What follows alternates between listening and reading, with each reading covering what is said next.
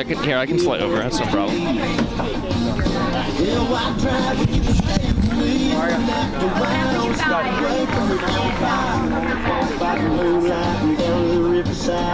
Got you sipping on some moonshine.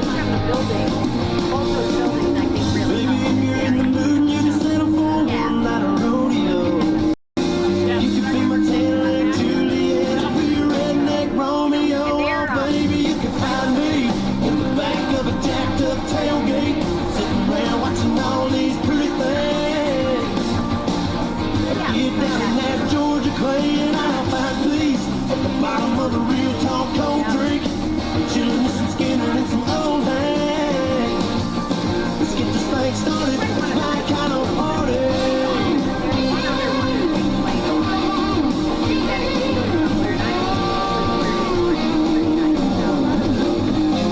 Oh, baby, you can find me in the back of a jacked-up tailgate, sitting there watching all these pretty things. Get down in that Georgia clay and I'll find peace at the bottom of a real tall cold drink. I'm chilling with some Skinner and some old hay. Let's get this thing started. It's my kind of party. Yeah, I don't know the history of that. I can ask that question, but I never have.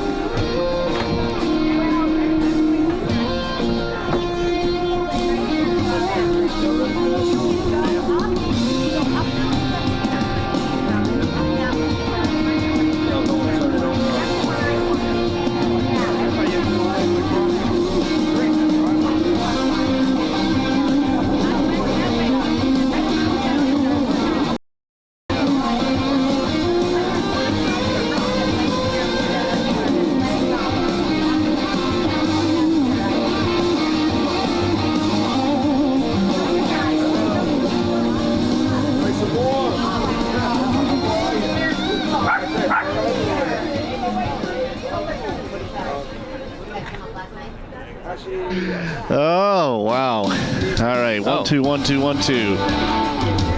Apparently we're live. Yeah, we have been. No, like we're actually live on the airwaves. That's what I was telling you. You want to go? What I'm saying is my mother can hear us. Yes, I understand that. Okay, all right. I just peek behind the curtain here. The idiot stuff we say. All right. That's for later. Keep your lineup card handy because Yeah, we'll I'm go. using it. So we'll do a little pregame summary. Now that And giving away all the secrets, yeah, but just remember it's Auburn format. You know what I mean? So we do everything. all right, let me just make sure that's good. Prom there last night. There's a whole group of kids there doing pictures and whatever, and then we saw various restaurants. We saw kids sitting out. I'm like, it seems early for a prom to me. Yeah, well, our school always did a Mother's Day weekend, if you can believe it or not. Always Saturday night of Mother's Day. I'm like, kidding me? But yeah, so for 3 years I didn't sleep, because my kids were gone. So yeah. All right, well, it was a good day. Yeah, he's talking.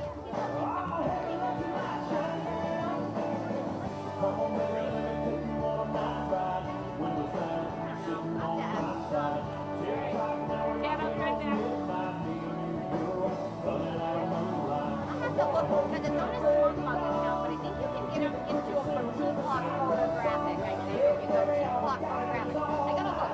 I'll look on my phone and see. So. All right, sounds good. All right, have a good day. Yeah. Not too bad right now. As long as the wind doesn't pick up, we'll be fine.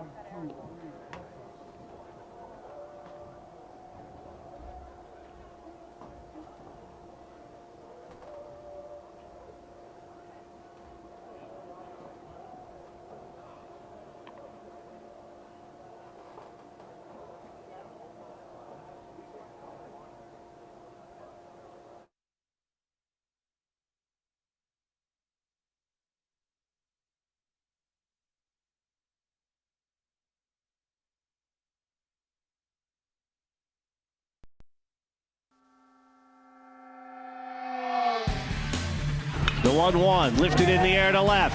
Backing up Wilson. Taking a look. That ball is out of here. Touch 'em all, Tim Panetta. We mentioned it in the pregame. It was Jacques' big blow in the 8th, which blew it open. And this one he hits deep to left. Raining back is Wilson. Back to the track, to the fence. Looking up. Goodbye. Touch 'em all, Anthony Iaconini. And the next offering grounded up the middle slowly. Simon arranging over. Cuts it off. Gets to his feet. Throws. He got him. That's a great play by Simon. The 0-1. This one lifted in the air to right for Connor Griffin. Ranging over to his right. Makes the catch. Ball game over, and the Red Dragons have won another SUNYAC championship. The Red Dragons Sports Network presents a special day of live coverage of SUNY Cortland baseball. Today, from Ithaca, New York, and Cornell University's Hoy Field, it's the Red Dragons and the Red Dragons. Mason Merritt, just as we thought we were out. Locations only this week. Those are always fun. It's good to be back. Good to see the boys in red and gray. And the Cortland Red Dragons coming into today with a record of 6-3 in the SUNYAC, 21-4 overall. Surprisingly struggling a little bit in the conference. They swept a doubleheader at Brockport. In their last in a 3-game set. They swept a doubleheader, then lost the finale in the double. Portland wins 11-2 in the opener with Seth Lamondo upping his record to 5-0, scattering 8 hits over 8 innings, striking out 5 with no walks. And Cortland finishing with 16 hits in the first game, with Stephen Figueroa going 3 for 3. Fabio Ricci 2 for 5 with 3 ribbies. Austin Klock 2 RBIs, 2 runs scored. And Nick Hart 2 for 5, among others. And then they win the nightcap 6-5. Brockport rallied from a 5-0 deficit with a run on the bottom of the 6th, but Cortland came up with a run in the top of the 7th to win it as they win 6-5. The second day, it was Brockport winning 6-5 with a rally in the 8th inning. So Cortland coming into today finding themselves in a little bit of an unusual spot at 6-3, sitting in 3rd place in the SUNYAC. This after the national championship year last year. There's no avoiding the kind of post-championship hangover. They started off great to the season, didn't lose their first game until March. They won't rattle off several wins. So you come back to conference play, you're sort of you're trying it out, you're stretching your legs a little bit, and you're going to drop some games. And I think that's good for them. Because we saw with Syracuse basketball a few years ago, if you're too good too late, then you got no room to go through the tough times that everybody's got to go through to be a good team. Yeah, let's not go through that again after their run this year in the spring in the postseason. Yeah. The Oneonta State Red Dragons are struggling in the conference. They are but 0-3 and 2-16 overall. In their last outing, they dropped a road game to Ithaca College 22-7. And the big thing that stands out with the Oneonta State Red Dragons, talking with their sports information department and Jeff Hassard, Dan Jones, a member of the baseball team several years back, is here today. And the big story about Oneonta is their offense, batting just .210 as a team coming into today.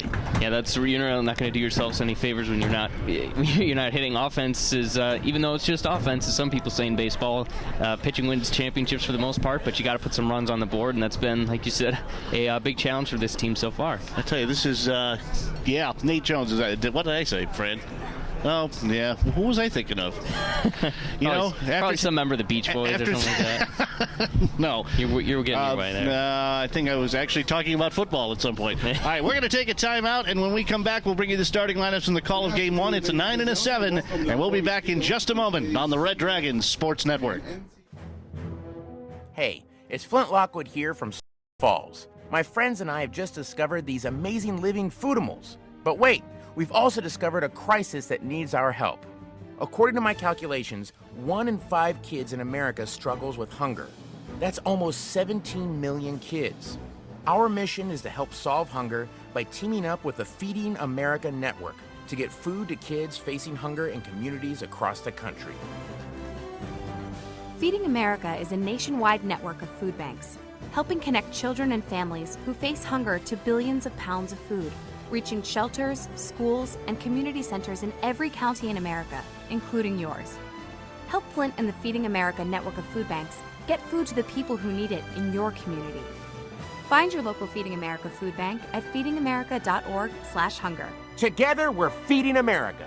A message from Feeding America and the Ad Council. Mom, Dad, what is it, honey? Well, you know that Melissa's transferring to a charter school and Slow down, Katie. private schools are just Fact. All charter schools are public schools. Katie, we just don't have the money to send you. Fact. Charter schools are tuition free. And Melissa said that the kids in this school are really motivated.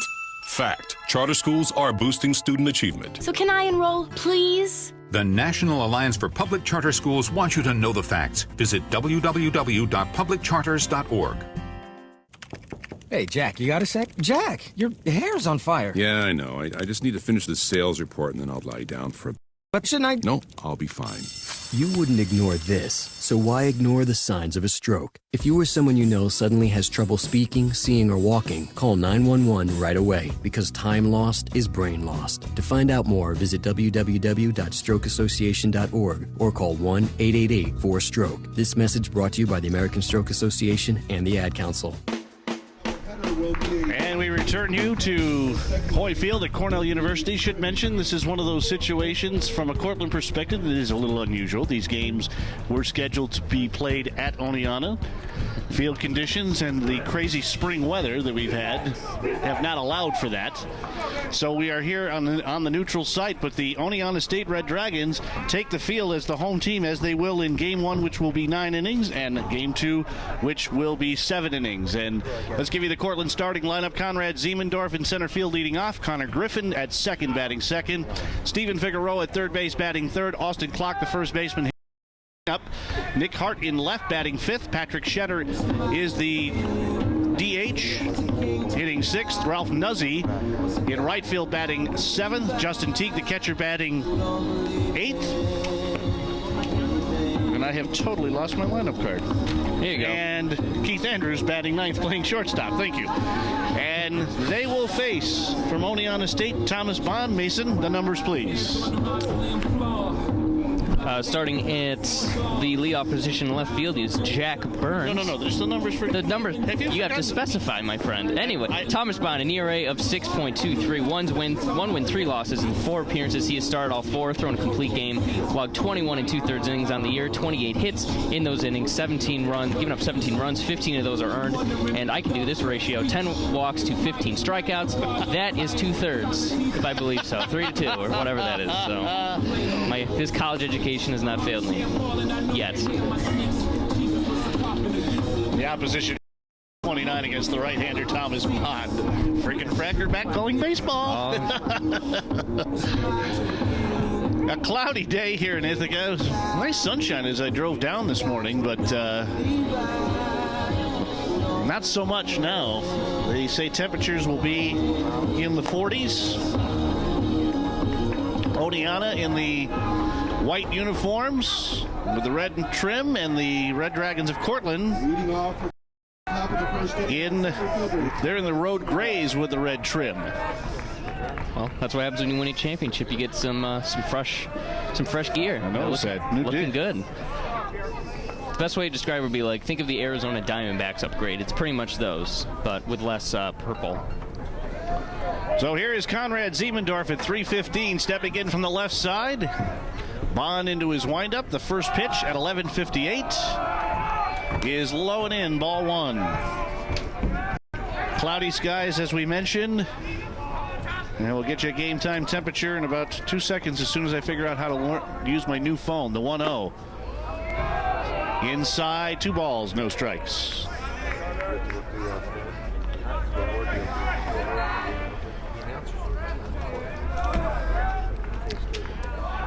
Maybe you can get it, Mason? Oh, I've got it. Here's the 2-0. Bunt shown, pulled back, pitches down and away, 3-0. A crisp 34 degrees here.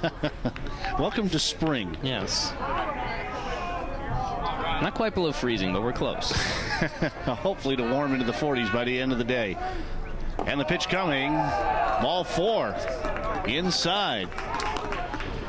So a 4-pitch walk issued to Conrad Siemendorf. Second baseman, Connor Griffin. And here's Connor Griffin, quick to greet me as I ran back to the car to grab my phone. That's the 19th walk that Siemendorf has been able to draw out of his pitchers. So this guy he's a machine getting on base, an on-base percentage at 44%. So about half the time he gets on base. How about that? Not bad for a leadoff guy, eh? Set at the letters by Bond. Siemendorf takes off and stops. The pitch is a strike. Throw down is in front of the bag, and Siemendorf back in time. He's 0 for 3 in stolen bases this year. Griffin continuing to hit the ball well. 22 of 59 for 373 clip, and 3 doubles, 8 runs batted in. Siemendorf about 2 off the bag, draws the throw from Bond, who's back. And rather, Siemendorf is back. Oh, wow. What a crazy year this has been. We talked about the winners we've had. As Siemendorf takes off, hit and run on. Here's a chopper in front of the plate, but it bounced in a batter's box and a foul ball.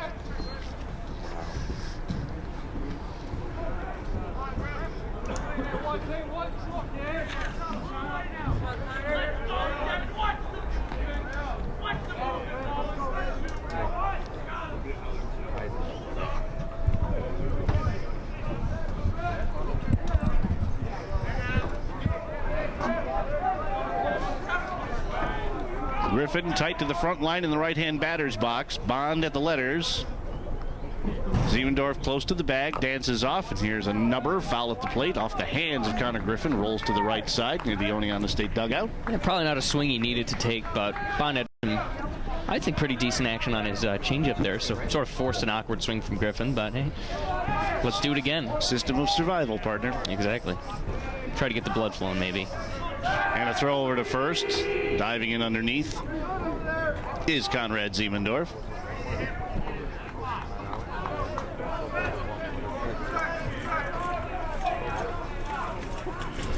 Bond with a look over his left shoulder at Siemendorf, who takes off again.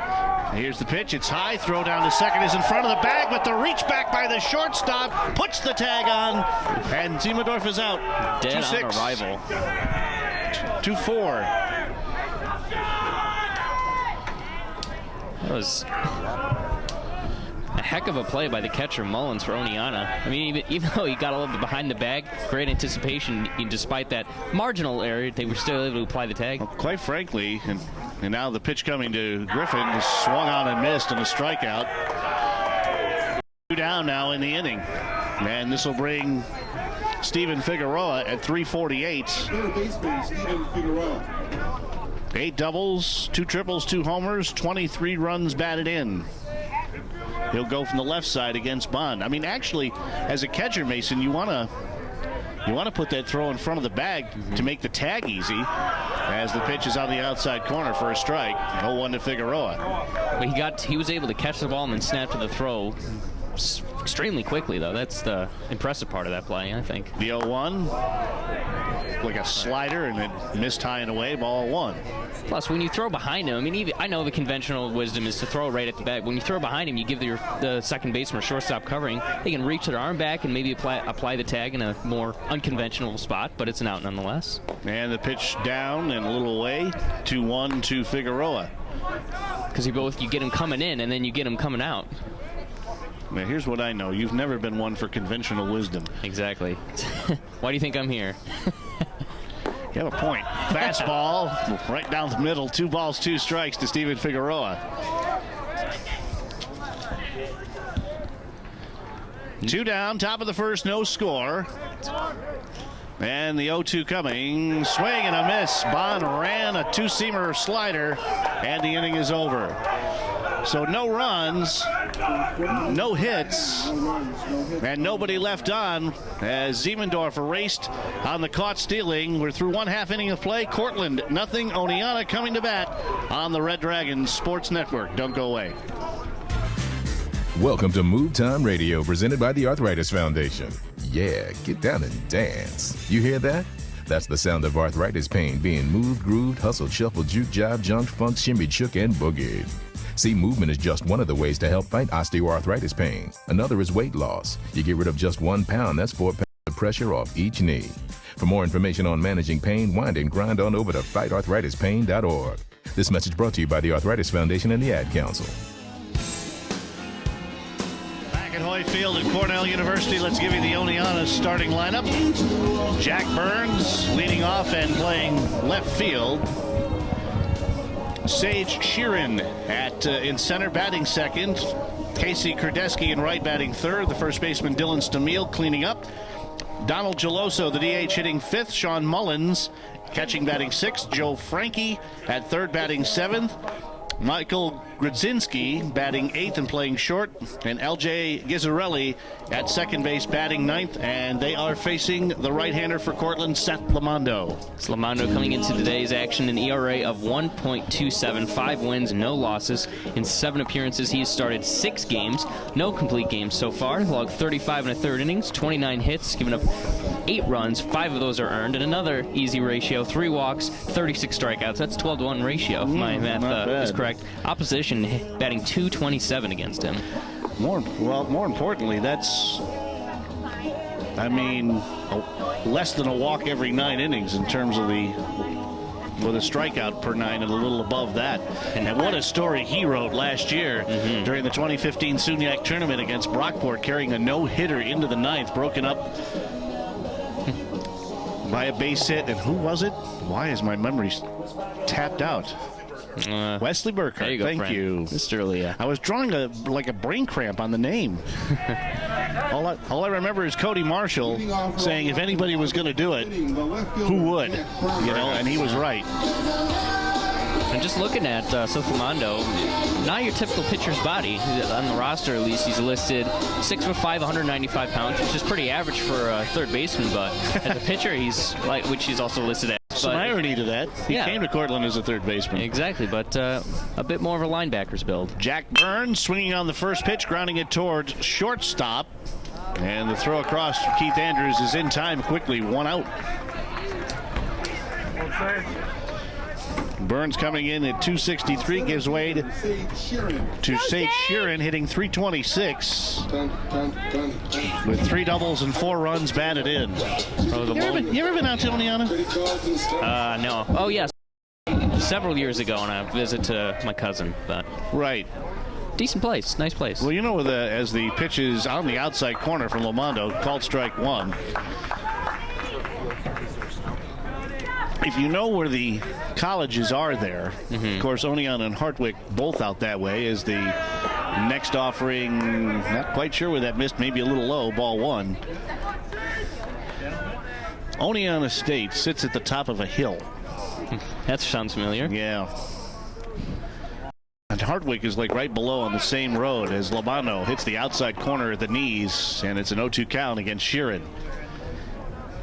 Beautiful spot, really, but the winds. I was out there during the summer, too. And a check swing. Pitch misses away.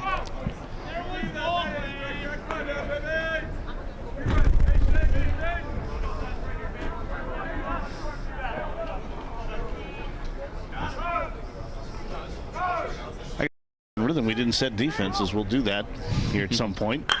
And here's a low line drive caught on a bounce by Connor Griffin at second. He'll throw across, and there are 2 down. Well, we are being sponsored by Visit Oneonta, so we do have to get those out of the way. Tell you how great it is. All the wind.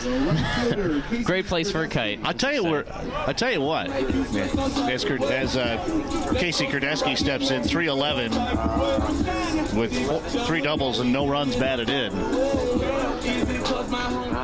One thing that area is good for, of course, Oneonta Cooperstown with the Baseball Hall of Fame and Dream Park and all of that for baseball. So I have been there recently. Yeah. Looks like a slider from Lamondo, misses upstairs, ball 1.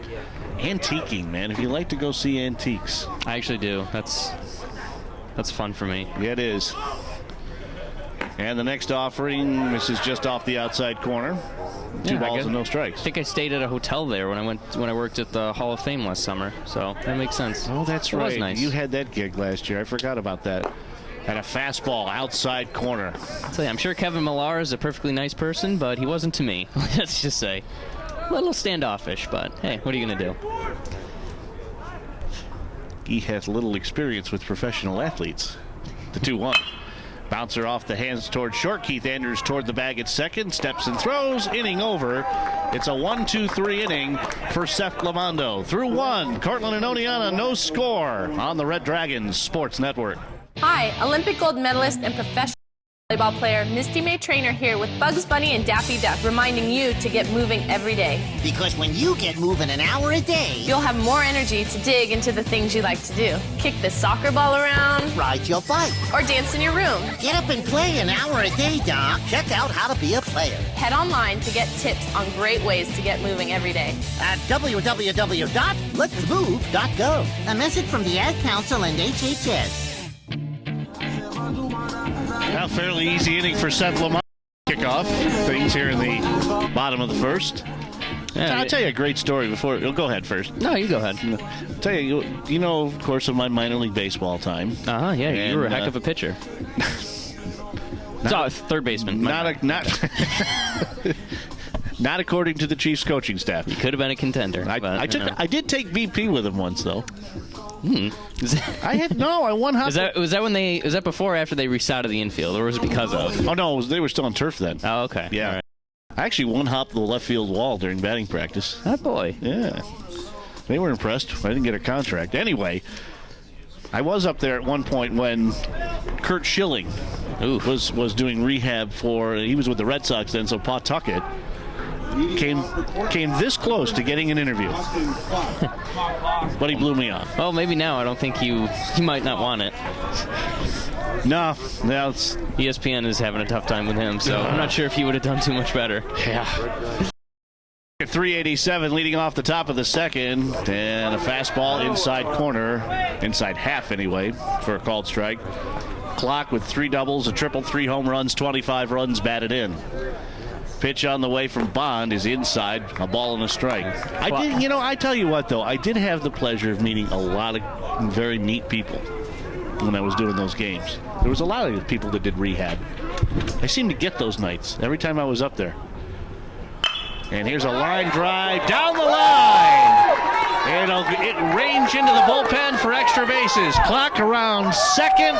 No hesitation. He's coming to third. Here is the throw cut off. A triple for Austin Clock. An interesting call made by the shortstop Grzinski, because he had him. He had Clock at third. I mean, no disparaging to Austin Clock, but he's not exactly Usain Bolt out there. So with a nice throw, you probably could have gotten him, but he sort of gave up. I'm not sure why he did that. I'll be sure to tell him you said that between games. I know. Hey, I'm sure he'd be the first 2 minutes. He's a big guy, 6'4". Here's Nick Hart, grounder up the middle, diving the shortstop, can't get it, base hit. Clock trotting down the line from third. Hart with the RBI single. 1-0 Cortland. Hi, boy, Clock. Boy, Hart. And here's Patrick Shetter. We hadn't talked about it. I was thinking about talking about it, but Hart hit the first pitch, but what a surprise he was last year coming on. Here's another one that filled in admirably as the throw comes to first, and Hart is back. Patrick Shetter filled in at third when Mahalski went down. Mahalski not in the lineup today. He is injured. Here's an inside-out swing, and it's fouled off the Bill Gates building down the right field line here at Hoy Field.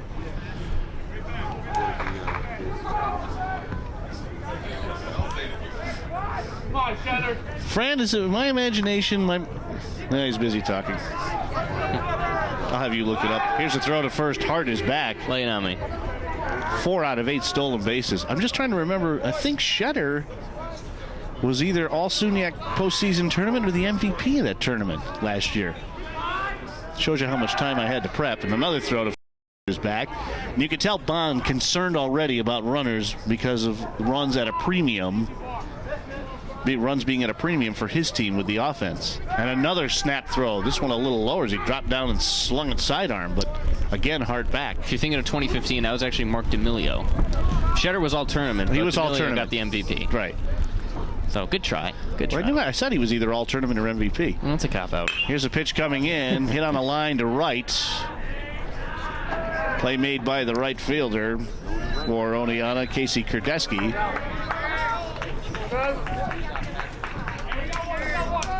And there's one down.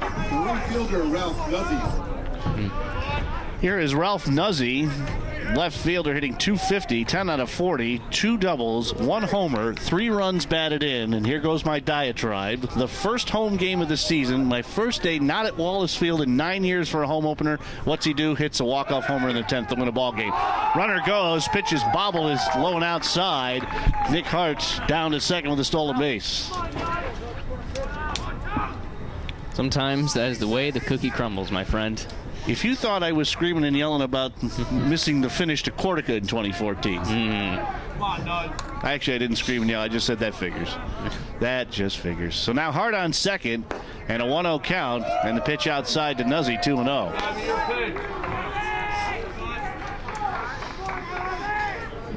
Fran, he'd been there 25 years, never seen that. Beauty of baseball, I'll tell you.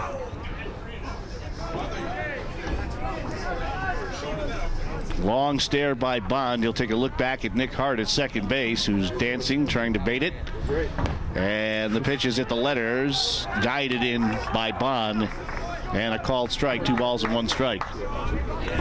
I know you want to take it easy to start the game, but I don't see a reason why Nuzzi let that one go. He's right where he needed to be. He could easily slap that in the right for bringing another run. Once again, unconventional wisdom. If your pitcher's not throwing strikes, you make him. 2-1. This pitch down in the dirt. Runner now takes off. Here's the throw. Not in time.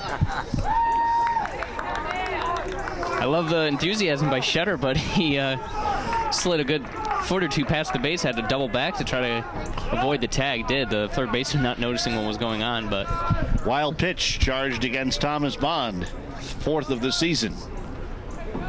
So now the runner on third, and Cortland with an opportunity to manufacture here. With a hitter's count, 3-1. Nuzzi cowtailing the bat over that shoulder, and the pitch is on the inside corner. Nice pitch by Thomas Bond.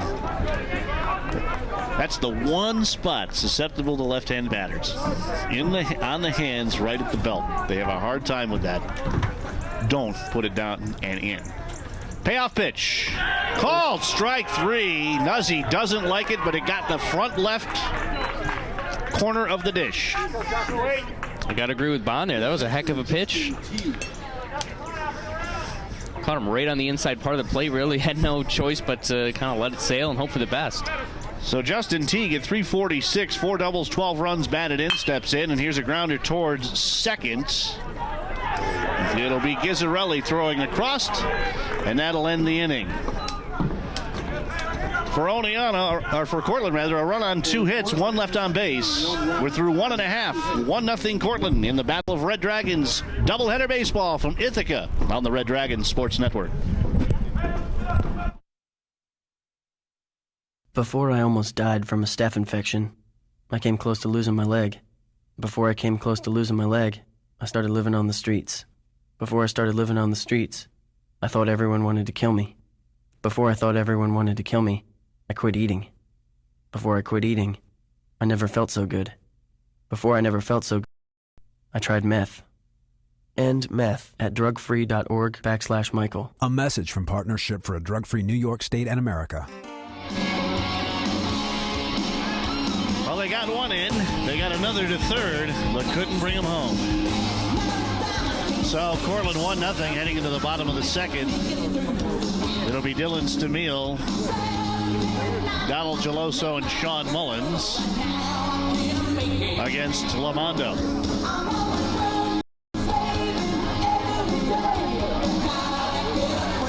Now I'm trying these first couple innings. I'm trying to figure out exactly what's going on the backs of the uniforms of the Red Dragons. It looks like they almost. What? Which Red Dragons? That's the first one. Everybody, you're playing the game. Cortland, I should say. It almost looks like a sweat spot that's been carved out of it's gray uniforms, but there's a lighter gray surrounding the number. It looks interesting. I like it. Thank I'm not quite. Thank you for playing. I'm not quite. Second prize, you win a 6-month supply of Spam. Yeah. I'm not quite Joan Rivers, but that might be a citation. Can we talk? Can we talk? That's right. Leading off for Oneonta, the first baseman, Dylan Stabile. Dylan Stabile at 275.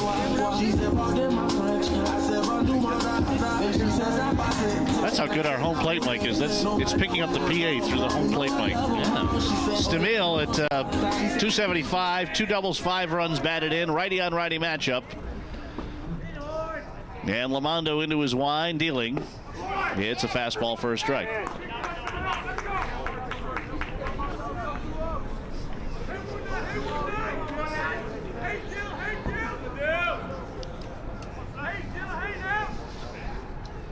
And the 0-1.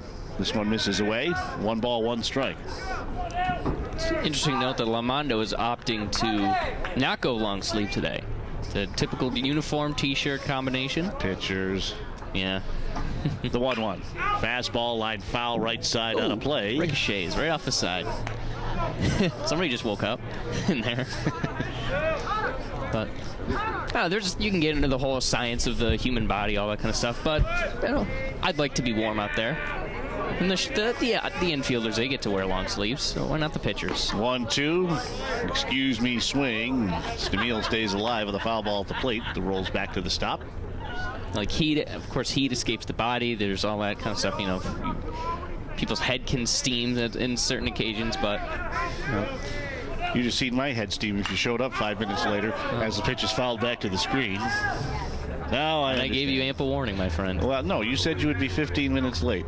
And as I told you, sometimes I think college has a hobby of wasting my time with unnecessary paperwork. The 1-2, again, grounded foul at the plate.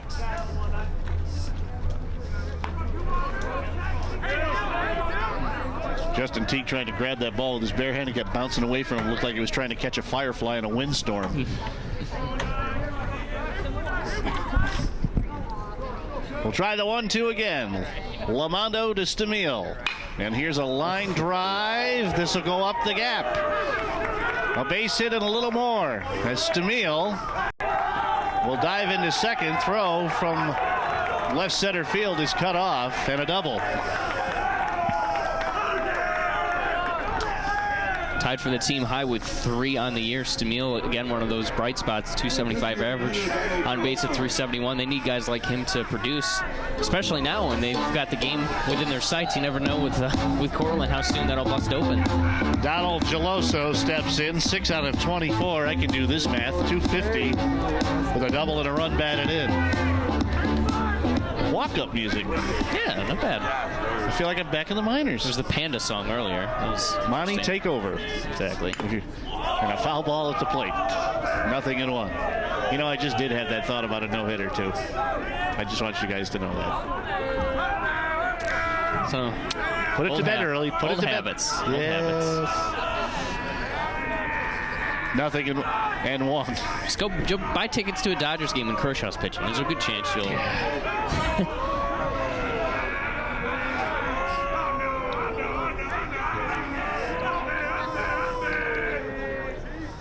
And here's a grounder, one hopper right back to Lamondo. He checks the runner back at second, throws to first. 1 out. Great example of fielding your position. Not often in the forefront of a pitcher's mind, but if you're a good pitching fielder, that buys you a couple of tough outs throughout the year. Or a good fielding pitcher, either way. Yeah, that's right. Sean Mullins. Surprised he doesn't come up to a song called Lullaby. You can look that up if you'd like. I don't need to. Mullins, 3 out of 14. 214 with 2 runs batted in. A lefty bat against Lamondo. I still laugh about that whole deal with Lamondo and against Brockport as the pitch is outside. A 1-0 count to Mullins.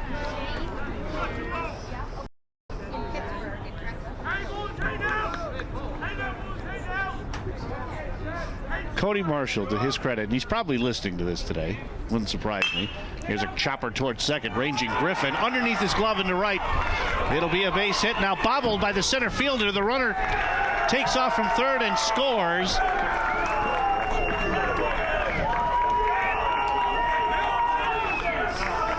So we'll wait for the call here. But it's a tie game at 1-1. Definitely, I go E7 or E9. Well, the first the base hit is now there'll be a conference at the mound. There you go. Thank you, Fran, for validating me.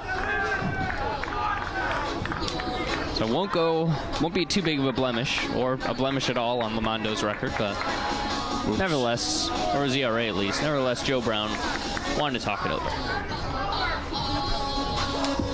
And if you are following on the live stream, Truly is running the scoreboard, so. Oh yeah, you got duties today. I do. So it'll be a single, seeing eye single for Geloso, but the run scores on the error by the right fielder, Ralph Nuzzi, so no RBI on the play. Probably the first play of the game, except for maybe the actual double by Stamil that has been affected by the cold. Because if you notice, that ball took a very strange hop. And as you know, cold affects the air, which affects the movement of the ball. So. And the turf. And the announcers and the feet and all that good stuff. But key point, it'll be interesting to see how the weather plays in. Joe Frankie in from the right side against Lamondo with the game tied at 1, swings through a fastball. Frankie, the third baseman, at 226, 7 out of 31, 2 doubles, 2 runs batted in.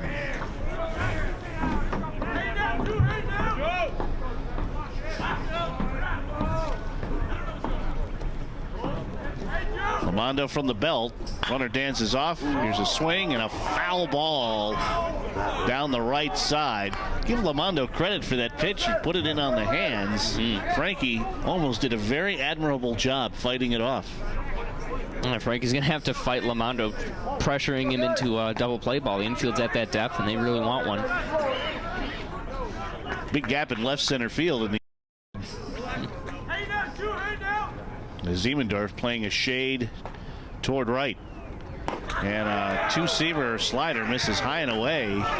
Lamondo blowing on his hand. Can't blame him with the temperatures in the 30s.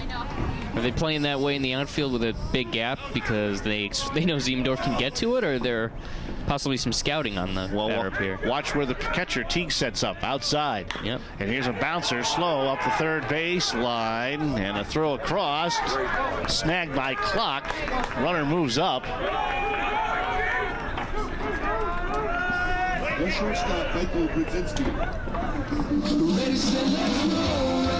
So Michael Grodzinski stepping in at 204, 10 of 49, 3 doubles, 6 runs batted in.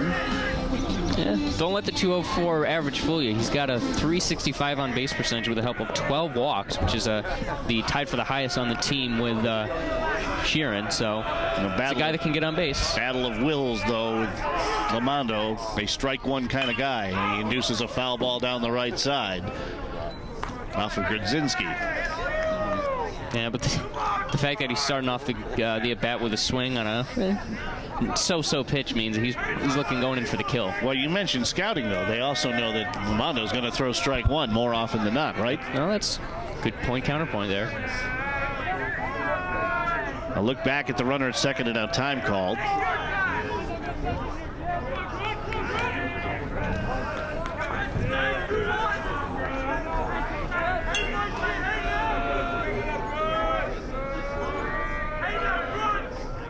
And the pitch coming, breaking ball drops in at the letters. Lamondo ahead 0-2. Now we can play with him a little bit.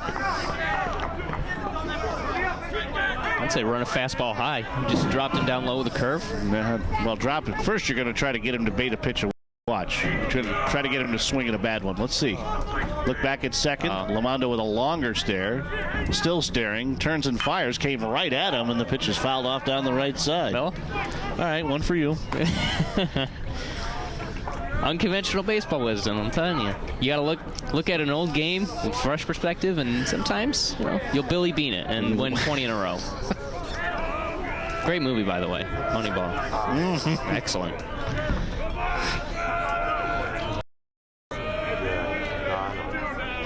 When pop culture meets baseball radio. The 0-2, a slow number out in front of the plate. One hopper to Lamondo, slings it across. Inning over. So a run on 2 hits, an error, and 1 left on. We're tied at 1, heading to the top of the 3rd. Cortland and Oneonta baseball. More coming up on the Red Dragons Sports Network. That does not hurt. You want me to give you something that hurts there? How about that? Huh? How about that? Did that hurt? Yeah, that's what I thought. Oh, you gonna cry now? Oh, there you go. Yeah, well, you know what? That might work on some people. You think that's gonna hurt my feelings or something? When you hear someone hurting a child, will you do something? I am so tired of you. Are you listening to me, Mr. Dick? This is not okay. Or just turn up the radio. Learn what to do if you see abuse or neglect at BeHumane.org, sponsored by the American Humane Association. Now teams trading runs in the 2nd. That run that Oneonta scored is an unearned.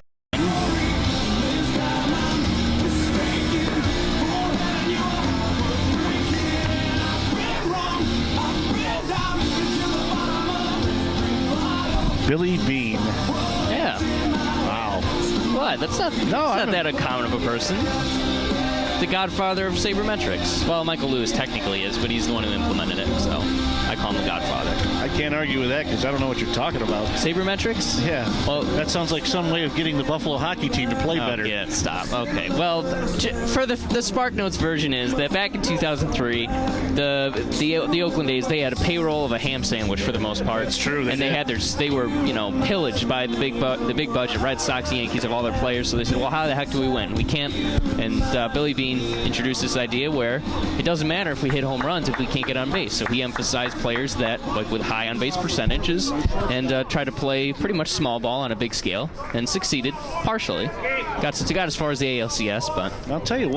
Great story. If you want to localize that, there was a year that Cortland did that real well as well. Well, everybody did that when they changed the rules about the bats. So, boy, good points. Thank you. Very good. Keith Andrews leading off against Thomas Bond here in the 3rd. And a bouncer foul for the Oneonta dugout. Nice one-hop grab by the on-deck batter. Yeah, Ziemendorf. Good hands. Solid grab. Sign him up as a goalie. You're not doing that when you're barehanded, though. Only with the batting gloves. Yeah. But Keith Andrews, 5 out of 23, 217, with a home run and 4 driven in. And a line drive through the right side, left side, a screamer for a base hit. Played by Jack Burns back in a leadoff single. Yeah. Frankie was playing pretty much with half of his foot on the grass there, and he sort of had to give up on. He knew he had no shot. That was a rocket for Keith Andrews. Well, so a base hit will boost the average of one of the nicest kids ever at Cortland. You say that about all of them. I do not. You do. Have you ever met Keith? You'd know why I was saying it. Ziemendorf with a leadoff walk to start this game in his first trip. Bond at the letters. Andrews dancing off. This one lifted in the air left side, ranging over the 3rd baseman. And he doesn't come up with it. There's the dugout shields my view. You need to help me there. I didn't see it either. Oh. All I saw him do was go back there. Well, help me anyway. Shot in the dark. You got it. Well, there you go.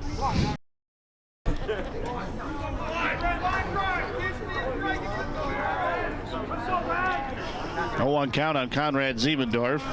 Andrews nothing out of 1 on the base paths. Stolen base-wise, and a swing and a miss as Burns drops one down and in.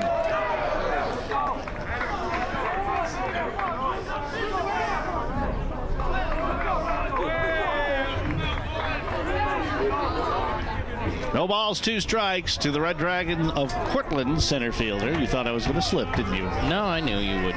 You want to rub it in. I almost slipped.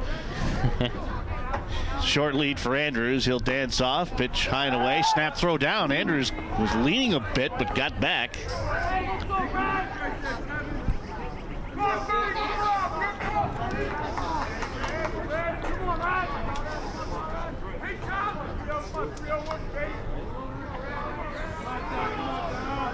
And a throw over there. Andrews again leaning a little bit and then leaned underneath the tag. We should note that Bond is coming. He's throwing from the right side, so that's a pretty quick turnaround to be so close. That's a good move. You're right. Set at the bell. They're at the letters, excuse me. And now time is called. Bond steps off. Ziemendorf looking down the first base line, not paying attention to Joe Brown at all. Cortland trying to play mind games on Bond, but he's dishing it right back. taking his time, stepping off, throwing over. I like it. Some psychological warfare going on out there. What is it Yogi Berra said? 90% of baseball, 70% mental. I forget the numbers. Andrews dances off. This one lifted in the air down the left side. Well foul. And well foul. Oh, hit your car. Bounced and hit your car. You're kidding me, right? Yeah, it bounced. No, I'm not. It bounced. That's where you're parked. I'm right in that first spot. Did it hit my car? Looked like it. Took a bounce. Good for you. 10 years at Wallace Field, or 9 years at Wallace Field. It never happened to me. It happens here. No, you got bumped once. I distinctly remember. That's right. That's right. I saw it happen. I was a witness. At least it hit it on a bounce. Didn't set off my car alarm. Yeah. You can that dent though does collect some rain when it does rain. You get a little bit of a pool for the birds. I'll tell you what, I hope nobody went and retrieved the baseball. I deserve that if it hit my car. No, I grabbed and gave it back. I remember. I meant today, Mason. Oh, today. No, they did. They did. Can't win them all, my friend. I end up with nothing but an insurance claim if I so choose. I'd like to hear that phone call. Jake from State Farm would hear none of that. Oh, God. Pitch coming high and tight to Siemendorf. All right. Now, I think we got to see a breaking pitch away here. You got to force the double play with nobody out and a guy on who's looking like he's ready to steal.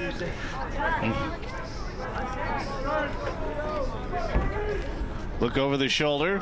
Andrews at first. Long look into the catcher. Now Burns deals. You had the pitch. It's down and away. Snap throw. Back in time is Andrews. Was living on a prayer down there at first base. Good idea by Bond. Just a little bit too far to this to the other batter's box, really. But now you run the risk of putting two on. Full count from Conrad Siemendorf. Bond dealing the payoff pitch. This hit on the line. This will hit the top row of the parking garage. That's why I park very deep inside the parking garage. No risk. See, I get torn between that idea and the laziness of carrying my equipment that far, which has certainly been downsized, but still. Well, it's your fault for not getting a dolly or something like that. Yeah. Roll around. I have one. I don't know where it is. And another throw to first, keeping the runner close. Andrews diving back. Now Bond's he's got to do something here. Go right at him. Well, I was going to say, the question is, when did the mind games end? Did we just play some hardball here? Well, when Siemendorf started slapping him foul, forcing Bond to actually throw a pitch. At the letters, runner goes, and a grounder foul at the plate. Siemendorf and Bond having a battle. Rinse and repeat out here. Siemendorf, to his credit, is doing a great job of fouling him off. It's a difficult to do, but it can be a big help, especially in running up pitch counts on tough pitchers.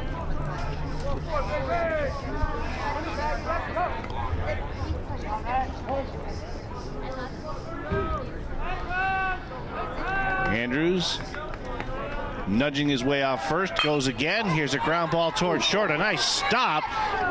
The throw across is in time. Nice play by Grodzinski, taking that low line. No chance at second, but saved a potential first and second or first and third situation there. Yeah, probably a bit of an understatement. That was a real nice grab by Grodzinski in motion. And his head coach, Ben Grimm, came out to the dugout in a show of appreciation, trying to hype up his players as they're playing up with Cortland stroke for stroke. Interesting ball game, isn't it? Bit of a golf reference on Masters Day. I got it. There you go. But I wore the red sweater, not the green jacket. Connor Griffin 0 for 1, striking out swinging his first trip. I figure I couldn't miss wearing the red sweater today. Debated wearing one myself. But. Andrews at second, a look by Burns. Here's a line drive by Griffin into right.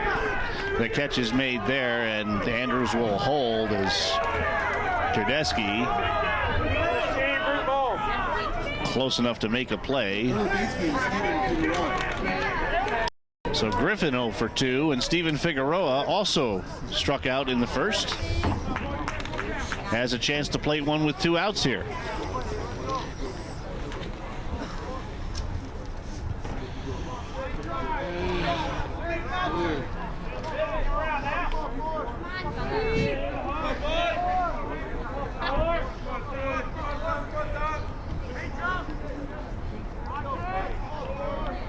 Andrews playing mind games with Bond on the mound now, dancing back and forth.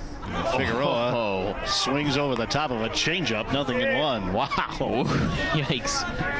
I'm not sure you could feel the cool breeze of that whiff, but, you know. I don't know about that, but I did see the string, and I saw Bond holding the yo-yo right there. Yeah. Figueroa, if you notice, he brought his head out. He didn't focus on the pitch. He was trying to rake that one and ended up missing it completely. And Bond deals the 0-1, and another one he drops down, and Figueroa swings over the top. What's the saying? Fool me once, shame on me. Fool me twice, shame on you. Oh, man. It's a rough at bat for Figueroa. Looking silly. Let's see if Bond comes with a fastball here. Fastball inside, you got it. You think so? Jam him? It doesn't look like they're setting up for it. Yeah, another breaking ball fouled back to the tree, to the bleachers. Hits the pole where my home plate mic usually sits if I had enough cable. No, the amazing thing is that bounced off a tree that sits on the bluff there. No hard surface. To branch. How about that? Now I think you're going to see a fastball inside. He's got some pitches to play with, so let's play with him. No, you're not. Well, maybe. Let's see. Look back at second to Andrews. Bond deals. And a breaking ball. Foul tipped into the mitt. Called strike 3. Absolutely filthy. And as far as Figueroa is concerned, it's Bond. Thomas Bond. Yes. I had to do it. We're waiting for it. So in the inning, no runs, a hit, and the runner left at second. Through 2.5 innings of play, Cortland 1, Oneonta State 1 on the Red Dragons Sports Network. Some look up to the man of steel and others follow lines in the web. But I look up to my real life icon, my dad, and calling him anything less than great would be misguided. In his warm arms, I confided all of my fears. And as my time to rear others grows near, I'm reminded that women marry men just like their fathers. And I hope that's true. Anything less, might as well not even bother. From the National Fatherhood Initiative, the Ad Council, and this radio station. Visit fatherhood.org for more information. Have you been a dad today? So how about Thomas Bond and Steven Figueroa? Playing with him. Like the mind games like we were talking about. I was looking for the Austin Healy down that first base line, I'm telling you. Wow. Yeah, that's pretty impressive. I mean, to get a guy once or twice on a breaking pitches, that's acceptable. You know, you're gonna miss, but 3 times to swing and miss on a relatively not the most beautiful, like you said, Kershaw curveball you've ever seen, but it certainly got the job done. So surprising that Figueroa wasn't able to get on top of one of those.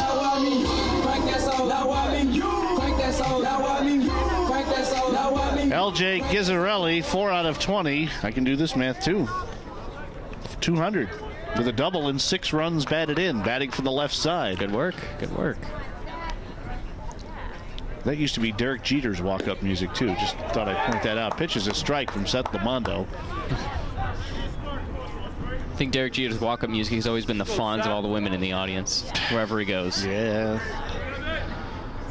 And Lamondo right down Broadway with a fastball, and he's ahead 0-2. This will be 2 years without him. Can you believe it? Man. You know what that means? What's that mean? Derek Jeter Jr. coming soon. Well, that too. And excuse me, swinging a foul back to the padding. Lamondo just coming right at him. Here it is. See, I remember Derek Jeter in his rookie campaign and that little time he spent in '95. So it means I'm getting a few more gray hairs. Let's leave it there. Lamondo to Gizzarelli. He dangles this one outside. Gizzarelli refuses to take the bait. 1 ball, 2 strikes to the Oneonta State shortstop. And boy, Jeter proof that you don't need to be the best player in the field. You got to want it the most. That's inspiring as heck for all young baseball players. The 1-2 again fouled back to the padding.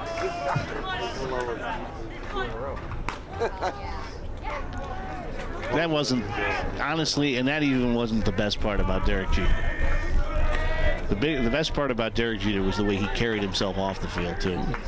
He was a good ambassador for baseball. Probably the best. Here's the 1-2, fastball upstairs. Something underrated is the audacity of a kid like him to take the number 2 when pretty much every other number has been retired for some of the greatest players in the game, and then completely live up to it and exceed it. That's my favorite part of Derek Jeter. He called a shot so early. And a foul ball into the parking garage down the left side, top floor. Taking the elevator instead of the stairs.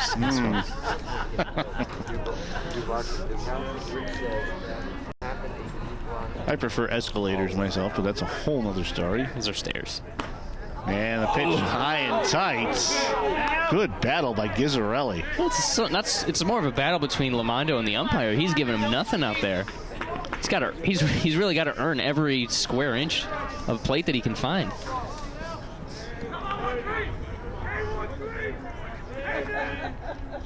And the pitch coming, swung on and missed.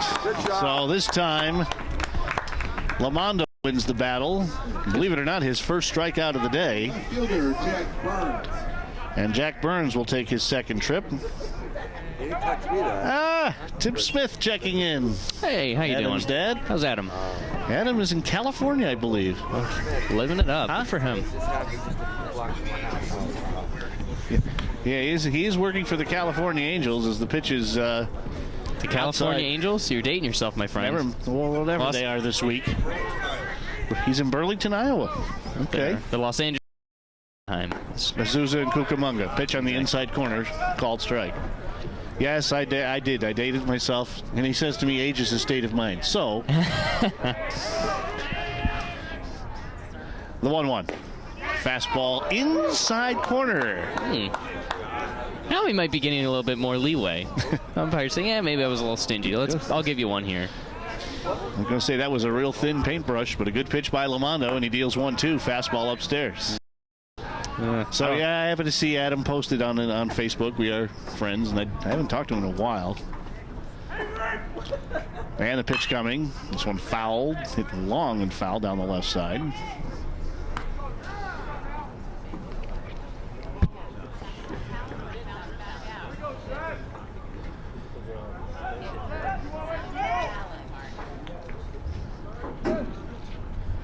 Two-two pitch coming. Hits him right square in the back. No, he didn't make contact with the bat. He made contact with the shoulder. That one hurts. Yep, that cracking sound you heard was off the shoulder. Oh, man. My sympathies, Mr. Burns. But you know what? He saw it coming. He turned right into that instead of getting hit on the side. Turned in and took it right where you should. So, Lamando hits Burns, and a runner on first with one out. And here is Sage Sheeran, and the throw across. Very close. The field umpire took a long look before saying he was safe. Don't blame him. Both these pitchers are doing a great job of getting over there quick. And the first pitch coming, fastball outside corner to Sheeran. Sheeran grounded to second his first trip. Lamando making no mysteries about the fact that he's trying to throw a double play ball. One out, bottom of the third. Game tied at 1. Game 1 of 2 here this afternoon. Burns with a short lead, holding. Lamando checking. Now throwing. And this one not as close, but still. The runner is safe.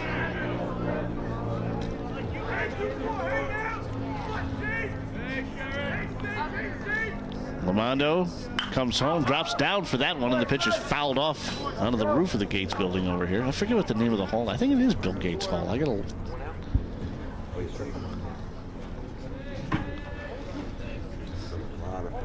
Tell you, that's one of the strengths of this university, Cornell. Computer science.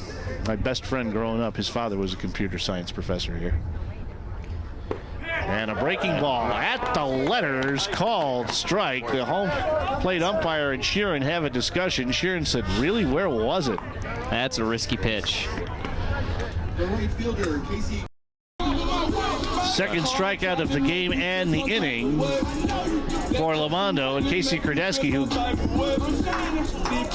rounded out the short his first trip, steps in with 2 outs.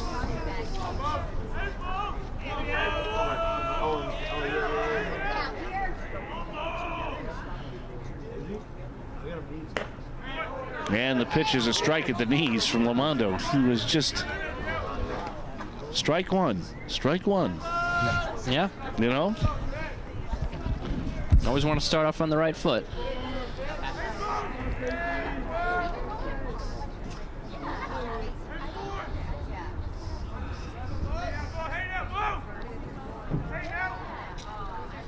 And a foul ball at the plate. That one hit the catcher Teague in the mask. No, I got him on the finger. Oh, did he get him on the finger? He had the finger that sneaks through the glove on the catcher's mitt. He took one right there. It was Ben Grimm's going to have a conversation with the umpire. Very brief. That may have been just as much a courtesy to give Teague a chance. Oh, no, excuse me, not Ben Grimm. Or yes, Ben Grimm. Yes. Okay, yeah, never mind. You got me confused, but I realized doing nice things is an option. 0-2 count to Kurdesky. Set of the belt, Lamondo comes home with the 1-2, fastball high. Good pitch. It's got him to bite there, too.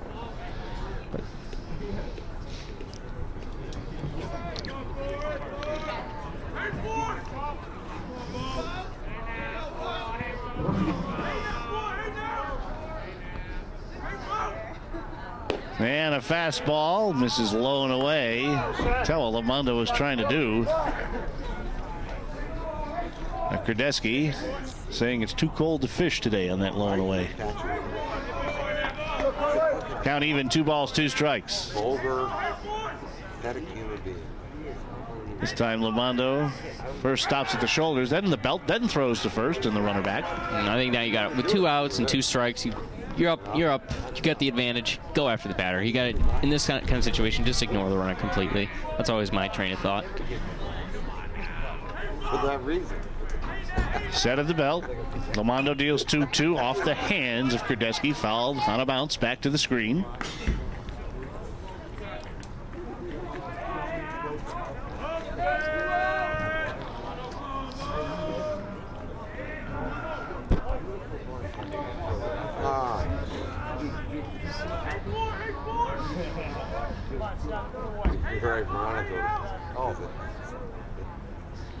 And this one, a 2-2 lined foul, hits the facade of the parking garage near the top floor.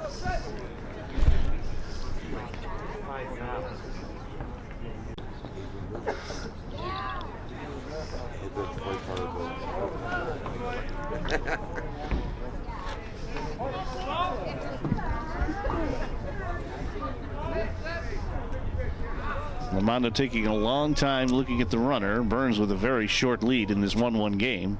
And a 2-2 breaking ball stays up. It's 2 straight that he's wasted. If you want him to swing at a strike, you got to throw a strike. Gotta quit nibbling. Yeah, Time take a bite. Take the bite, yep.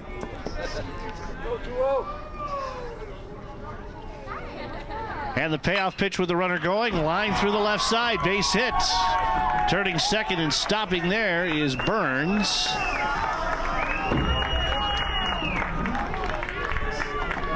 So 2 on with 2 outs. And Dylan Stamil with a chance to pick him up. That was a nice piece of hitting by Kurdesky, just going with a pitch. And now Justin Teague's going to come out and have a couple of kind words for Seth Lamondo. Fastball outer half. Kurdesky just stuck the bat out to keep it alive. And that brings up to the plate the guy who's had the most success against Lamondo, is Stamil, who had the double early in the second inning. So painting himself into a difficult corner here. In a game that, despite the disparity in the records, is going being played pretty tight.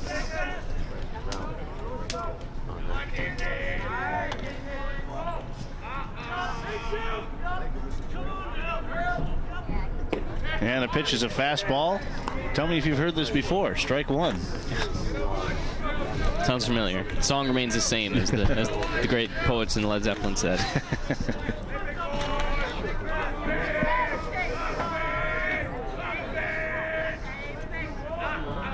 2 on, 2 outs. Oneonta with a threat here in the bottom of the third. Lamondo looking back at second. And now he steps off and looks the runner back. Okay. That was a bit of a forward motion. Yeah. I'd be keeping an eye on that if I were the umpires. I'm sure they are. And I guess for Lamondo, too, to be cautious. That was interesting. You're right. I didn't think of it until you said it. And now a grounder up the middle, ranging over Andrews, will just take it to the bag himself, and that'll end the inning. So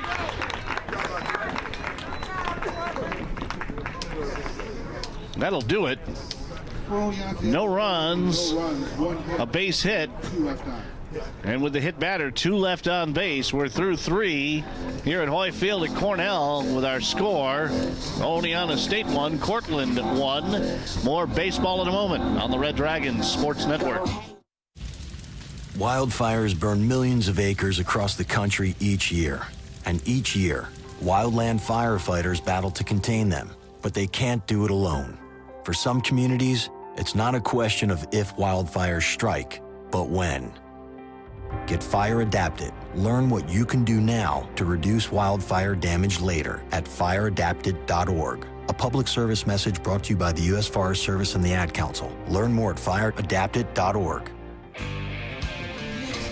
Through 3, Cortland with a run on 3 hits and an error. Oneonta a run on 3 hits, no miscues. Clock, Hart, and Shedder will lead off in the bottom of the 4th. Not what I expected so far. I won't be hurt if you want to try a couple innings. If you say so. Take the middle chunk. Yeah. Put the capper on it. That sounds fair. I just want to, I'm not crowding you out here. I just want to. What? I was just checking to see if that screen is affecting my view of the scoreboard. I can't see it. It's not helping, but.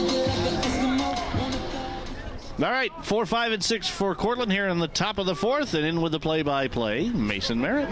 For the 4, 5, and 6. Funny enough. Anyways, Austin Clock steps up to the plate here. As you all remember, of course, he had the leadoff triple in the 2nd inning. Later was brought around to score by Nick Hart, who we will be seeing shortly. Bit of a shift to the right side for the Oneonta defense, as the first pitch is a fastball, a little outside, as we can see. 4, 5, 6. This is for your reference of the innings you're calling too. Yeah, that's what I said. No. Ha. As the second pitch is a curveball, dives a little bit too deep, catches him inside.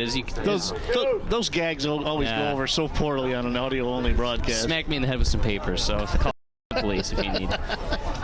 With a 2-0 count, Bond, as Clock shows bunt, pulls it back. It's a fastball outside. I don't think you're going to get Cornell UPD. They were like all over the place. When I drove in, it took me 10 minutes to get from Route 366 near Game Farm, or not Game Farm, but the Apple Orchards to here because there's a distance race taking place. 3-0 is a called strike. Clock looking all the way. As I was trying to say, Gizzarelli is playing relatively deep on the second field, or relatively shallow in right field, standing on the grass. So the mini shift being put in.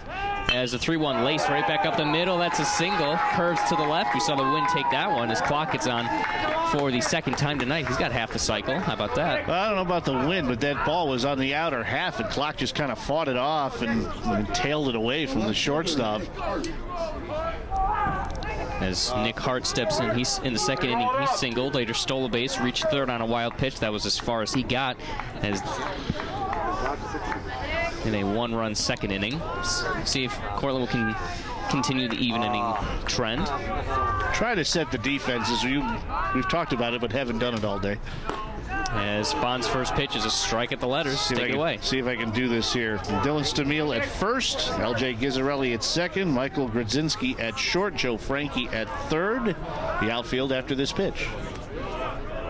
So a quick check to first. Bond with the 0-1, showing bunt and pulling it away but it doesn't matter either way. It's a called strike, 0-2. Pitch down and in. Jack Burns in left, Sage Sheeran in center, Casey Kordesky in right, Sean Mullins behind the plate for Bond. Bond ready for the 0-2. Popped up into shallow right field. Getting back there is Gizzarelli backing up. As the 2 converts, looks like Gizzarelli ended up with it. Makes the catch, throws to first, where Austin Clock is safe. Kind of a bit of a difficult situation out there. As second and right fielder converged, but not exactly Gizzarelli's play there. Even though the right fielder, Kierdeski, had a long way to go, he ended up diving underneath Let's go 5. the second baseman to make the play. Well, whatever gets it done, there's one out. I guess so. Somebody isn't paying attention to Kyle Schwarber. Similar thing happened with him. Out for the year. Got to be careful. No kidding. That's a good point. As Shatter steps in, he actually flew out to right field his last time up. Was the first out of the second inning. He'll get another go at it. Hitting from the right side as Bond's first pitch is laced up the middle, but right to the second base, who steps on the bag on a hop of throw to first. Count that as a force. It's a 6-4 double play. 6-4-3. I'll tell you. 6-4-3. There you go. It was a slow bouncer and a great move by Grzinski to throw. Clock tried to take him out with a slide. So Cortland, the Red Dragons, with no runs on one hit, nobody left on thanks to the stellar double play. We'll be back for the bottom of the fourth in a moment on Cortland Internet Radio. And the Red Dragon Sports Network. That too. Even in these tough times, there is a way to plan for your child's college education that gives you something in return. Open a state-operated 529 college savings plan, and your contribution can grow free of federal and state income tax. Some plans come with a state tax deduction of up to $5,000 per year for an individual taxpayer and $10,000 per year for married taxpayers filing jointly. You can watch your college savings add up and enjoy many happy returns at tax time. A public service from the New York State Society of Certified Public Accountants. That's kind of appropriate from a Cortland standpoint, coming back to Got Me Under Pressure from ZZ Top. Oneonta taking Cortland to the mat right now. Even though it's not wrestling, but I give credit for trying. But yeah, Austin Clark is having a good day, but at least in that last inning, they got the opportunities, but nothing came of it really. I'll tell you, a job by Thomas Bond too. He's coming right at Cortland. When I had my email exchange with Jeff Hassard, the sports information director at Oneonta State, and I misspoke. His assistant that's here today is Nate Jones from the baseball team. I don't know who Dan Jones was. Obviously somebody that crossed my path at some point. But he was his biggest hope was that Cortland didn't score 30 against his pitching staff. Not so much. As on pace for maybe 2. 5, 6, and 7 bat for Oneonta in the bottom of the fourth, Mason. And Geloso steps in. Grounded out to the pitcher in his last time up. So he'll try to get out of the infield this time, possibly. First pitch is a fastball away for the strike as you see Steven Figueroa playing a little shallow on third base. He backs off a little bit. Yeah, he's probably going to charge. A couple of steps, 3 steps back of the bag, and he might come in. Let's see. Mondo rocks and fires for the 0-1, drops a up on the outer part of the plate. He is staying far away. Well, that's when you see a gap up the middle, which is interesting. The right side infielder, Griffin, cheating toward first. Clock off the line. Maybe they know something we don't. As the 0-2 comes in, almost gets away from Teague behind the plate. It's like a slider or errant curveball. Yeah. Almost lost him, but 1-2 pitch, he got one to waste. Tell you what, you want to talk about surprises. Justin Teague last year fitting in as a freshman to that lineup that won the national title. Yeah, it's a 1-2 swing and a miss. Fastball down and away.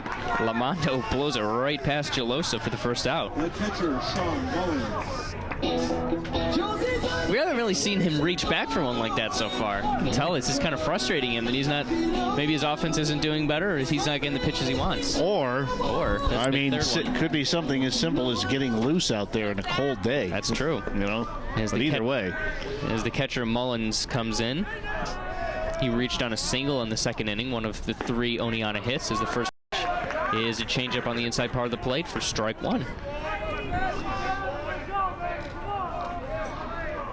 Lamondo working quickly, ready to go. As the 0-1 is another changeup, this time on the exact opposite part of the plate. Strike 2. Now he's toying with him. Took him a little while to warm up, but now he's finally decided to show up. It's 0-2, blown right past him. A meaty fastball that Mullins was just helpless against. I couldn't have said it better myself. I saw the vapor trail. Yeah. I mean, and there was no mistake about it. Lamondo reached back and threw it down the middle and said, hit it if you can. And yeah. As his first pitch, it's another strike on the outside part of the plate, placing that curveball beautifully. And it's on that last fastball strikeout, I saw the swing before I saw him throw the pitch, I think. Let me just point out that, hang on. As the 0-1, this one misses away. Pretty much the same location, a few inches too far. 1-1. After not having a strikeout in the first 2 innings and getting one caught looking. He's got 3 of his last 5. Yeah. As we just saw Frankie take a moment trying to get Lamondo out of his groove and rotation as he fouls this one off to the right side out of play. Personally, let me take a timeout and readjust my gloves and all that kind of stuff drives me crazy. But if you want to get a pitcher out of his groove, tie my shoe.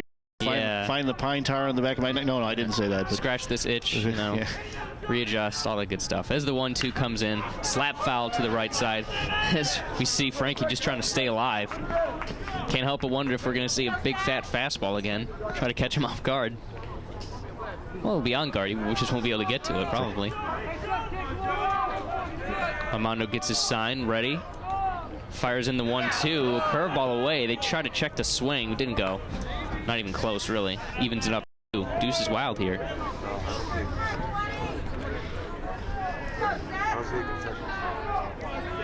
Lamondo ready for the 2-2. Teague setting up outside as this one is popped up into right field. Settling underneath it is Nuzzy, and that's the final out of the inning. It's a 1-2-3. Pretty simple. No runs, no hits, nobody left on. You are listening to Cortland Red Dragons baseball on the Red Dragons Sports Network. Hello? Oh, hi, Maurice. Sure, I'd love to go to a movie. Yes, Friday will work. What time will you pick me up? Pardon? Why can't you pick me up? Guys, if you turn 18 and don't register with the Selective Service System, you can't get a driver's license in most states. Register today at sss.gov on your computer or smartphone. It's quick, it's easy, it's the law. What do you mean I can take the bus?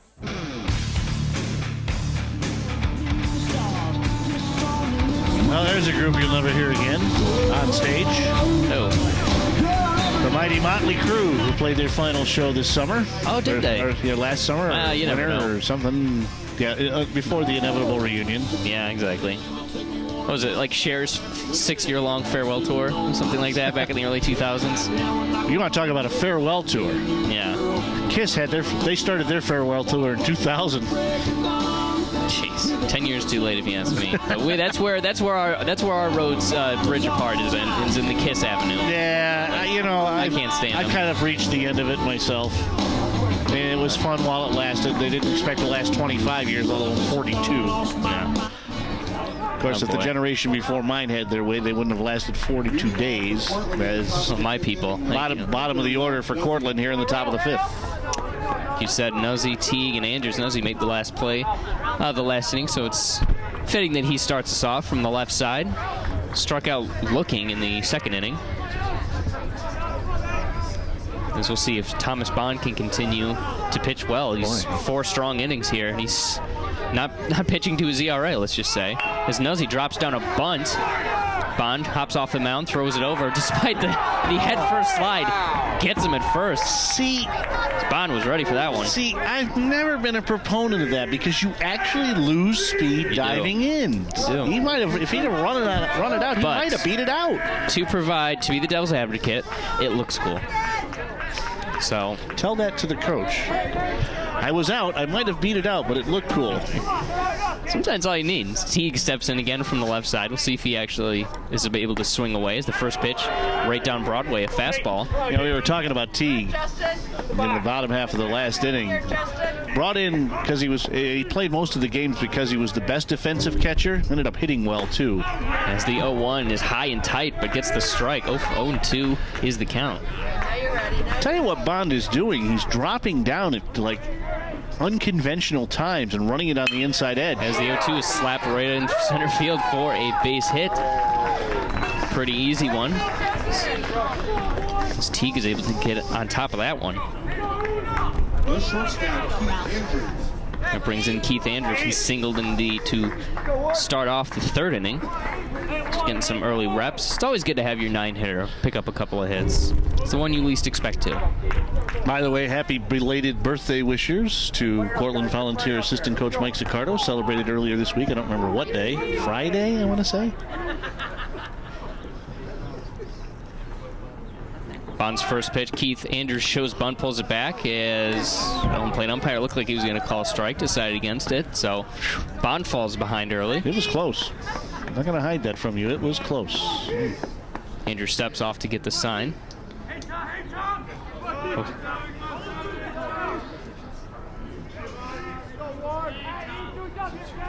Bond rocks and fires the 1-0. Runner kind of goes halfway, comes back as the throw to first is not in time. Is Justin Teague, excuse me. Jason, yeah. Justin, Jason, whoever he is. He's running around out there trying to catch Bond's attention. Count at 1 apiece. Bond with a quick check over. Lets loose the 1-1 pitch. Runner go. It's a hit and run on as Andrews fouls this one off weakly behind the plate. Certainly looked like it. I'll tell you what, Teague does not have bad wheels for a catcher. Yeah.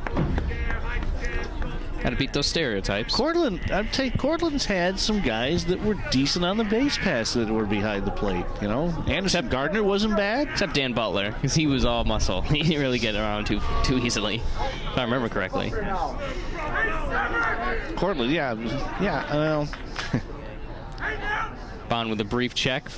Settles on the 1-2. Let's go on the curveball. Andrews swings right through it. I think dropped the string. What is it you say? Yeah, he held the yo-yo. The string. Yeah, there you go. He sent the string and not the yo-yo. Yeah. No kidding.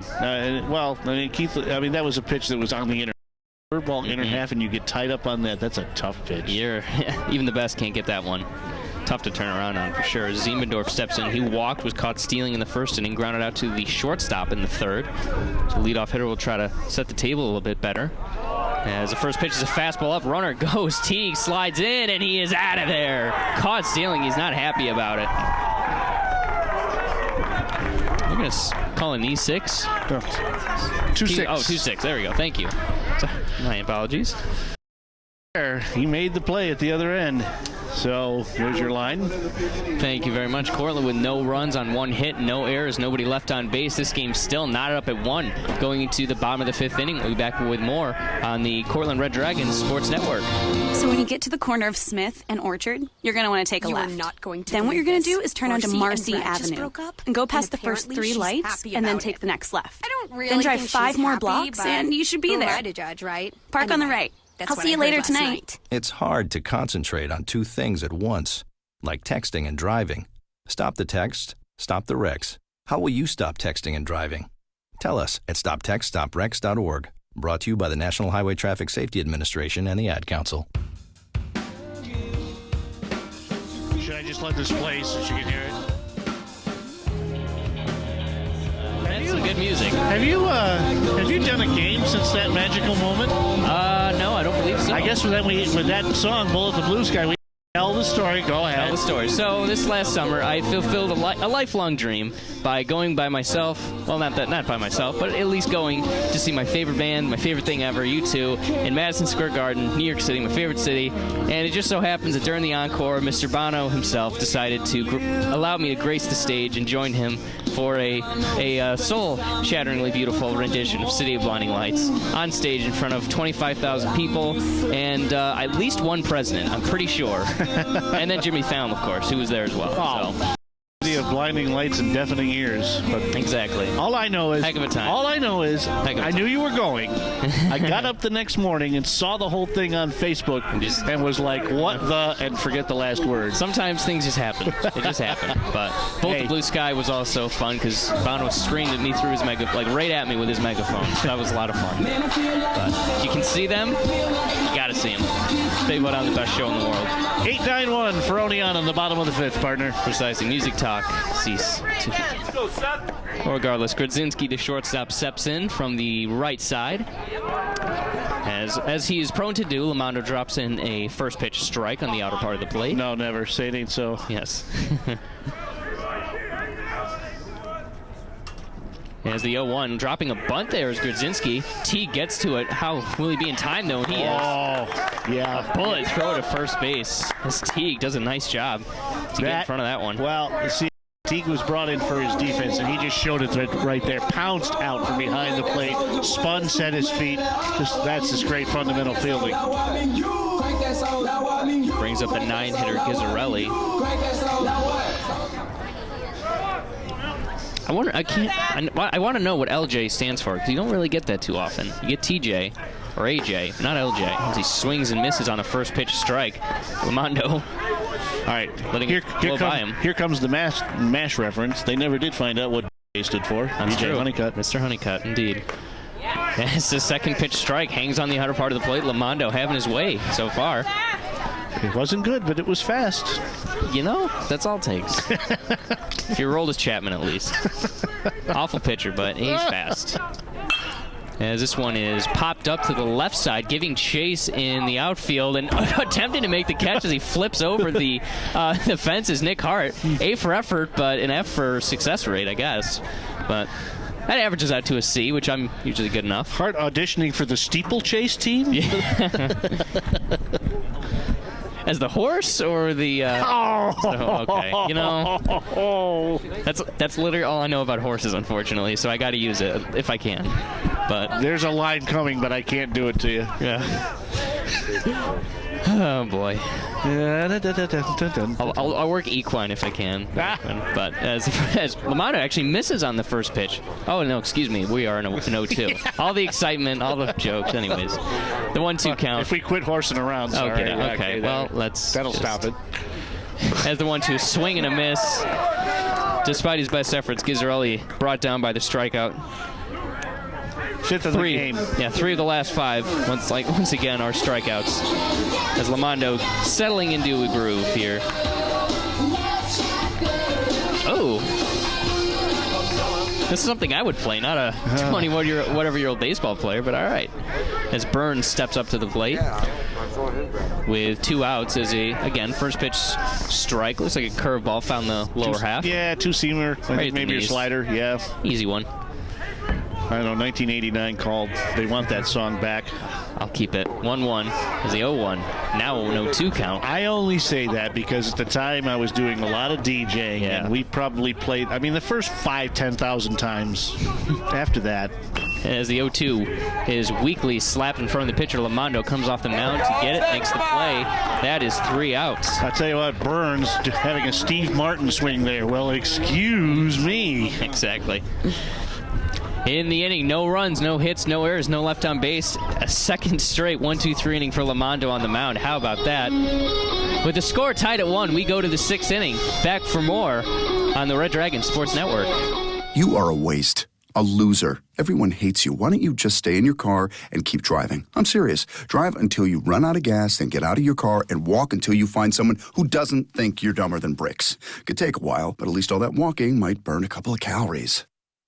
You may not witness bullying like this every day. Your kids do. They want to help, but they don't know how. Visit stopbullying.gov to learn safe, simple ways your child can help stop bullying. Be more than a bystander at stopbullying.gov. A message from the Ad Council. Well, the battle of wills continues on the mound between Lamondo and Bond, and Cortland with only 5. Well, they've 5 hits, but scattered, as you said, to start the game. The game against Rockport, but it's going to be a game of who blinked first for the most part. And I'd say both of them they've applied the eye drops. Let's say they're ready to go. No kidding. This is the first of 2. 9 first, 7 second. As it happens. Game 3 of this series, sometime. Not today. We'll see. I really thought, the way my week went this week, I really thought they'd be crazy enough to get us here at 10 o'clock in the morning and call 25 innings. That would just be, that's cruel, unusual punishment, I believe, especially on a Sunday morning. Are you serious? Baseball? I work a lot, my friend. Come work where I do now. I know. I work in the news biz, so it gets very stressful. But how How is that going at CNY Central? It's going just fine. I got a promotion actually. Nice. So that's how it happens sometimes. Top of the order in the top of the sixth, Mason Merritt. Exactly. Conrad Ziemendorf will deja vu all over again as he steps in. First pitch is a strike on the outer part of the plate. To give that a little bit of context, Justin Teague, I'm going to keep doing that. I'm not sure why. I know right. Jeff Teague. That's all right. I called Michael Mahalski Matthew all the time. Exactly. Teague was caught stealing to end the last inning while Ziemendorf was at the plate, so he gets another go at it. Not making the best of it here as he swings over the top of a changeup. Yeah, well, changeup or slider or something, because... You know what I'm saying, Jeff Teague? He's a point guard for the Atlanta Falcons, or Atlanta Hawks. There we go. You know... Sometimes you're the hydrant, sometimes you're the dog as the changeup misses outside, 1-2. No, there's a song for that. Sometimes you're the windshield, sometimes you're the bug. Yeah. I might play it for you between games. Yeah. I think I have my MP3 player with me. Oh, boy. Spotify, that's what that's for. Ziemendorf ready to receive the 1-2. Bond delivers. This one is hit foul. Again, onto the top of the parking garage. A lovely field, I feel like we should mention here. Cornell's got some quality home digs. Yeah, the infield's nice and bright. The outfield's nice and sedated. It looks great. Tell you what, many a fall and spring afternoons next door at Sholkoff Field, and every winter night possible at Liner Rink up the road. As the 1-2 fouled off again by Ziemendorf, as he's timing is off today. Honestly, though, I can say I didn't see many baseball games here growing up. No, that stands a reason. I don't. Yeah, I mean, I don't know why. Very familiar with Ted Thorin, and Tom Ford and I were very good friends with the coach that followed Thorin here. Tom Ford, in fact, as time is called, Tom Ford, in fact, taught me how to throw the circle changeup. Well, that's not a very good, vote of confidence for him, I suppose. But at least he tried. Well, better men have tried and failed. But the 1-2 misses high, a fastball, 2-2. Just a minute, Junior. All right. Now, I never threw it, okay, because I was in my 20s when he taught it to me. But as that mediocre baseball player that I was able to teach it to several kids who learned the pitch very well when I was coaching. Fair enough, 2-2, a half swing, doesn't matter. Fastball finds the knees as Bond sets down Ziemendorf on multiple pitches. Second straight punch out. Well, technically not, but we'll count it anyways. You knock my circle change, you're going to find out what punch out means there, partner. That brings in Connor Griffin. He struck out in the first and flew out to right field in the third inning. Looking to make his mark on the box score in a positive way as Bond misses low with a first pitch ball out at the shin level.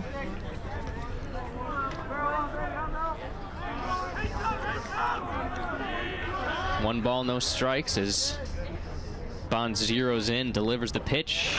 Quarter swing by Griffin as they're going to appeal to first base regardless. Not even close, but appropriate that a Bond and a Mullen are out there as battery mates. I like it. Larry Mullen Jr., James Bond, just two characters and people who I enjoy. Gotta mention it. As the 2-0 pitch, low again, but this time for a strike. Umpire late on the call. Home crowd doesn't like it. As Bond tries to battle back. I'd say we got about a 60-40 split here, Oneonta and Portland. That Bond Mullen reference, you reach any further, your arm's going to snap. I know. 2-1, swung on and missed.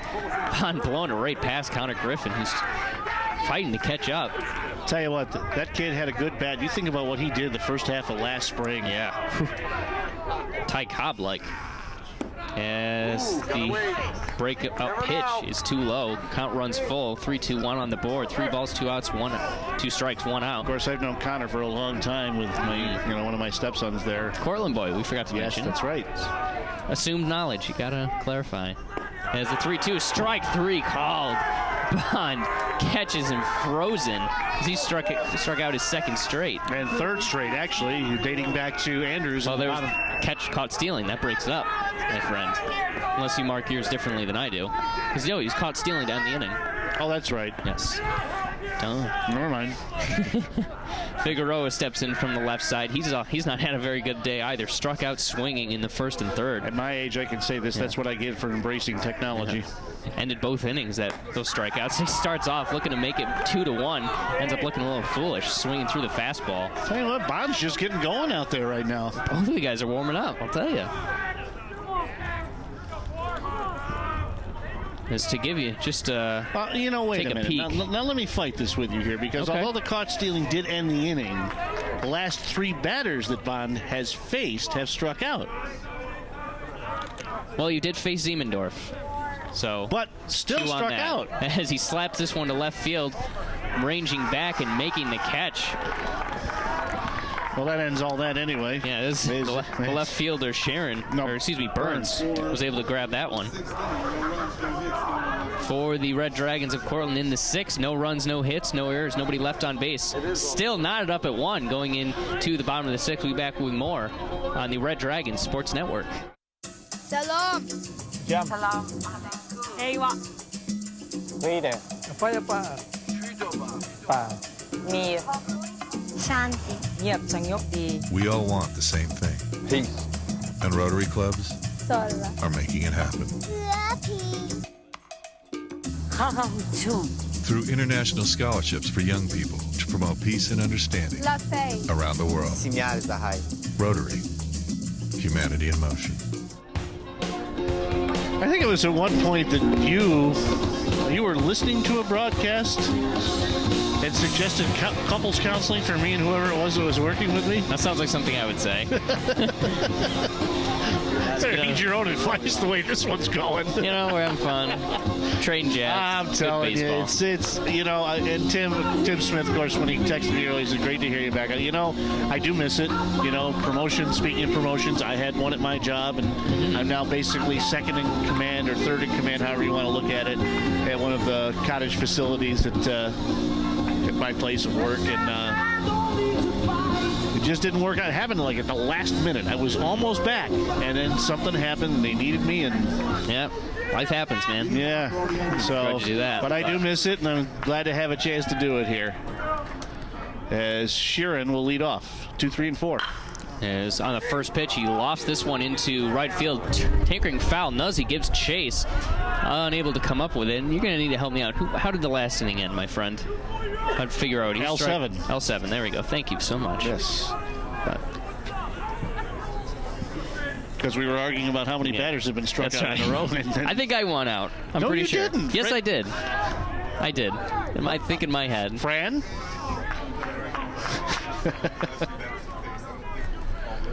I think Fran's leaning towards me as Lamondo misses the pitch. Of course he's leaning towards you. He's closer to you. Yeah, I'll put words in your mouth. I'm okay with that.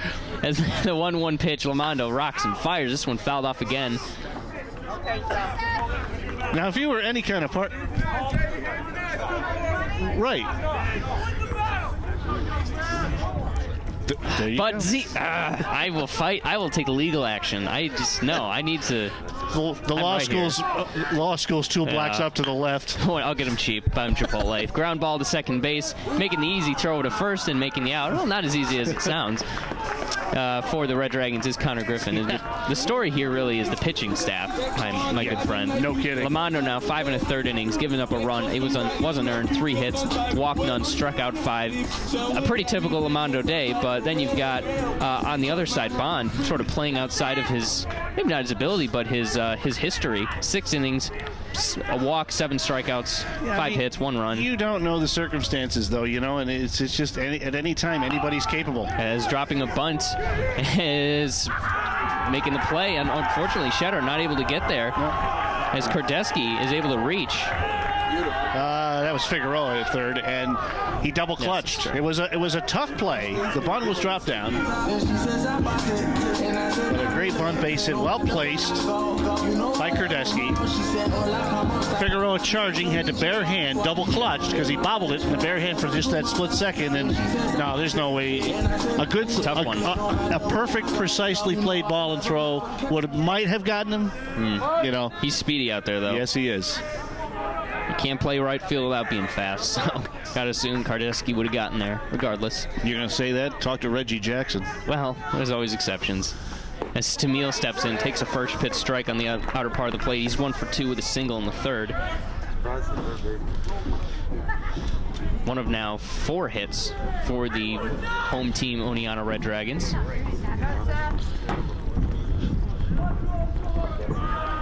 No balls, 1 strike. Runner on first.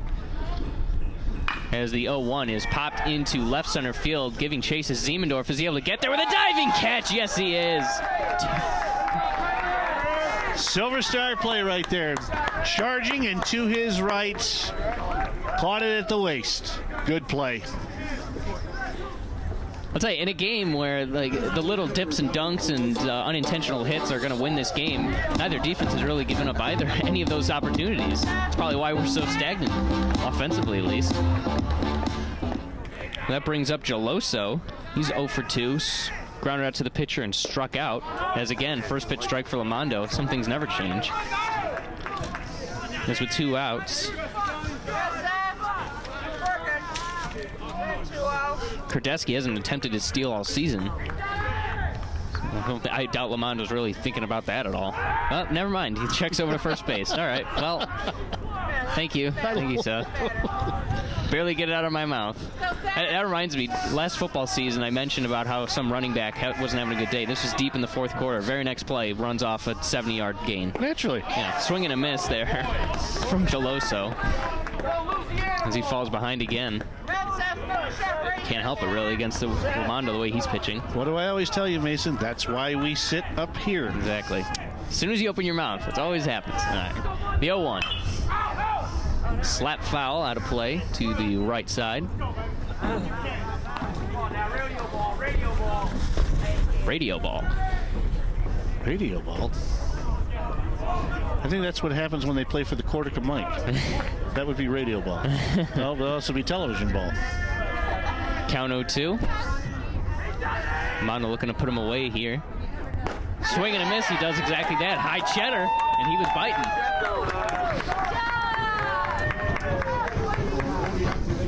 For Oneonta in the 6th inning, they got no runs on 1 hit, no errors. They left a man on base. This game still tied going into the 7th inning. We'll be back with the final 3 innings, possibly, on the Cortland's Red Dragon Sports Network. This is Kevin. No! And this is John. All right. John turned 18 and registered with Selective Service. Kevin also turned 18. He didn't register. John's now eligible to apply for student loans, government jobs, and training. Kevin is not. Maybe if someone had reminded Kevin to register, he might not be so... Make sure you remind young men to go to sss.gov when they turn 18 to register. Awesome. And remember, it's the law. Send them to sss.gov or any post office. Well, of course, my partner is continuing to debate with the Sultan of Stats over here about it. David didn't get where he was without throwing a stone at Goliath, so I'll give it a shot. But that's where mine goes. It's a good reference on a Sunday. I appreciate it. Oh, yeah, you're welcome. To plead my case yet again, I just feel like if you're going to say you struck out 3 straight batters, you have to take into account in a bat that didn't fully mature and become an official at bat, because he did not face and strike out 3 straight batters. He faced 4 batters and struck out 3 of them. Mason, did the at bat complete? Okay, I don't normally do this, but Dad, if you were listening, just grab your phone if you can find it, because I know you can't sometimes. Shoot me a text or have Mom text me or whatever, because I need your opinion on this one. And if you disagree with me, you might as well. I'm moving out. I don't. You're already living in your own apartment. What are you talking about? Well, it's a figure of speech. 1-5-1 for Cortland, 1-4-0 for Oneonta through 6 as we head to the top of the 7th, and Austin Klock stepping up.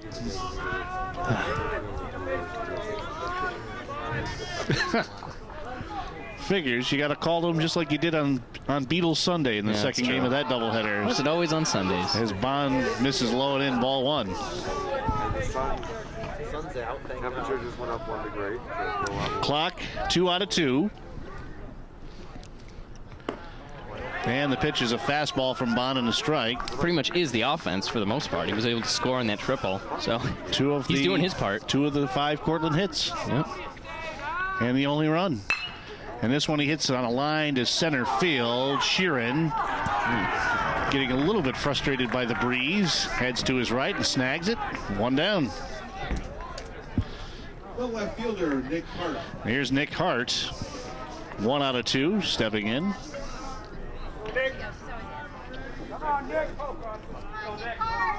I mean, Cortland, they've gotten some good production from their 4, 5, 6 that kind of meted the order. A couple of, 3 hits, but when you don't have any coming before it, it's sort of a moot point almost. Gotta need more consistency across the board.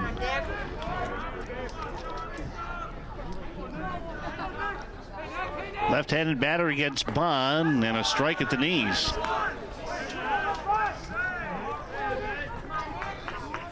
The more Oneonta hangs around, the more nervous Cortland fans have a right to be, as this one's cued on the ground towards short.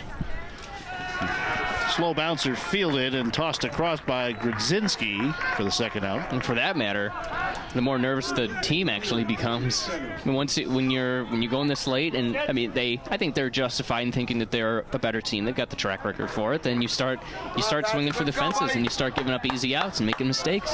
So Oneonta's playing a great game on both sides of the ball, really. Not playing like the record that they have. Shetter is 0 for 2, and he takes a strike from Bond. Hey, you're ready now, bud. You're ready. Still nothing doing in either bullpen. Why would you? Yeah. And a swing and a miss. Quickly, Shetter in the hole, 0-2.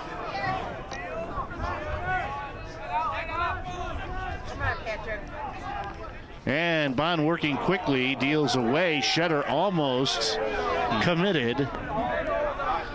And pulled that bat back at the last second. And the faster he can work, the more off balance he can keep Cortland. As Shetter tries to slow it down by calling time. Well, you know what? Not a bad idea. Bond is also taking a page out of the Seth Lamondo playbook, working quickly. That's true. And here's the 1-2. Downstairs, 2 balls and 2 strikes. Since Cortland is so deep, if we get to the 8th or 9th inning, I'm expecting some pinch hitters. And a pitch downstairs. Good battle back by Shetter. If you got the bodies for it, you never know who's got the electric charge in their bat today. There you go. Full count on Shetter.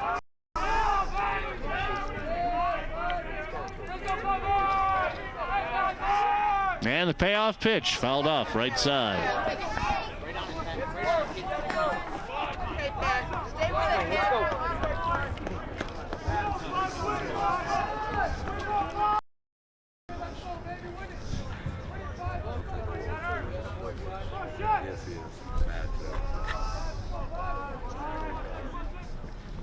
And the payoff pitch by Bond again. This one's squib foul at the plate. Bounced on the dish. Or maybe a little behind. I'll tell you, we may not have expected it, but there's some entertainment here with the way these guys are dealing. Yeah. Nothing like a tight ball game. Love these. Tell you what, if this were blackjack, both houses are winning. Man.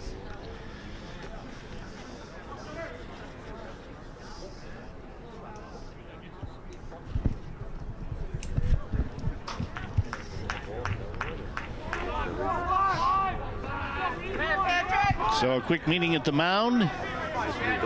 Oneonta defense, catcher and pitcher, at least in the infield, getting on the same page. Bond winds and deals the payoff pitch again, and this one fouled off to the right side. The more pitches Bond throws, the more likely he is to make a mistake. This is some good batting here by Shetter. Patience is a virtue, as they say. Of which you and neither you nor I, as time is called, are gifted with.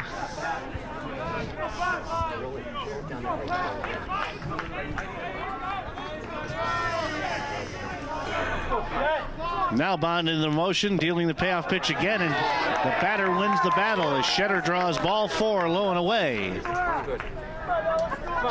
So a 2-out walk to Shetter will bring Nuzzy.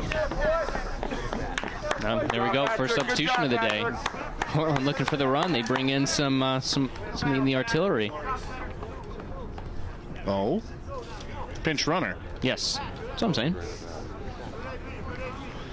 Pinch running for Portland at first base, number 9, Marcos Peravalaris. So Marcos Peravalaris, the all-name winner of this Red Dragons team. Absolutely.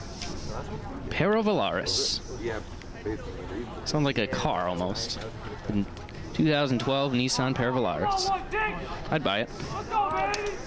For stolen bases, he's 2 for 2 on the campaign.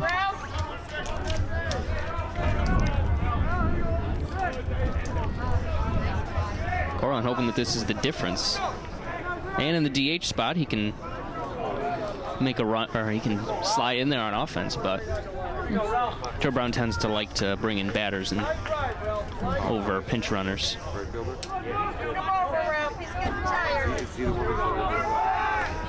And a throw over to first, and the runner gets back.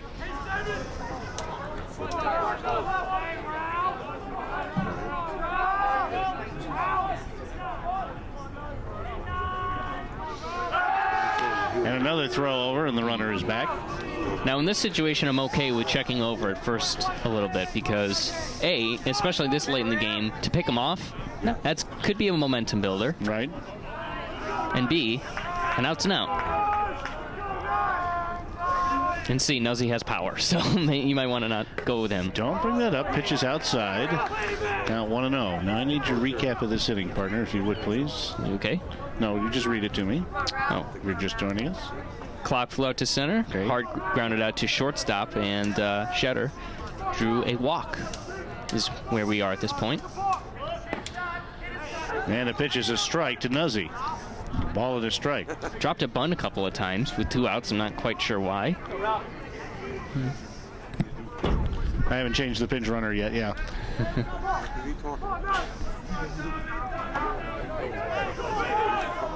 That's the one. Thank you. Need the...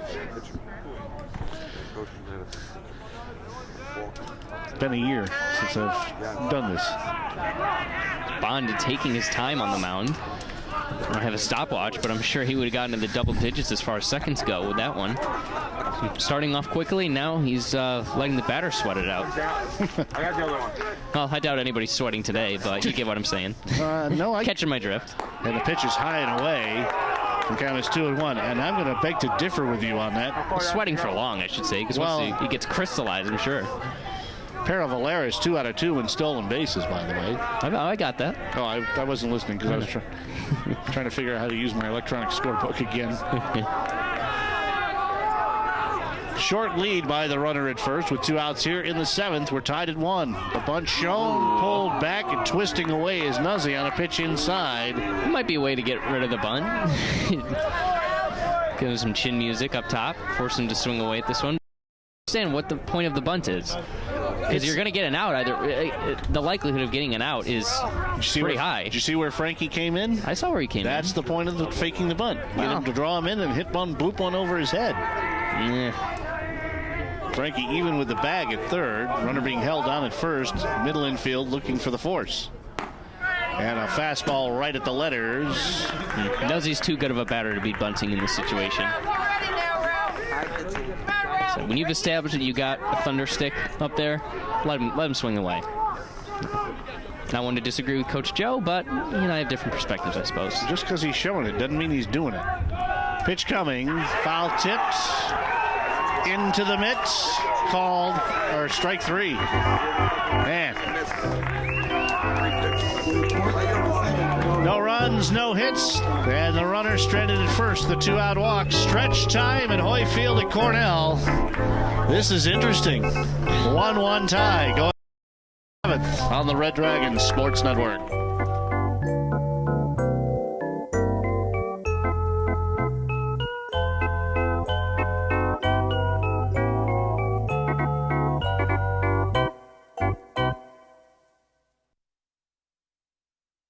What have you done for your marriage today? For every couple, it's a little different. I sent my husband a love email. We're going to the museums as a family. What have I done for my marriage today? I suppose I didn't yell at him for anything at all. I made my wife laugh. That's a big plus for a marriage. Keep her laughing. What have you done for your marriage today? Make a change for the better. Need help? Go to foryourmarriage.org. A message from the Catholic Communication Campaign. I know as an announcer, Mason, that you can't help but love a good ball game like this. Yeah. If you're Cortland, you can't love a good there's a ball little game bit like of this. what's up with that going on right now. Oh, man. And for the record, Daniel does agree with me. So, take that as you will. Nepotism, possibly. Favoritism, maybe. But he's a smart baseball mind, so at least I got somebody in my camp. I hope so.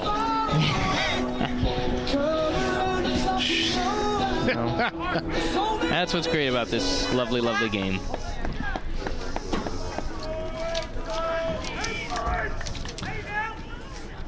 Catcher Sean Mullins swinging at the first pitch and fouling it back to the, what did you call it, the tree and the bluff? Yeah, the bluff and the tree, the who's what's it. And nothing in one. Mullins is 1 out of 2.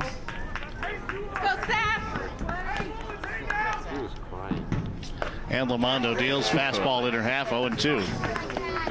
Mullins, Frankie, and Grodzinski, 6, 7, and 8 here in the bottom of the 7th. The 0-2.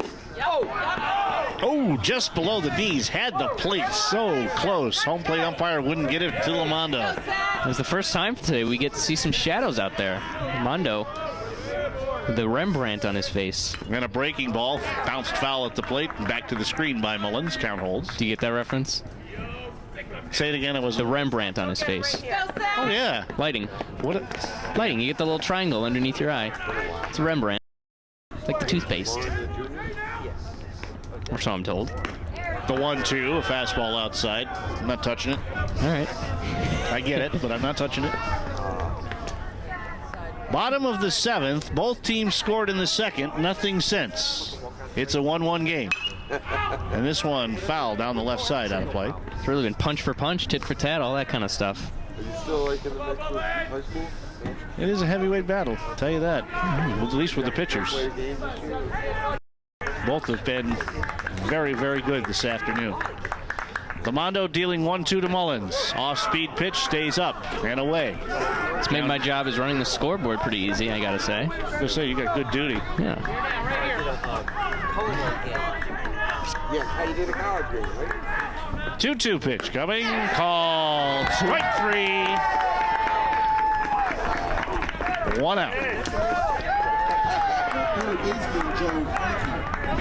Mullins can't really what he just saw. Kind of froze, turned to the umpire, said, where? Where, what, and how? Yeah, I'll tell you what, from this angle, that left-handed bat, I can see the right side of the dish. It was right there, waist high, on the outside half. Pretty even game. I feel like both teams have gotten their fair share. 7 strikeouts for Lamondo as Frankie hits this one in the air, foul down the right side. Teague takes a look and then chooses to ignore, rightfully so.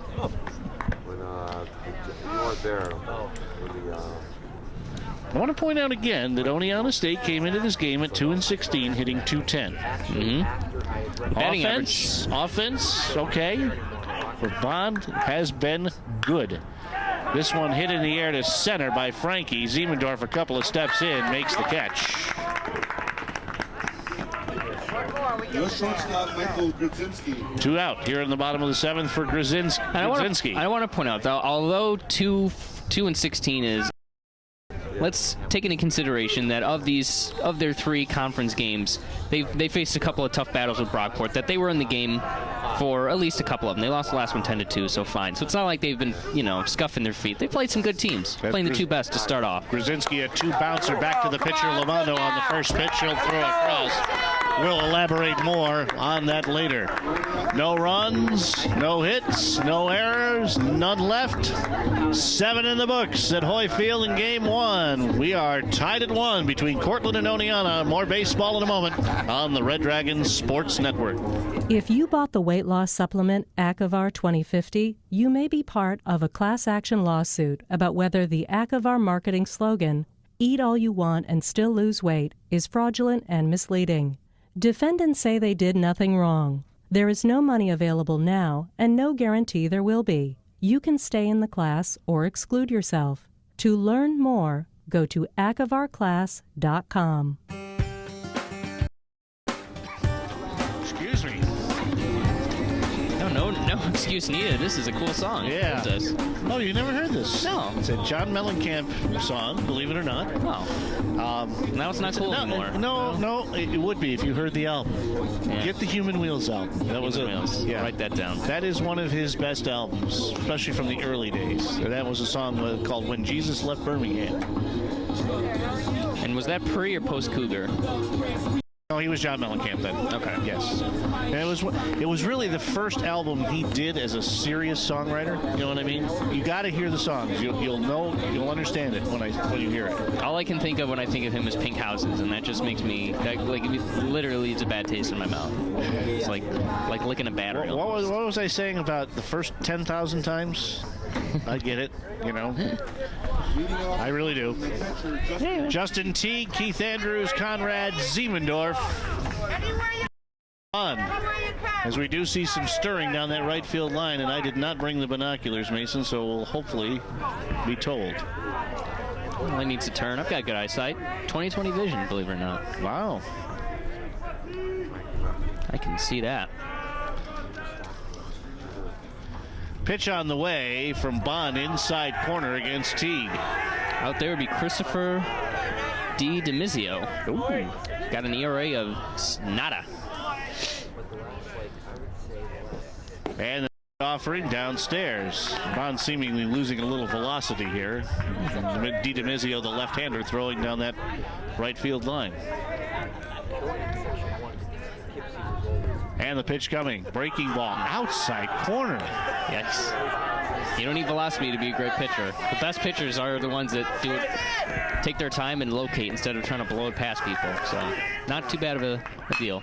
And a grounder towards second, ranging over and making the throw is Gisarelli. Through that mid-slide, too. That was pretty. That was a great play. Down on one knee to make it. And then here's Keith Andrews. It's another one of the beneficiaries of turf, I feel. I've played, mostly what I've played on turf is flag football, so I can't really speak for baseball at least, but sliding and getting around like that is much easier, because then you don't have the ground, the ups and downs, all that inconsistencies. I got to tell you, I'm old school as Andrews steps in, shows the bunt, lays it down the third base line foul. Andrews 1 for 2, singled in the third and struck out in the fifth. Yeah.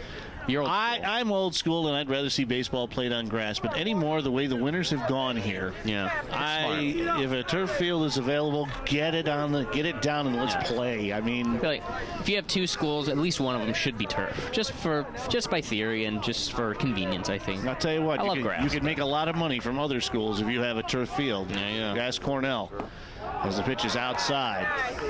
A ball and a strike on the Red Dragon shortstop of Cortland. Keith Andrews. Almost blew it right there. Who plays for the away team, not the home team. You got to specify. Even though the away team is closer to the home team on this field. True. And a check swing. Andrews takes a strike at the knees anyway. A ball and 2 strikes. Can't help but wonder if some of the Bombers might be in attendance. Bombers baseball team. They got. Non-league. Stop by. Got a roommate who's one of them, so. Yeah. And a ground ball, screaming ground ball, inside, outside the third base bag, so close. You can see the chalk coming up on that one, but just tailed off a little bit too much going down the line. That's one of those tough breaks that the Red Dragons have had. Of who? Of Cortland, of course. Of the team that is pitching. It would only be a tough break if you were the ones who were looking for the break. Our audiences, they're very intelligent folk. They can figure it out. Okay. Assume their intelligence. 1 ball, 2 strikes to Keith Andrews.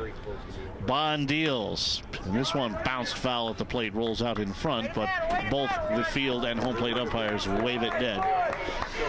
You know, you were talking about Oneonta and some of the games they've had. If you look, and you see Montclair State, Will Korchnor, they played them. Look where some of their games were played, though. Right there on that screen. Yeah, New Jersey City. Puerto Rico. How about that? Yeah, how about that for a trip? Hasta luego. It's spring break. Good for them. I'd be okay with losing if I get to go to Puerto Rico and play. And the pitch is in the dirt. A good block. Good play by the catcher. Well, guys, we lost the game. What are we going to do now? The beach? Okay. Yeah. That's, you know. Yeah, that's a tough sell, you think? Yeah, exactly. Andrews battling Bond here. The 1-2 called strike 3 outside corner. A lot of backward Ks are stacking up for Cortland so far here today. And forward Ks too. 9 on the day for Bond. And here is Conrad Ziemendorf, who was one of them in his last at bat in the 6th. Grounded to short prior and led off the game with a walk. Tough sailing sense for Conrad. Not defensively, he's been great out there. And the first offering, squid foul at the plate. Sorry about. And Bond has them guessing more than the $1,000 category on Jeopardy right now. Huge Things gap. only I know for 1,000, Alex. Huge gap out in right center field too. Ziemendorf, if he can pull it that way. I know the second baseman Ghizzarelli's kind of shallow on the grass, but that's sweet sailing for him. And they're working him away anyway as the pitch misses downstairs and outside. Great hitters can slap it wherever they want. So all he needs is just a tiny mistake by Bond, and he can get back on the board and maybe make some noise here in the late stages. And the next offering, they jam him, inner half, swing and a miss. Yeah, that would have probably been the chance. He's not going to get another one unless it's a mistake.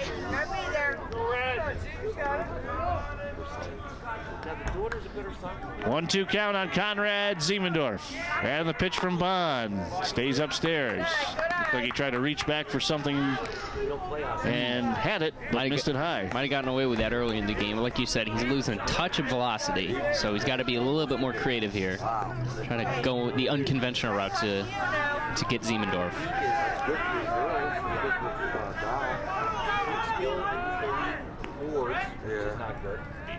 Pitch on the way, swing and a miss. He dropped it off the table, and Ziemendorf goes fishing.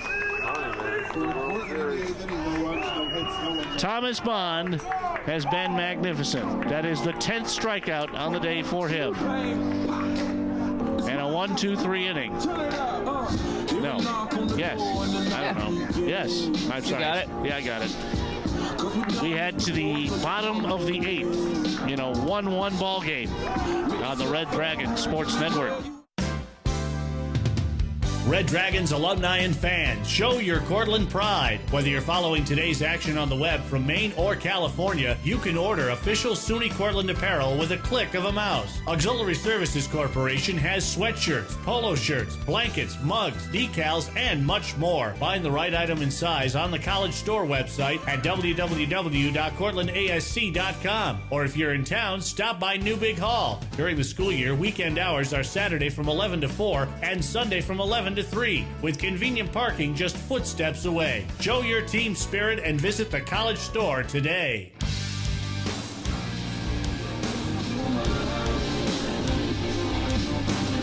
Well, it's going to be pretty easy if Oneonta goes on to win this game to pick their MVP, because I'm telling you. Yeah, that's pretty slam dunk, because you want to talk in basketball terms, but something I know is, Bob, let's remember that coming into this game, Bond had 15 strikeouts in 25 innings, and now he's got 10.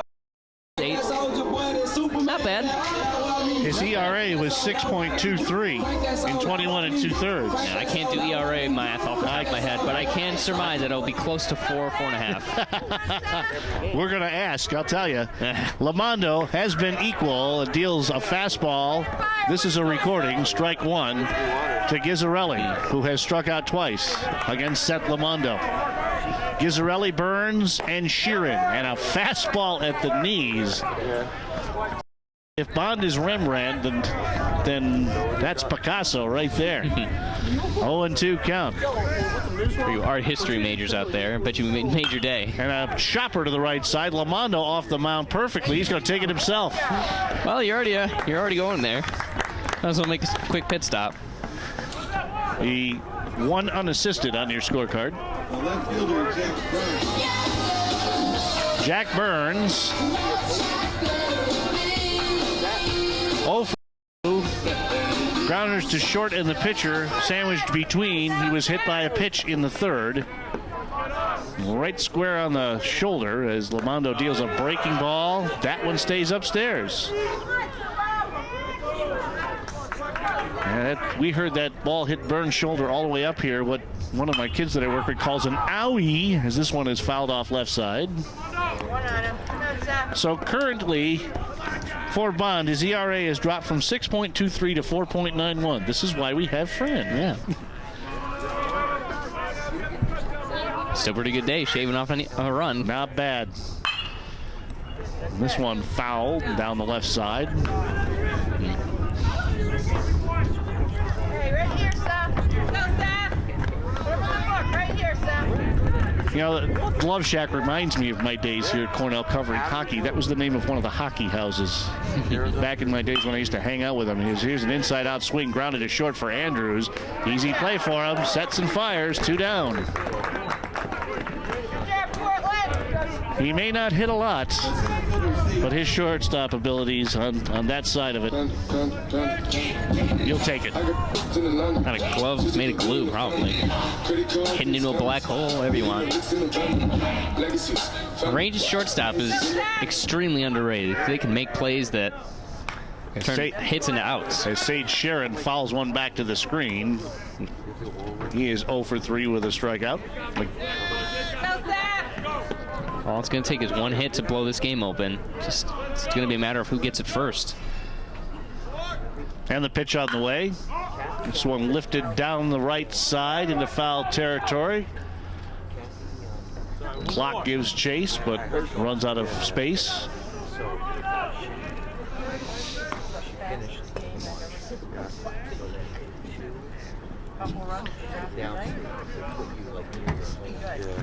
Wonder if Cody's listening.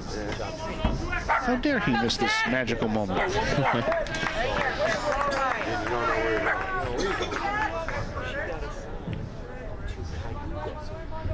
And this one on a line drive, a sinking liner caught by Clock, who timed the liner perfectly. Now you're just showing off, Austin. I know it. I thought you were going to comment about me. No. Clock timing. 1-2-3 inning for Lamondo. To the 9th. It is interesting. It's a 1-1 game on the Red Dragon Sports Network.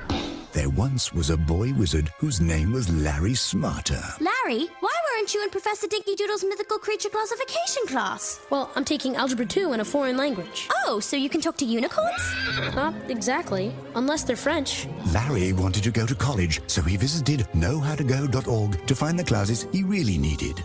Getting into college doesn't happen magically. Learn more at knowhowtogo.org. Brought to you by the American Council on Education, Lumina Foundation for Education, and the Ad Council. I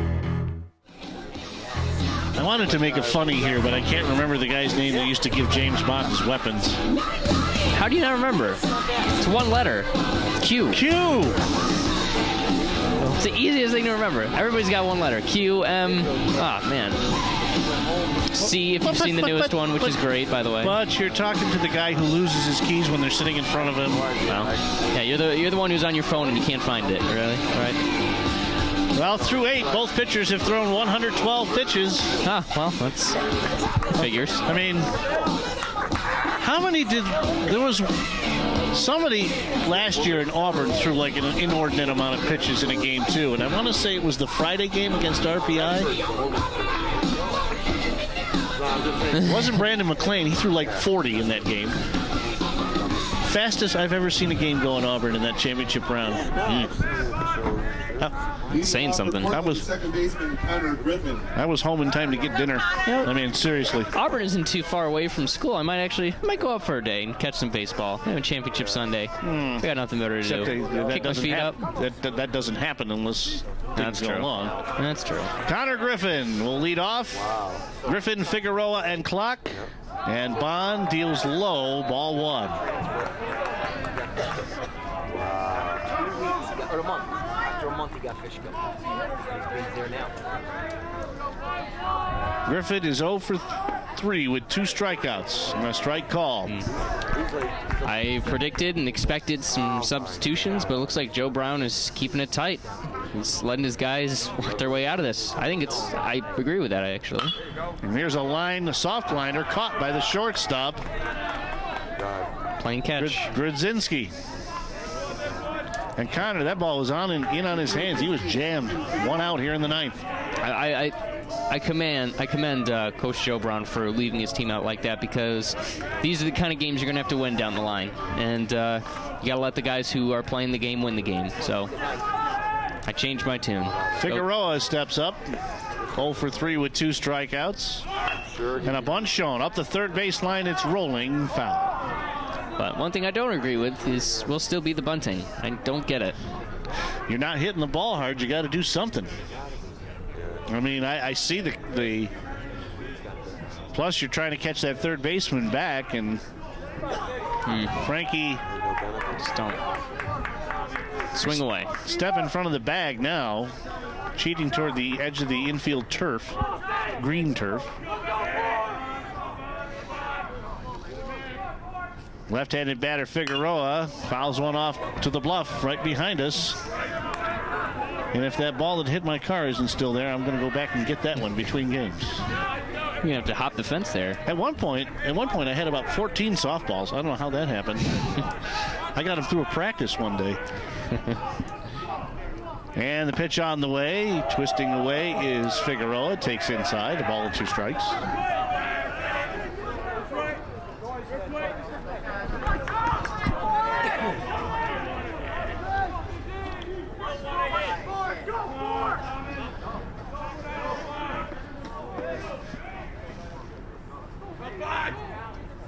Bond into his motion, deals down and away. That almost hit the plate. 2 balls and 2 strikes.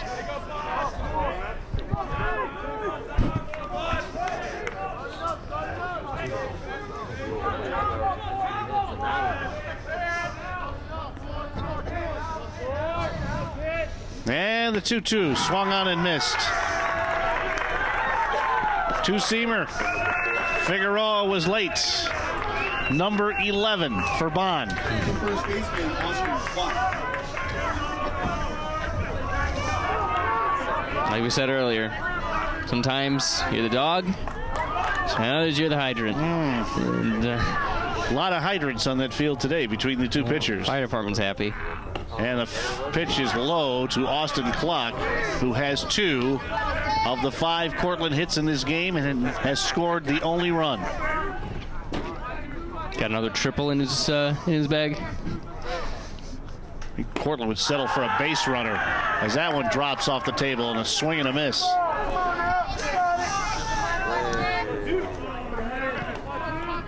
Nobody told them that they found the baseball. Okay, good. Here's the 1-1. And a grounder to second. Gizzarelli to his left a couple of steps. Flips across. Inning over. 4-3 on your scorecard. A 1-2-3 inning for Bond. Bottom 9 coming. Cortland 1, Oneonta State 1. More baseball in a moment on the Red Dragons Sports Network. I know what you're going through. I've been there. Nobody else I know has been there. It's not easy being a veteran. Coming back from Iraq or Afghanistan. I had been so excited to come home. But it's harder than I thought. Not everyone understands that. Things at home may be as you left them. But you don't feel the same. Join us at communityofveterans.org and connect to others who are going through the same thing. Because no one knows what it's like to come back unless they were there. Brought to you by Iraq and Afghanistan Veterans of America and the Ad Council. You know, I know I'm picking on you a lot for of some of the things, but the bottom line is you gotta love the way this game is unfolding. It almost reminds me of that 19-inning game between the Marlins and the Rockies a few years ago.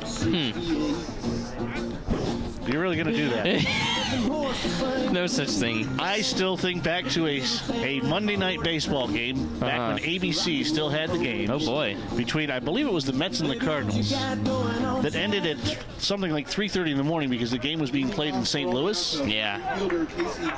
And it was so, the broadcast team and the guys in the truck were so punchy that by 2 o'clock in the morning, or 2:30 Eastern time, because the game was in St. Louis, they had changed the graphic to Tuesday morning baseball. That's funny. Casey Kurdeski, the left-hand batter against Lamondo. Leading off, and a breaking ball, strike one. And the worst thing is, from someone who's worked in live remote television, their call time the next morning was probably 6 o'clock in the morning. Poor guys. Takes a certain kind of temperament to work in baseball. And a swing and a miss on another off-speed pitch as Lamondo buried it. And the count is 0-2. Kurdeski 2 out of 3. He has 2 of the Oneonta 4 hits. There you go.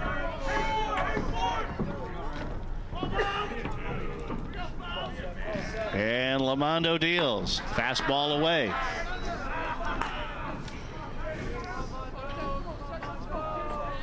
I was looking to see who scored their run. I can't remember. Oh, it's DeMille. So scored on an E9, go figure. And a swing, foul tip at the plate. I gotta say, since it's the last, I'm 100% sure, the last we've seen of Bond, heck of a night. Heck of an afternoon. The guy pitched his heart out. Listen, I don't believe anything I see until I see it, because regardless, though, I've seen crazy things. I always date back to that game against Trinity in the 2007 Auburn Regionals, where I think, who was it? Was it Jimmy Dewar? And he threw like 400 pitches. Yeah. It doesn't go back that far. Baseball. Oh, schedules. You can get it through the stats if you wanted to, but it was against Trinity. And Jimmy Dewar pitched into the 12th. And I swear, he must have thrown 150, 160, 170 pitches. Something in that neighborhood. We weren't keeping count back then. Yeah. Pitch on the way, breaking ball, just missed. It had the knees, but not the plates. That is a gutsy move by Kurdeski to watch that one go. That's a good spot right there. Go, Zach. For once, I agree with the crowd. That is a good spot. You can stay there pretty close. You're all set. He can't let another one get that close. Here's the pitch on the way, and a slow ground ball to Andrews. Two-hopper slings it sidearm after 2 steps to his left to field. 1 out in the bottom of the 9th. You win the battle, but I won the war. Lamondo is he's on top of everybody. Hard to believe that he's the second most impressive pitcher in this game so far. Dylan Stamil, 1 for 3. Did you not say he was the one that scored on the air? I believe I did say that. Okay. Did you mean it? That's the question. I don't mean anything. That's why I never listen. Righty against righty. Fastball. Guess what? That I do not agree with. No, it had it. No, that's too low. No, it wasn't. Not from my view. Well, called strike. 6 inches might as well be 6 miles between us, Bob. Yeah, well, nothing new there as this one's lifted in the air to center. Ziemendorf a couple of steps over and a half one back, reaches up and grabs it. 2 outs. And a pinch hitter coming up. Oh, Father Raised My Hands, Kanye West. Good choice. Let's see who it is. Pinch hitting for Oneonta. Looks like Matt Mastriani.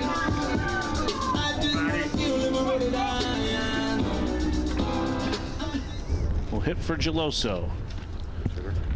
Mastriani on the year, a 125 batting average. He's started 16 games, or he's played in 16 games, 15 of those starts, 6 of 48 from the plate, scored 7 runs. However, of those 6 hits, 2 of them are doubles. Has drawn 10 walks, too, so good disparity between the batting average and on-base percentage, but it's still on base only 276, so a roll of the dice here, I guess, but why not? Righty against righty, and a big whiff and a miss. That's probably why. So Mastriani looking for a Dave Kingman moment here for those that go back that far in baseball. I think Dave Kingman used to get about 40 hits on the year and 35 were home runs. And a swing and a miss. He tried again. He's late. And that just makes I think by having a batter like this, it makes Lamondo's job all the more easier. Because he knows exactly what he's looking for and he knows how to pitch around it. And yet he's just coming right after him. Exactly. Here's the 0-2. High and in. And now, if I'm a betting man, change up or curveball away, and you got him. I don't think you're going to see it, but I've certainly been wrong before. I'm on a good streak so far. He's going down and away. It's a fastball, swung on and missed. Lamondo with 8 on the day. 4 runs, no hits, no one left on. Well, guess what? Why should it be easy? Free baseball. As we'll go on. What is it? What do they used to say? We play on. We play on. We play on. A 1-2-3 inning for Lamondo in the 9th. We head to extra innings in game 1 of this doubleheader. 1-1 between Cortland and Oneonta on the Red Dragon Sports Network. From the vantage point, Mafatu saw 6 war canoes drawn up on the beach. But what held the boy's eyes in awful trance were the figures, the eaters of men, cannibals. Mafatu watched the strange scene, powerless to move. In that very instant, he heard a crashing in the undergrowth. 4 figures were tearing through the jungle. He turned and ran blindly down the trail, thinking only of his canoe. If only he could reach it before the savages overtook him. Explore new worlds. Find out what happens next by reading the book Call It Courage by Armstrong Sperry. For other great book ideas, visit literacy.gov. A message from the Library of Congress and the Ad Council.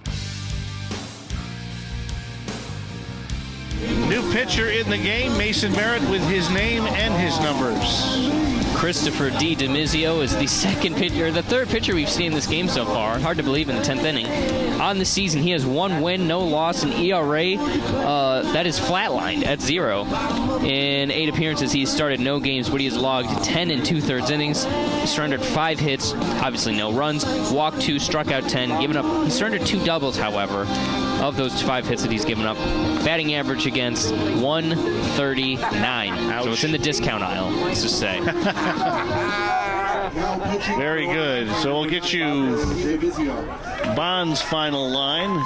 Mason, I'll just leave that to you because I'm looking at a different screen. As Nick Hart steps in. As Bond, 9 innings, 1 run, it was earned. Gave up 5 hits, walked 2, struck out 11. And the first offering to Hart, who is 1 for 3, misses. As we hear the crowds, the dugouts, here we go. It gets fun from here. Lefty on lefty, and a breaking ball hits him in the shoulder. Sometimes that's all it takes. So now we're going to see who Cortland sends up, as Shetter was pitch run for. It looks like it's Seth Lamondo. For real? Nope, never mind. He walked away. He just came out to get the bats. Yeah, okay. I was like, what? He is on deck, says Fran Alia. So they're actually sending... So Marcos Paravallaris. Paravallaris. There we go. Huh. Well, I guess he stays in the DH spot. Well, we'll mark that for now. Okay. I'll get his stats then. That's what I think, too. So Paravallaris. Batting average of... Yeah. So I think Lamondo's just having some fun out there.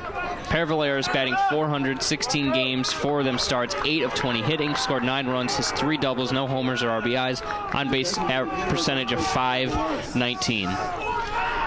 So Marcos Paravallaris from the right side against the lefty. The freshman getting a big spot here late in the game. And a quick move toward first to remind Nick Hart that Chris D. DiMizio is interested.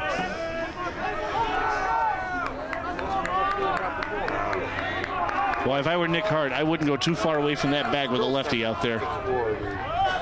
He dances a little bit and a change-up stays way upstairs. Ball 1. Does that look like the old lob from Dave LaRoche for those that go back that far?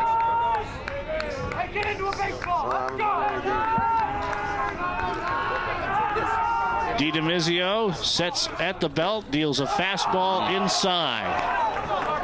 Already, as we can both already tell, he's missing his spots. Not by a little, by a lot. He's nerves, or it took Bond and Lamondo a little bit of time to warm up. So to come in relatively cold, when it is relatively cold, it's a tough thing to ask a guy to do. Paravaleris shows the bunt, takes upstairs, 2-1. I'll tell you one of the biggest things with DiDomizio. As soon as I get to that page in my thing here, he is 6'1", 175, long and lanky. And the way he deals, he comes straight over the top, which most left-handers don't do. Yeah. They have that three-quarters, almost natural lefty motion. And he's long and lanky. It takes him a while to uncoil, as there's another left-hander throwing for Oneonta right now.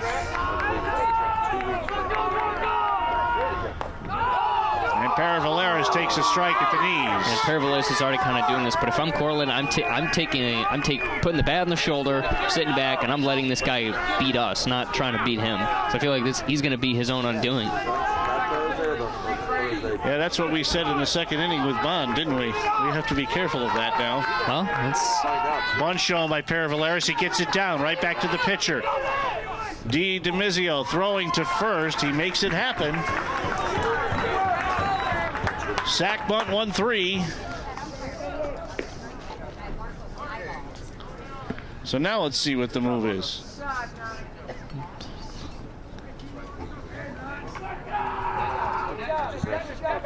It looks like Teague. No, he can't. Well, he's got a helmet on. Well, yeah, except Teague would be the on-deck batter. So let's see who it is. Nuzzy out. So Sean Getman? Sean Getman. Okay. Sean Getman pinch hitting for Nuzzy. And it looks like okay. Getman on the year, a batting average of 182. He's the lowest among qualified batters. 14 games, 7 starts. He's 4 of 22 from the plate. Has scored 5 runs, knocked in a couple of doubles, has 2 RBI, and a .280 on-base percentage. So probably not the first person when you got Fabio Ricci on the bench, but Ricci, yes. Yeah, but we don't know why, but we know it's happening. And a curveball went from about 11 to 7, but hooked way inside to Getman. Ball 1. I'd say 1 to 7, just about. No, it started at 11. Came back out and back in. That was referring to a clock face, just for those who aren't as big a dork as we are, but baseball fans understand. Exactly. And a curveball. This one drops in. That's a straight 12 to 6. Yep. 1 ball, 1 strike to Sean Getman. We are in the 10th. Both teams scoring their run in the second inning. A lot of eggs on the board since. And a curveball. Getman fouls this one off, and the count is a ball and 2 strikes. A base hit's going to win this. No, not now. It's the top of the 10th. We are tied at 1. I know. I'm going out on a limb. I think a base hit's going to win this. Especially when you got Oneonta, who's coming in as a huge underdog. Coming in the last inning, they just got, if you got a run tack down, that does something to you mentally. Yeah, no, I see what you're saying now, but I was thinking more of a bottom of the inning mentality. Yeah, I get what you're saying. You're right. Next one will be the critical one as DiDomizio spins and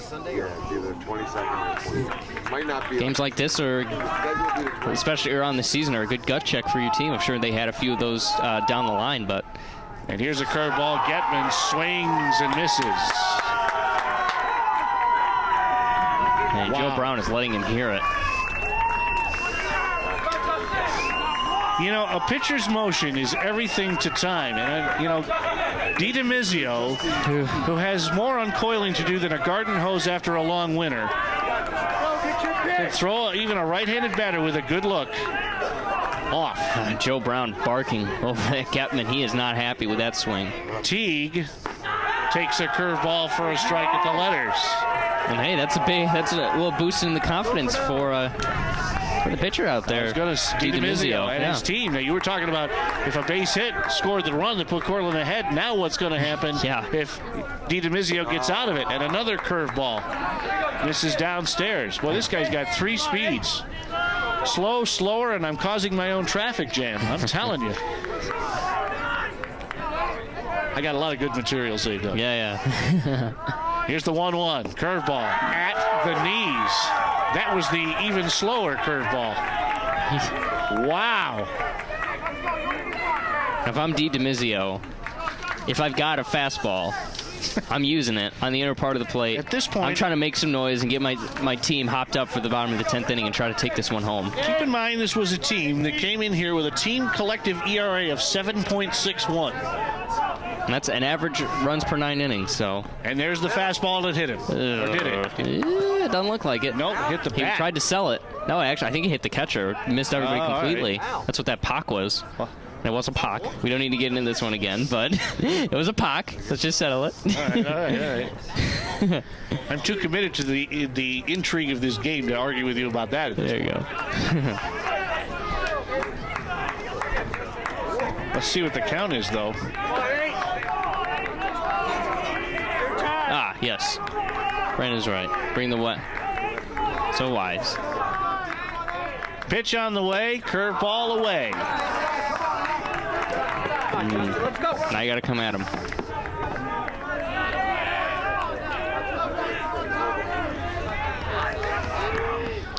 Teague hoping to solve the mystery of DiDomizio.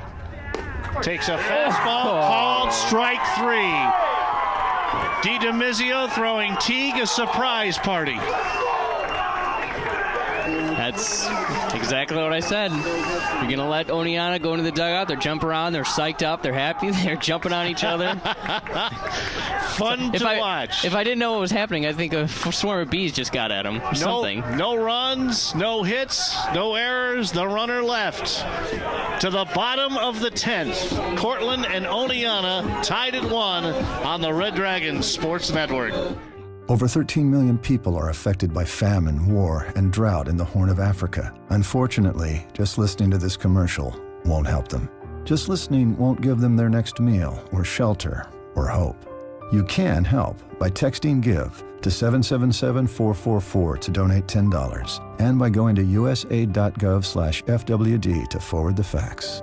Brought to you by the Ad Council and USAID. Text donations go directly to Consortium of Humanitarian Relief Organizations. Standard text and data rates apply. Do I need to bring up an exciting moment we on Easter weekend in 2000-something? You're going to have to, because I don't remember it. You were there. You called it with me. The 12-inning game where the Oneonta Red Dragons ran out of pitchers? Oh, yeah. No, that makes sense. That sounds familiar. No, this was Oneonta. Easter weekend at our place. No. It was, I don't know, because I was just listening to this game, too. And some bad news for Oneonta. Cortland has brought in one of their, yet another big arm, bringing in Turner Perry to look to possibly finish this game off, but you never know. The senior has an ERA of 1.25, 2 wins, 1 loss, 11. He's appeared in 11 games, hasn't started any of them. 3 saves for the team, which is the most on Cortland. 21 2/3 innings. He's given up 10 hits, 3 runs. All of them are earned. 9 walks to 36 strikeouts. Batting average is 133 against, and that is, let's see. This math is tough. Let's see, 12-3, so 4-to-1 strikeout to walk ratio. Not bad. Tell you, we're getting some easy math on these ratios today. I'm telling you. 5-to-1 with DiDomizio. It's pretty cool. But well, his job will be to take care of Mullins, Frankie, and Grodzinski, or unspecified others potentially at this point. Yeah, TBA, really. Some unknown appearances. If you ask me, I think somebody that coming off the bench is going to make a difference in the game. So obviously, you don't really know, but I get the feeling just by their body language, really, that the guys out there are just beat down. They're whipped. Yeah. So it might take for somebody off the bench who's fresh and has been watching the game to come in and possibly deal the deafening blow. Tell that to Sean Getman, would you? You know? Just saying. I think Joe Brown said enough for the both of us. But walking on eggshells, he's out there in right field. I'd be nervous if I was him. Right, stayed in the game after pinch hitting. You're right. And Perry deals a fastball low to Mullins, 1-0. Mullins is 1 for 3 with 2 strikeouts in the game against Seth Lamondo, who you might get the final line on. Is now Perry deals down and in 2-0, and he is just plain overthrowing to start this game. Teague's going to hold him to that. Lamondo's final line, 9 innings, 1 run. It was not earned. Gave up 4 hits, walked nobody, struck out 8. A heck of a game. Threw 124 pitches, but still comes up second fiddle. I would say, I don't know. We've called a lot of games. You and I have called a lot of games. I can't remember the last time I've seen 2 9-inning pitchers that go the full 9. I can't remember the last time I've ever seen that. Fastball, this one just below the knees. Turner Perry wants an explanation he's not getting, and the count is 3-0 to Sean Mullins. If I'm Sean Mullins, I think about attacking here, getting the green light. Instead, he takes ball 4, down and in. If there's a strike, of course. A leadoff walk to Mullins here in the 10th. And Joe Frankie will step up, nothing out of 3. Now, it doesn't look like they're going to do it, so I'm kind of surprised that Oneonta is not going to opt for the pinch running game. Well, you don't know how deep they are. If you pinch run and this game continues, what have you got to send to the field? And that's the thing you have to look at. That's true. Mullins is a big guy, so I doubt that he's a fast runner. Perry attempted to steal. Perry sets off the letters and then steps off to look the runner back. What a magnificent game 1. We still have 7 more left in theory. And there's a bunt to the first baseman. He'll throw to second to get the force, and got it.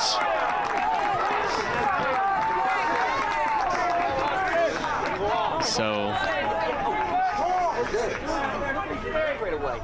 3-6 on the force. The shortstop, Michael Grudzinski.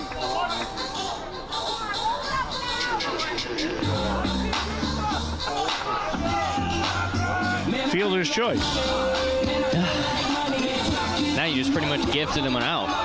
That's a tough one when you can't follow through on the sacrifice. And another point where a pinch runner might have prevented that. Or no. Now the double play is in order. That's where the middle infielder is. As a strike dealt by Perry to Grudzinski, who is 0 for 3. Until Keith Andrews is chomping at the bit for the chance to turn 2 and end it in this inning. Give his team another chance with the sticks. Third baseman Figueroa nearly even with the turf. And a strike call by Perry, and he's getting loose. Big win.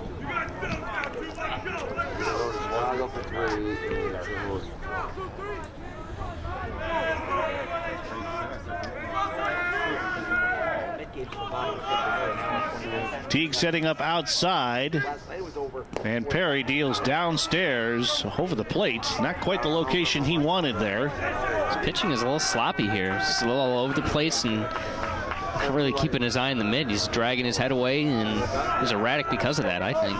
I'm mute.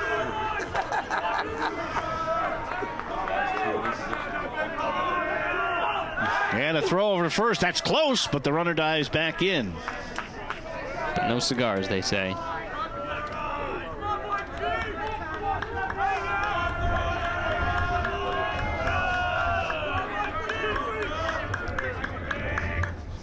And a fastball down and away. Count is 2-2.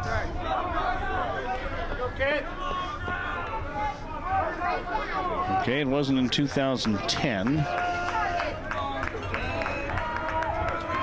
Batter getting his signs from his coach, Ben Grimm. Set at the letters. Perry deals. Strike 3 called at the knees.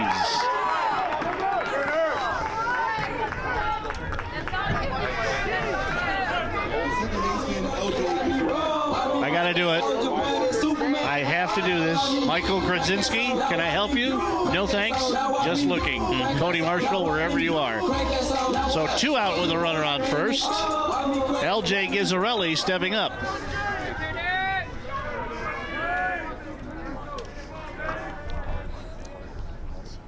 He is 0 for 3 with 2 strikeouts. And a pitch low, ball 1.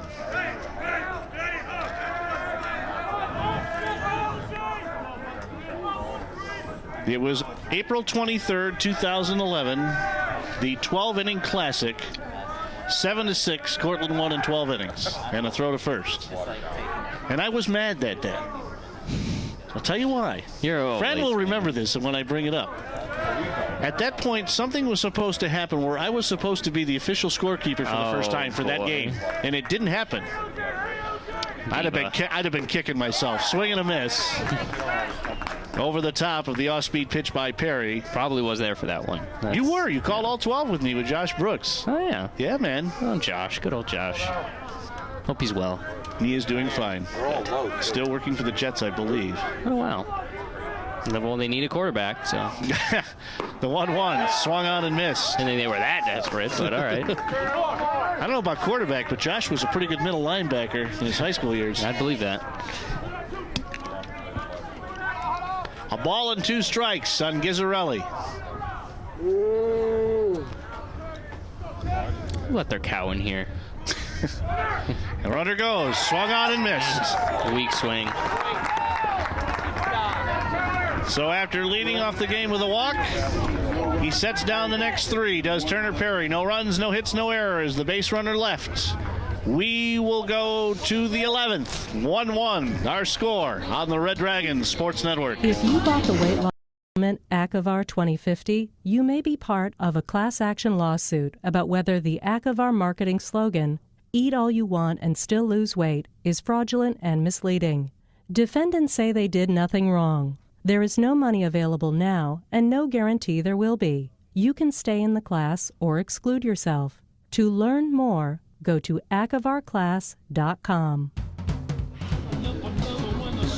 So we were talking about that game in 2011 that you and I did that you don't remember. Yeah. I know it happens, believe me. Mystery game. Yeah.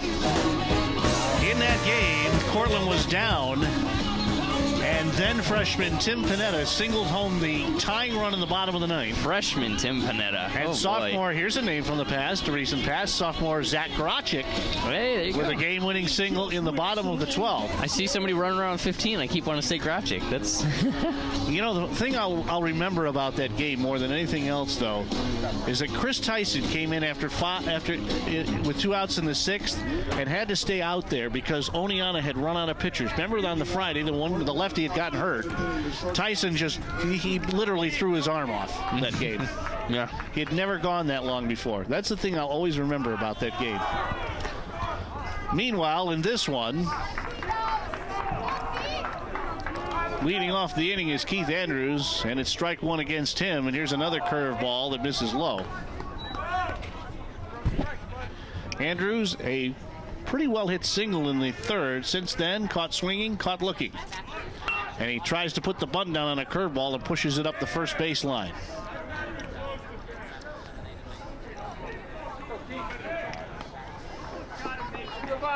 Andrews, Ziemendorf, and Griffin here in the top of the 11th.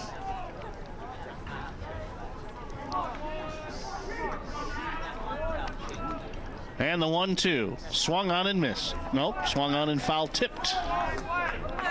The faintest nick that you could possibly have. Now, if we had the old mic setup we used to have, it sounded like a home run swing. Not anymore, guys. I'm too old. 1-2 count. Curveball fouled back to the screen.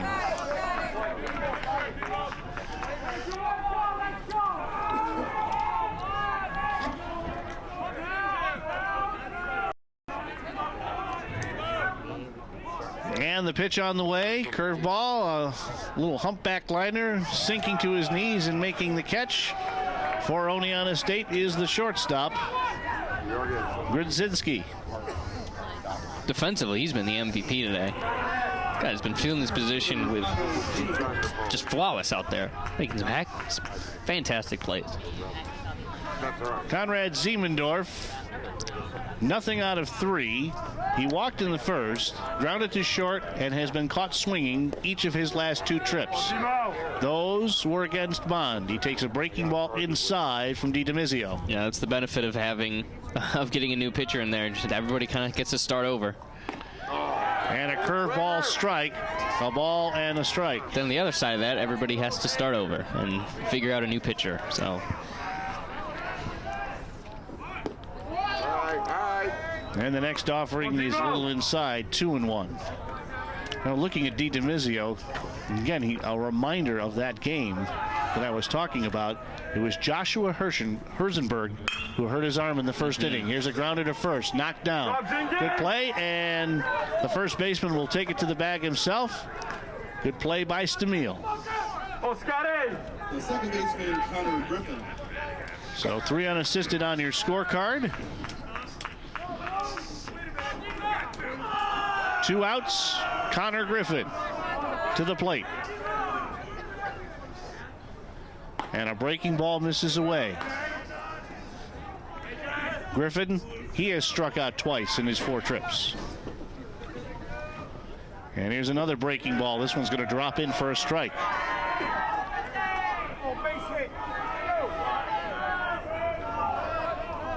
And the 1-1 coming. Curveball, grounded up the middle. This will have eyes across the second base bag and into center for a base hit. Uncharacteristically quiet game for Connor Griffin, and finally he breaks the silence in the 11th inning. When was the last hit for Cortland? It has been a while. Yeah, the fifth. Fifth with a single by Mr. Teague. I knew it had been a while. Yeah. They got on base with a walk, and then that's about it. Sean Figueroa will step in, but before he sees a pitch, DiDomizio will throw to check Connor Griffin back. No, Steven Figueroa. What'd I say? I don't know. Something. Oh. Something wrong. He's got... And a curveball to Steven Figueroa. Is about 59 foot long, reached out and grabbed by the catcher.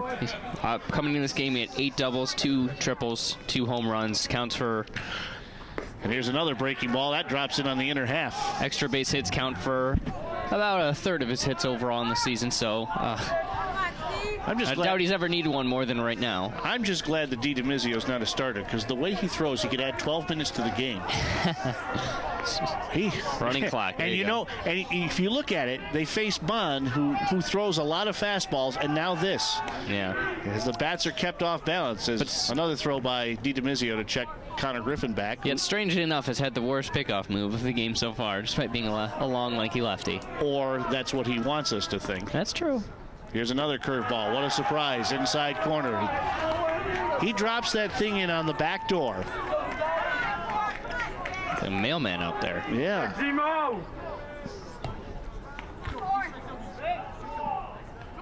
And the next offering, a curveball that spins away from the plate, and Figueroa hangs on with a swing, fouls it back. To be completely honest, I'm surprised that Joe Brown hasn't just outright sent any... Griffin didn't set him on the first pitch or so. Just why would you in a 1-1 game in extra innings? Why wouldn't you when you got to wind up that slow? I'll tell you why. As the pitch, a fastball down and in. Puts a guy into scoring position, you get a single, and you're home free. And if you're caught stealing, you end an inning. You don't want to do that. Not with 2 outs. Maybe earlier. You got to score. Yeah, but not with 2 outs. And here's a curveball thrown back, fouled back out of play. Hits the tree. Whee! Now that's going beneath the bleachers. Maybe we'll get that one. Well, if early in the game, I would agree with you. It's like, yeah, okay, yeah, don't do that. But at this point, so you got much more to gain than you have to lose. So you're saying roll the dice in an extra inning ball game? Heck yeah. Boy. Not me. Not the way these pitchers are dealing, and this one plunks Figueroa on the back. Came inside with a fastball, and Figueroa took it in the small. 2 on, 2 out, Austin clock. He said 2 lefties. 2 out of 4. Cortland has had 6 hits. Clock has had 1/3 of those. Another one would be half of those hits. No, it wouldn't be, because then that would change, wouldn't it? You're caught down the rabbit hole. Get out while you still can. Doesn't matter, because the most important thing, and I can get out, is it would likely play to run here. Lefty on lefty, curveball, strike 1. Staying away from him to start.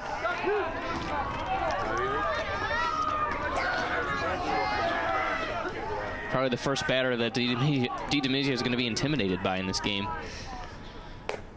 And a breaking ball misses low and away, ball 1. And to be precise, hang on, let me think about this here.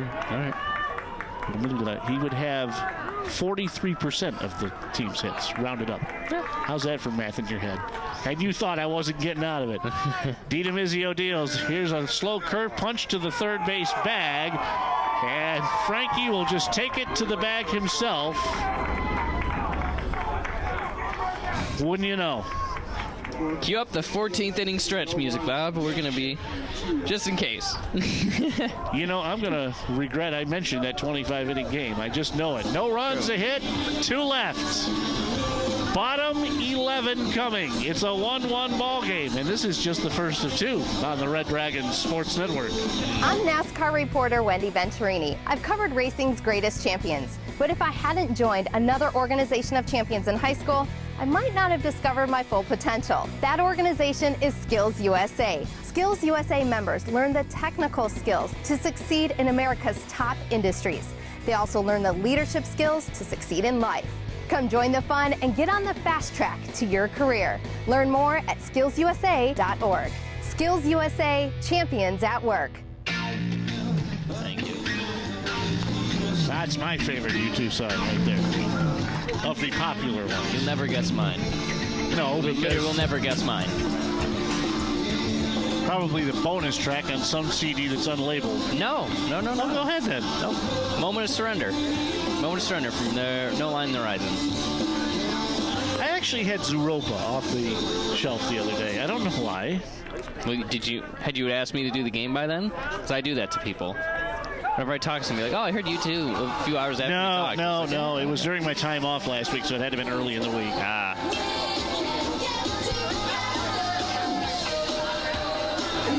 Top of the order for Oneonta. Burns, Sheeran, and Kurdesky. Against Turner Perry, who uncoils a fastball, strike 1. Inner half above the knees. A grounder to short, hit by a pitch. Grounder back to the pitcher, grounded to short. And he swings and misses at a Perry fastball. Well, Oneonta is probably in the best position they can be, starting off the inning at the top of the order, but it's really not saying much considering the offense, or lack thereof, that we've seen today. And a pitch swung on and missed. Good morning, good afternoon, good night. Yeah, case in point also. The center fielder, Sheeran. And now Perry has struck out the last 3 that he's faced. And here is Sheeran, who is nothing out of 4 with a strikeout. That, though, against Mr. Lamondo, who once again is a hard luck no decision in this game. Yeah. And a strike from Perry on the outside edge on a fastball. And another fastball. Wow. Home plate umpire says outside corner. Just not so sure. Just goes to show that the win-loss stat is the most useless stat among pitchers. And the 0-2. Grounder slowly toward third. Figueroa to his left. Puts the glove on it, throws off the bag, but either Clock made the tag. Yeah, he reached back with the glove to make the tag. It's a good sign of a good first baseman. So 5-3 with a thank you note from Figueroa to Austin Clock. And here's Kurdesky, who has 2 of the 4 hits for Oneonta. This is a recording. And Perry, fastball up and away, ball 1.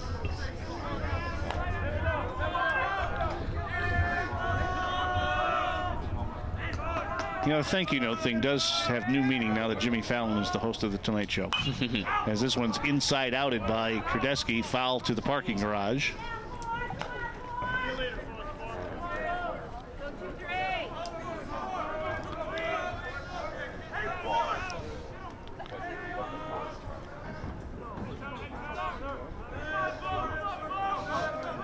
Perry taking his time now, deals, swung on and missed.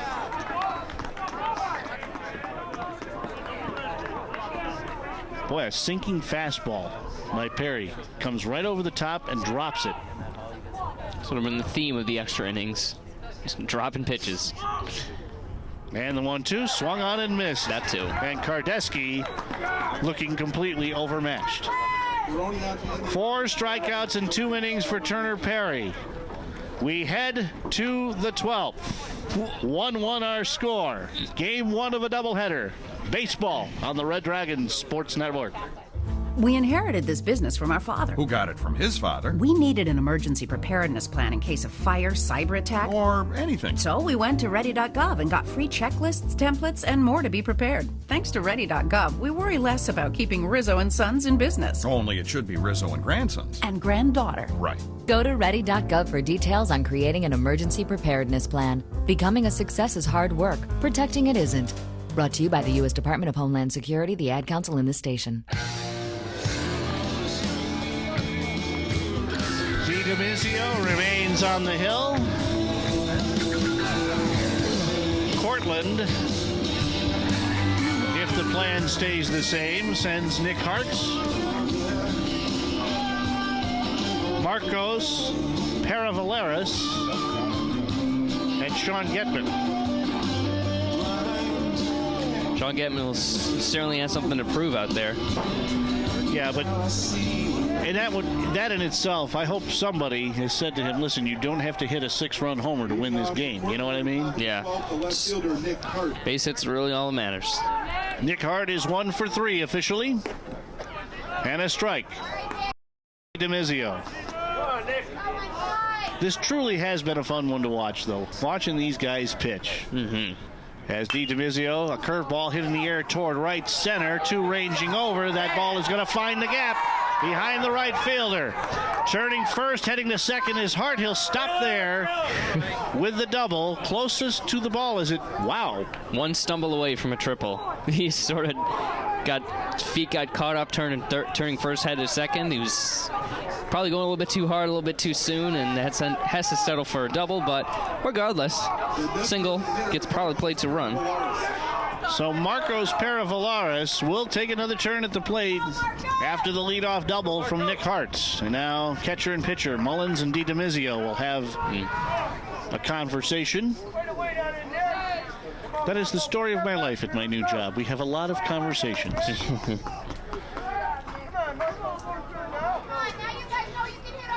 I can't hide. I'm still having fun with it, though. It is more challenging than ever right now, but when you see change, you know? It's good stuff. Paravaleris was a strikeout victim his first trip, if my scorecard is right. It also must be nice after not seeing any change here for 11 innings of play, just about. Well, 9 anyway.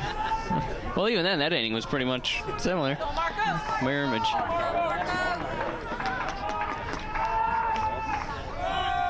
And now the bunt laid down the third baseline foul. What is that? Coach. That's a champion over there. Can't knock it when you win one. You know, one of those eventualities last year was, so yeah, it's about our time, our turn. You saw just the first game of that regional. Yeah. And you just knew it with all the game against Amherst. The next day it was the one that convinced. Clean sweep throughout the World Series. Pretty amazing. And now again, Paravaleris bunts, he misses. And that's in Oneonta's heads.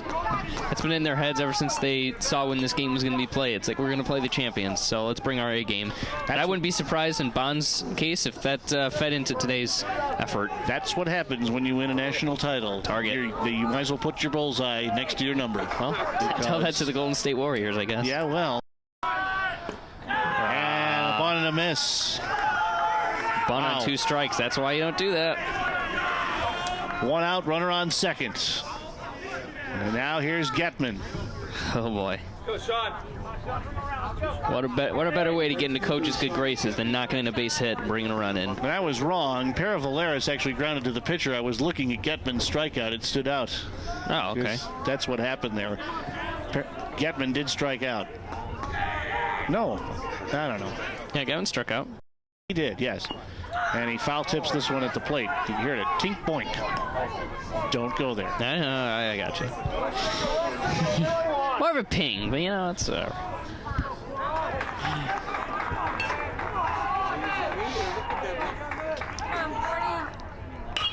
And here's a slow bouncer, left side, grabbed by Frankie.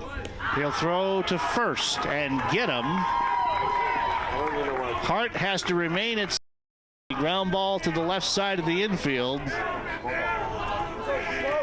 2 outs for Justin Teague. Oh, not so fast, my man. Oh, really? It looks like Connor Manderson will be stepping up to the plate. Yep. That's a lot of time for Teague to be at catching and stooped over like that. I was kind of waiting for this to happen. Manderson has a very good bat, too. Number 26, Connor Manderson. I got it. Don't worry. Connor Manderson, .310 average. He's played in 13 games, started 8-9 of 29 from the plate. Scored 6 runs, has got a triple and a home run to his credit, 9 RBI, an on-base percentage of .382. So, guy, like you said, a lot of pop. Part of that now sophomore. Yeah. Triple and a double, triple and a homer, but no double. That's funny. Don't see that too often. And he grounds this one slowly into no man's land. The first baseman slides off. No play. It's an infield hit for Manderson. I mean, that helps, but at the end of the day, that just frees up second base to be a force.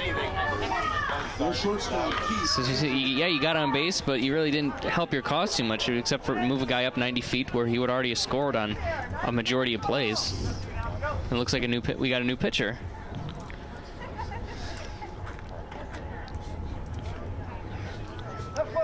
So Manderson reaches on the 90-footer, 60-footer, basically. Hart goes to third. Never mind, no new pitcher. Just a meeting how to get out of this. Yeah. Get obscured with the windows and thought the first baseman was the pitcher. Oops. We've seen crazier things. Yeah, that's for sure. I'm sorry, but come in from the outfield. We need you to pitch. Well, no, I think the one that always got me was when George Dweed was allowed to pinch hit and he had that single. True. Here's a curveball to Keith Andrews for a strike. The elder statesman of the club. The ripe age of 26 years old. I literally almost retired after that one. Yep. And another breaking ball. Slow bouncer, third base side. Joe Brown lets it go by. I'm no longer going to pick on him about these things because he is the national champion. That's true. You don't have to do that anymore. Yeah. No balls and 2 strikes. How good would this be for Andrews, who's not regarded for his offense, to grab a base hit to plate the go-ahead run right here, which is 90 feet away in the person of Nick Hart. Here's a curveball down and in. The runner from first takes off. There you go. That eliminates the force.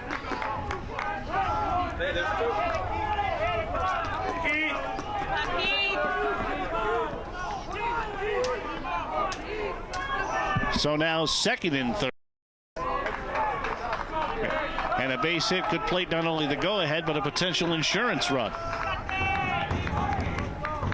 Cortland will take that 190 feet away. The 1-2. Low. Good eye by Andrews. 2-2.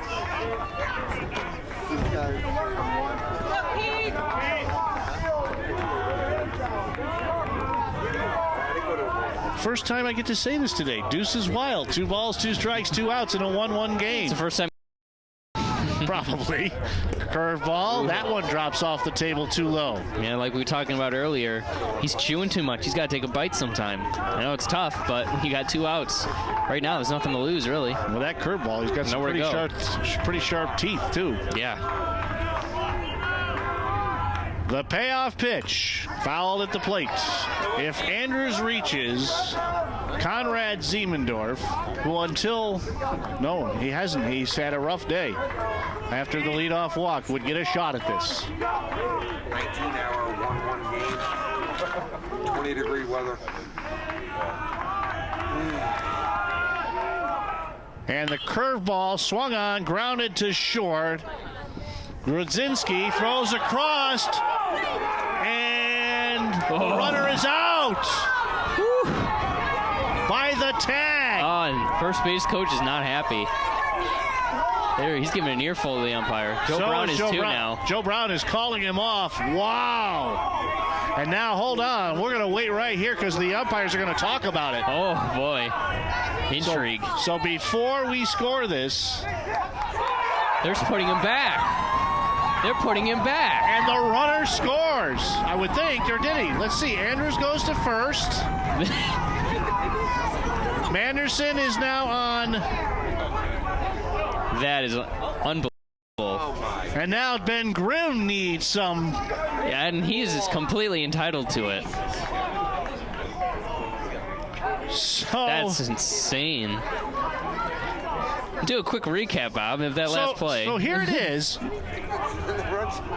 The ground ball to the shortstop, Grodzinski. Throw up the line, or down the line, toward the plate. Pulls the first baseman off the bag. We had to wait and see because Oneonta thought they were out of the inning. Because the umpire called out. The field umpire, right? Yes. Yeah. Field umpire. And then Joe Brown, and I don't know who's coaching first this year. Somebody. Who's coaching first this year, Fran? It is Max. Yeah. I thought so. So that in itself is a surprise to see Max Rosen get that animated. He argued. Joe Brown came out and they reversed the call. It goes as an error. Well, they didn't 100% reverse the call. They brought the teams back on the field and they're still talking about it. But regardless, I can't help but side with Oneonta. The call was made. Whether it was the right one, the umpires, I think, has got the best look. But I think the call is final. Ben Grimm is getting an explanation, but we see the runners. Yeah. So I would. So here it is. If it stands, Manderson is on third.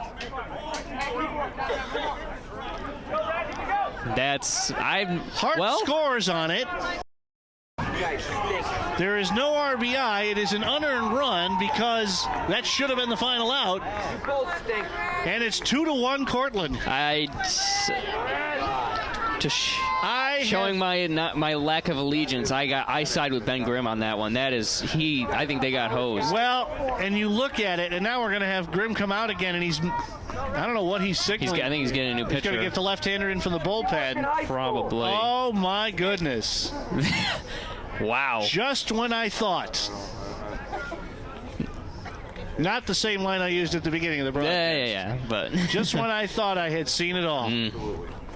Unbelievable. Absolutely pathetic. To reverse that call, I can't get past that, Bob. That's the wrong decision. Let me just point out to you, just a thought here, there's instant replay in baseball now. Yeah. That in itself, but that is to make the call and then reverse it. Unless the home umpire had a better look. But it looked to me like they got him, to be honest with you. Well, the bottom line is it's 2-1 with 2 outs here in the top of the 12th, and Cortland on a play that will be talked about for many moons to come in our small circle. And now Conrad Ziemendorf bounces one foul up the first baseline. I obviously can't speak for Ben Grimm, but if I were in that position, I would already have a first draft of my letter of inquiry, or at least complaint to the NCAA, because that's shoddy officiating. You can't, And here's a curveball bounced up the first baseline foul, and the count 0-2 to Conrad Ziemendorf.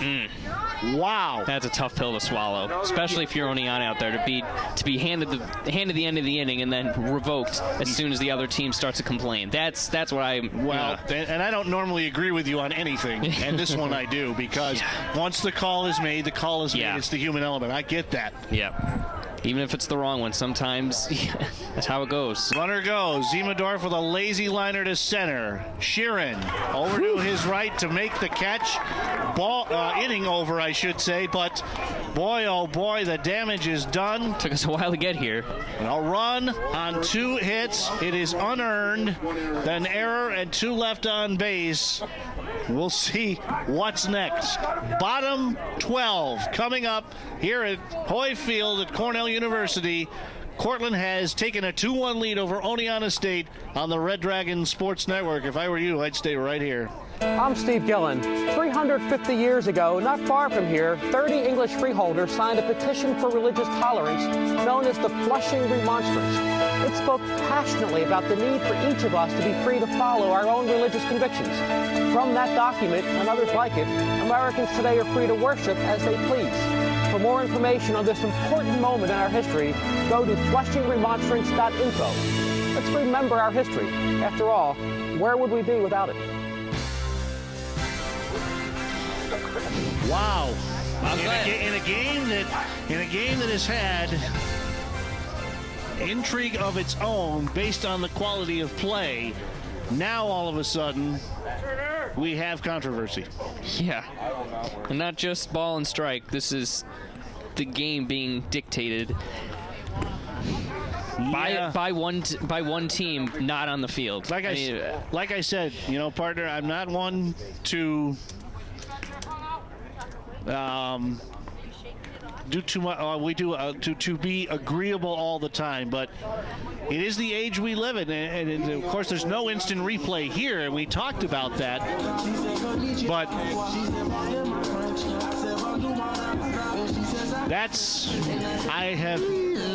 I can't believe what I just saw. Yeah, likewise. I'm to take them off the field and then say, all right, come back. That's. Whew. I don't know. So let's go through it again. Yeah, it was a grounder to short, which Grodzinski fielded. His throw pulled the first baseman, Stamil, who was at bat, by the way, off the bag toward home plate as Stamil fouls it back. The field umpire made the call that the tag had been applied. No, the tag hadn't been applied. He was safe. That was the. Oh, that's right.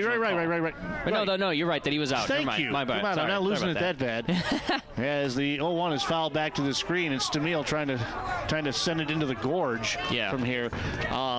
So the throw pulls Stamil off the bag. The field umpire down the first base line makes the call that the tag has been applied. Max Rosing, Cortland first base coach, goes crazy on the call. Joe Brown comes across, they talk about it, and reverse the call. The home plate umpire reverses the call. As this one's hit in the air toward the gap in right center, ranging over, sliding, and unable to come up with it is Getman. Leadoff runner for Oneonta State. And Stamil, of course.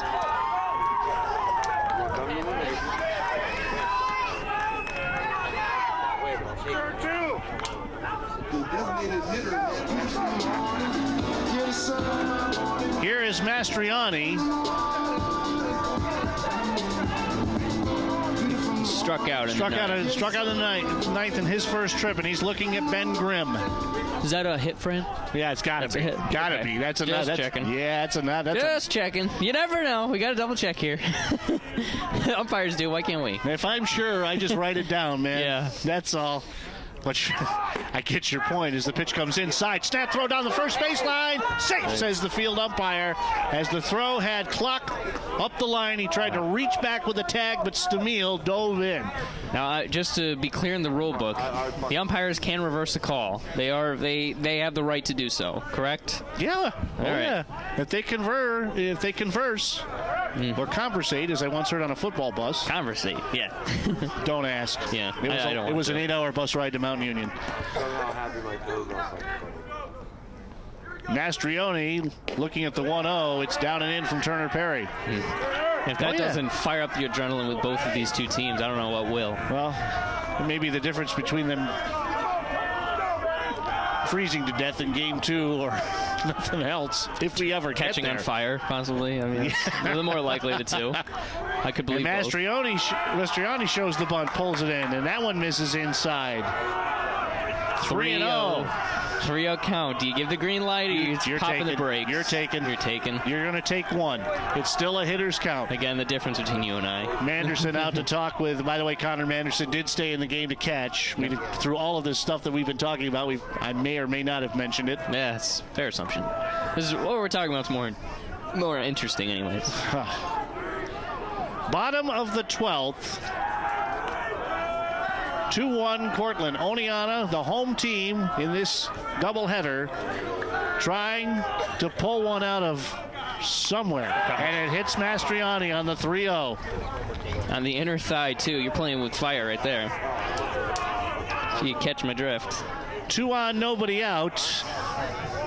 Don't see much happening down the left field line. Well, they're behind. Well, I know, but I can screen. still have. I have a view, and Yeah, I don't see anything happening back there. Nothing behind that screen. And Sean Mullins will take to the plate. Officially 1 for 3 with 2 strikeouts. I got it right here. Yeah, no, I'm just making sure. Yeah. Single in the second is that one. At least it's the original and not the dance remix. I love both equally. I know. Now we see some conversation going on at the mound, and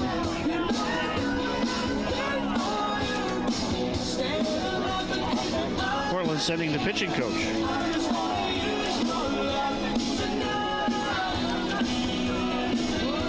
Going to assume that's Brandon McLean.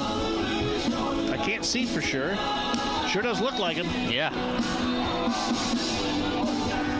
Amazing how they can go from player to coach in a matter of months. That one could. And be so good at it. Like, that's... How would you like to have been Portland last year to have what? Oh. It was Nick Senatiempo, okay. Oh, yeah, I remember reading about that. Nevertheless, I can still make the point that I was going to about McLean. How would you like to have been on a team, been an All-American, and had the luxury of having Brandon McLean himself be the 4th starter last year? Yeah, jeez. So here we go. Mullins against Perry. And now Perry steps off and makes eyes with the runner back at second as if to say, you stay put, or at least close. Left-handed batter against the right-hander Perry, and this one goes through the legs of the catcher. The runner's going to move up. Both of them. I'm a believer. That is a pass ball against Connor Manderson, and rightly it should. That was at a place that fundamentally... I've always been a believer in karma. Let's just say that.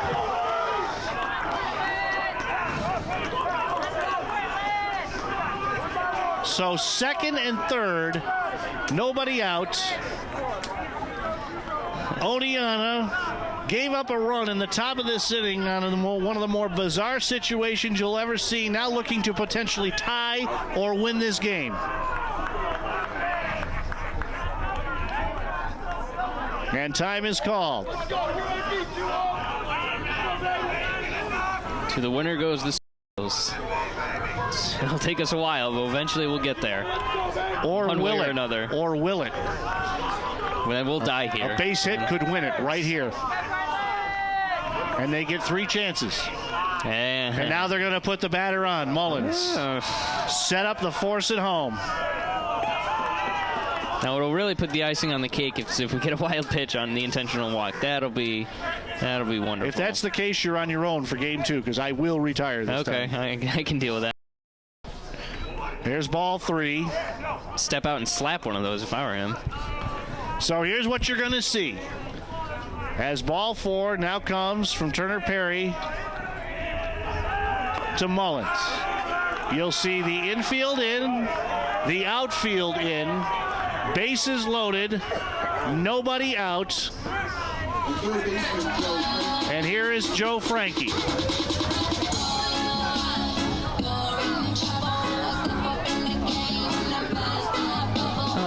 For 4. What a moment for redemption here. The only one playing fairly deep is the right fielder. No, even he's in. And now he's coming in. Yep. Getman. Everybody else in. Middle infield. Yeah, coming in now. And a swing and a miss. Turner Perry blows it by Frankie. Yeah.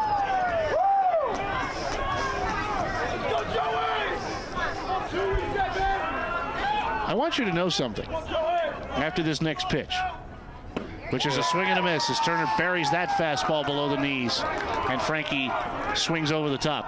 I almost said no to doing this. Yeah, well. Remind me the next time I get to almost to stop thinking.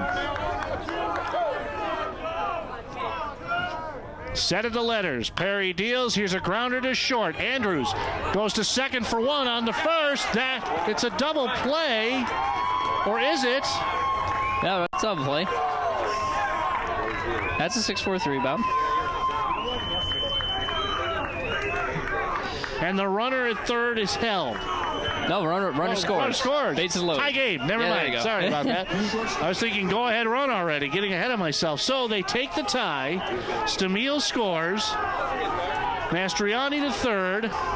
Frankie hits into the 6-4-3 double play. The game is tied at 2. And here's a swing and a popper foul down the right side by Grudzinski. Not Grudzinski, the man whose throw caused the controversy. Yeah. In that last inning. Let's see how it plays out. So no RBI.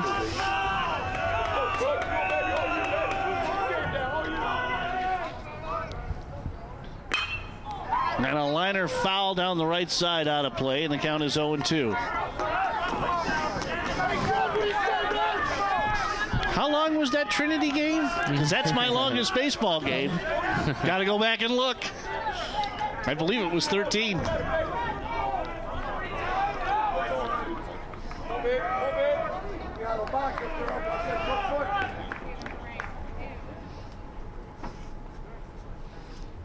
And here's a grounder through the left side.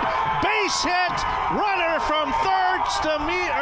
Mastriani scores. And Oneonta snatches one from the jaws of defeat. They win game 1 in a wild one by the tally of 3-2. And let me tell you, you're not going to get a victory as satisfying as that one. When you feel like you had the rug pulled out from underneath you, they stomp their foot down and say, no, you can't take this game away from us. We'll take it away from you. That is beautiful. And right before that pitch, I don't know if you heard about it, I was going to say something. I didn't want to ruin the moment. Quiet as a church at midnight on a Tuesday. It's just there's no noise to be made except for the wind, except for the ping and the celebrations. How about that? All right, let's go home. What do you... Oh, boy. Yeah, man. Boy, if you're Cortland now, where does this put you in the SUNYAC? In a heap of trouble. Yeah. Is it possible that Cortland could not host the SUNYAC baseball tournament for the first time in forever? Well, they're at 6-4, so without any knowledge of what's going on, they're still in third place, as New Paltz is right behind them at 5-5, so 500. But we'll try to get some scores. I know there's one league double header taking place, Oswego Fredonia, I believe, and we'll try to get some information on that. But we'll be back to recap this one. It does get no better. Yeah. The Oneonta State Red Dragons, who, man, who, Let's take a break and try to collect our thoughts. Yeah, maybe. I think we have no choice right now. Oh, boy. They win Oneonta State game 1 of the doubleheader, 3-2 in 12 innings. Back with the recap in a moment on the Red Dragon Sports Network. Don't go away. Here you are, Polly, my latest culinary creation. These fish fillets look wonderful. They are. I just used a small amount of a vegetable oil that's low in saturated fat. Does that matter? It does. Oils like canola, corn, and olive mainly contain monounsaturated and polyunsaturated fats, and they can help reduce bad cholesterol in your blood and lower your risk of heart disease and stroke. How do you know? The American Heart Association told me at heart.org/facethefacts. Canola Info proudly supports the American Heart Association's Face the Facts campaign. Jen, I have something to tell you. Yesterday, I was diagnosed with bipolar disorder. How about a slice? Let's hit the food court. Jen, I have something to tell you. Yesterday, I was diagnosed with bipolar disorder. Well, we could just go see the 740 movie instead of the 645. Jen, I have something to tell you. Yesterday, I was diagnosed with bipolar disorder. You just need some new earrings and you'll feel a lot better. When a friend tells you they've been diagnosed with a mental illness, it can be a little awkward. But what's even more awkward is, if you're not there for her, she'll be less likely to recover. Jen, I have something to tell you. Yesterday, I was diagnosed with bipolar disorder. Girl, I'm here for you. Whatever it takes. Mental illness. What a difference a friend makes. For more information on how to help a friend dealing with mental illness, go to whatadifference.org. This message is brought to you by the Department of Health and Human Services and the Ad Council. Every 28 seconds, a car in the U.S. is stolen. Don't become the next victim. In times like these, a little extra precaution can go a long way. Never leave your keys in the ignition. Always lock doors and keep windows closed. Equip your car with an alarm or other theft deterrent device. If you become a victim of auto theft, report it immediately to your local law enforcement agency. To learn more about protecting yourself from auto theft, visit ncpc.org. A message from the U.S. Department of Justice, National Crime Prevention Council, and the Ad Council. The SUNY Cortland Alumni Association has a long-standing tradition of providing many programs that affords more than 57,000 alumni opportunities to stay involved in the life of the college. Through its New York State and regional chapter structure, the association provides 30 or more off-campus programs each year. These diverse offerings include charter trips and travel programs, special gatherings at local points of interest, career networking and business card exchanges, and more. Alumni are welcome to visit the Alumni House located at 29 Tompkins Street. This historic mansion offers a beautiful setting for lodgers, reunions, parties, family gatherings, weddings, retreats, and more. To learn about the Alumni Association programs and events, as well as the Alumni House, please visit their website at www.cortland.edu/alumni.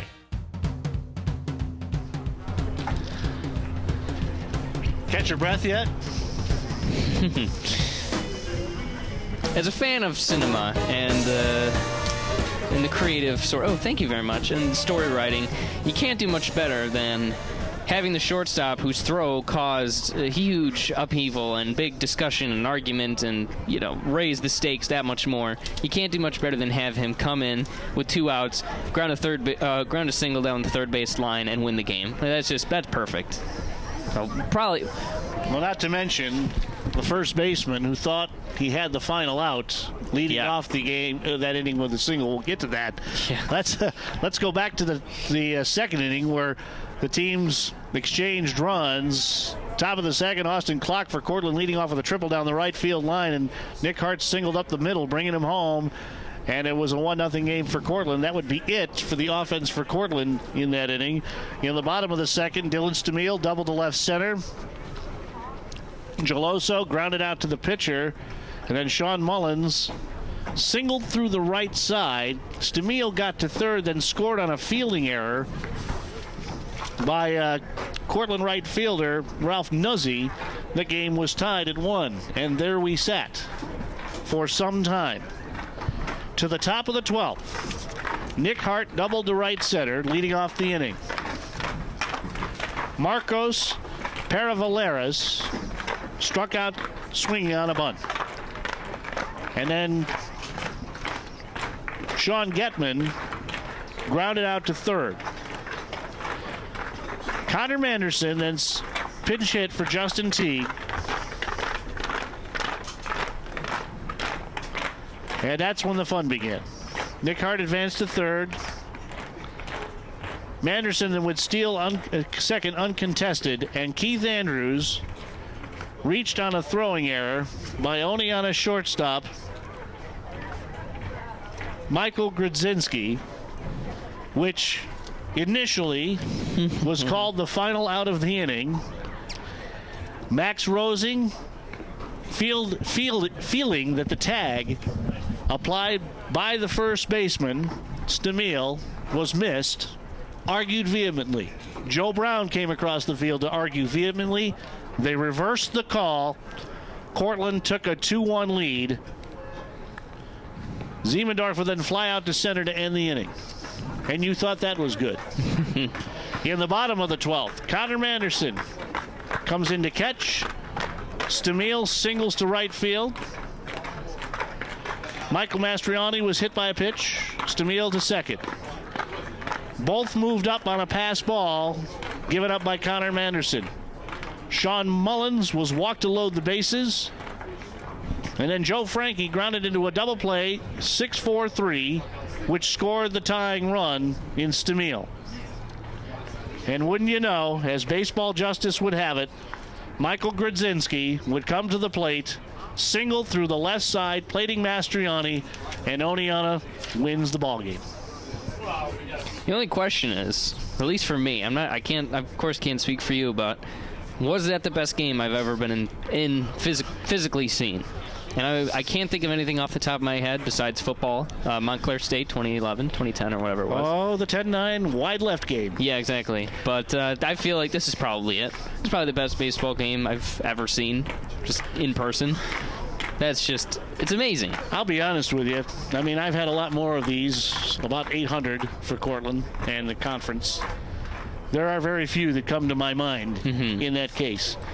The Montclair football game does come to mind. That's always my go-to. Best game I've ever seen. Well, I'm not even going to give you that because the 2012 goal line stand in the Cortica Jug game. That's fair. That's different strokes, but the extra inning win that we were talking about for Cortland over Oneonta in baseball, in 12 innings, 5 years ago.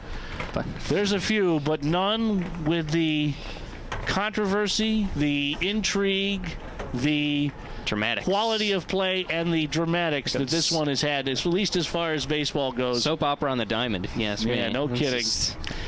Well, we're going to take a break, and we'll come back in a moment. We'll have some out-of-town scores in the final line on this one. And we got 7 more to play if our hearts can take it here.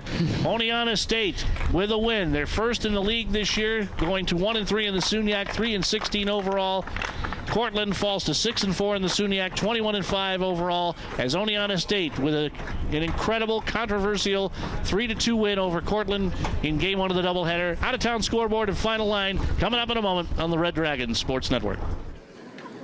Coming up next is a really funny guy. You all know him. Let's give it up for Alonzo Bowden. Alonzo! So my uncle calls and he says he's dizzy and he's losing his balance. I'm like, Unc, you want me to take you to a doctor? He's like, no, I'm gonna look up the symptoms. I said, your symptoms are you're dizzy and you're losing your balance. So he said, I can't get on the internet because my arm is numb. I said, well, use your good arm and dial 911. Stroke's no joke. If you or someone you love is showing symptoms of stroke, don't call family, don't dial a friend, don't wait because it might be too late. Dial 911. Time lost is brain lost. Seriously, dial 911. Learn all the symptoms of a stroke at strokesnojoke.org. That's strokesnojoke.org. A public service announcement brought to you by the American Stroke Association and the Ad Council. Red Dragons alumni and fans, show your Cortland pride. Whether you're following today's action on the web from Maine or California, you can order official SUNY Cortland apparel with a click of a mouse. Auxiliary Services Corporation has sweatshirts, polo shirts, blankets, mugs, decals, and much more. Find the right item and size on the College Store website at www.cortlandasc.com. Or if you're in town, stop by New Big Hall. During the school year, weekend hours are Saturday from 11 to 4 and Sunday from 11 to 3, with convenient parking just footsteps away. Show your team spirit and visit the College Store today. Well, on the out-of-town scoreboard from the SUNYAC in league play today, we know that Oswego has defeated Plattsburgh in a single 9-inning game by the tally of 16-6. That completes a weekend sweep for Scott Landers and the Lakers over the Cardinals. We know that Brockport had Hamilton in a non-league affair. Haven't got anything in on that one yet, and wondering about Brockport Hamilton 3-1 in the bottom of the 5th, and that's Brockport is trailing Hamilton. Interesting baseball. What about New Paltz and Fredonia? No, you vent for a second. I'll grab it. All right, we'll get that in for you in a moment here. That is, I believe, a doubleheader. Pretty close, at least. They won the first game 4-0. Did New Paltz over Fredonia State? New Paltz did. And looks like 2-0 New Paltz, bottom 4 in the second game. Yep. So that's the out-of-town scoreboard for you. Here in this one, the final line. Oh, wait a minute. Before we do that, we got to do players of the game. So, Mason, you go right ahead because I can't touch this. The merit list players of the game. The merit list, okay, of course. As for Cortland, since offense was at a premium and he's got the only RBI, I've got to go with Nick Hart on this one. It's 2 for 4 from the plate, scored a run, had an RBI. Because I don't want to say the pitchers almost negate each other, but in a game like this, at least for Cortland, for the losing team, I got to give the person who was able to produce the most offense, and that was Nick Hart. The clock was great, but didn't end up. He never scored a run. He never drove in a run. He just walked in and scored it. So that's too easy. Can't give it to him. As for SUNY Oneonta, it's obviously Thomas Bond. He played beyond his stat line, threw an incredible game, 9 innings, 5 hits, 1 run was earned, walked a couple, struck out 11 Red Dragons. Nobody does that against Cortland and gets away with it, or at least gets out alive. As much as I like Grudzinski and some of the great plays he made, both on offense, very late at least, and then on defense, they wouldn't have been there without Thomas Bond. And he also did almost make a mistake that cost his team the game. So, whether the validity of that is, legit or not is kind of a question, but I got to go with Bond. I'm still going to give honorable mention to both Grudzinski and Stamil for going from the outhouse to the penthouse in 1/2 an inning. No, Stamil, he had hit before that, so he wasn't so much in the outhouse as he was in the front yard, maybe. Well, just figuratively speaking. So the final line on this one, in 12 innings, Oneonta 3 runs, 6 hits, and an error, and they left 6. Cortland 2 runs, 8 hits, 1 error. They leave 8. The winning pitcher is Chris DiDomizio, 2-0 on the season. The loser, Turner Perry, in hard luck fashion. He falls to 2-2. The game goes in 3 hours and 15 minutes. Not bad for the 12-inning affair. We've got 7 more left to play. A song there comes to mind when thinking about the Oneonta Red Dragons performance. The loser now will be later to win. And let's end it there. Let's leave it right there. Poet Bob Dylan. So Oneonta State, rock and roll's greatest poet, although he said it was Smokey Robinson. So Cortland loses to Oneonta State. Game 1 of the doubleheader, 3-2 in 12 innings. We're probably about 15-ish minutes away from the start of Game 2. We're going to pause now, and we'll be back in about 10 or 12 for what could be, who knows, in Game 2 of this one. Cortland falls 3-2 to Oneonta State. Game 1 of the doubleheader. The 7-inning nightcap of this one coming up in about 10-15 minutes on the Red Dragon Sports Network. Don't go away.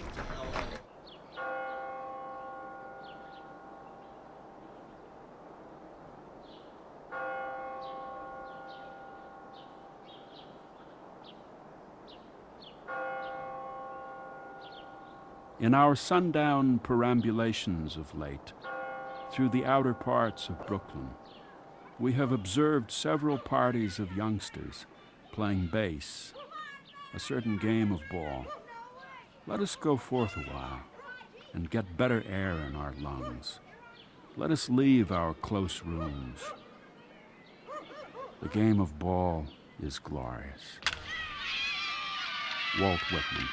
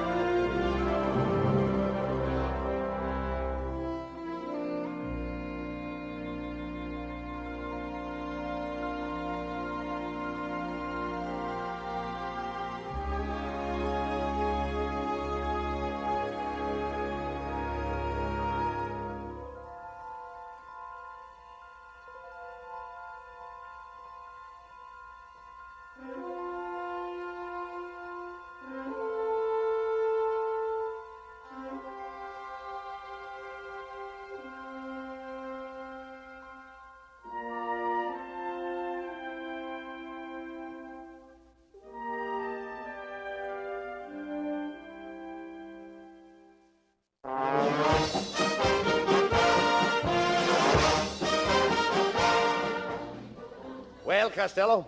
I'm going to New York with you.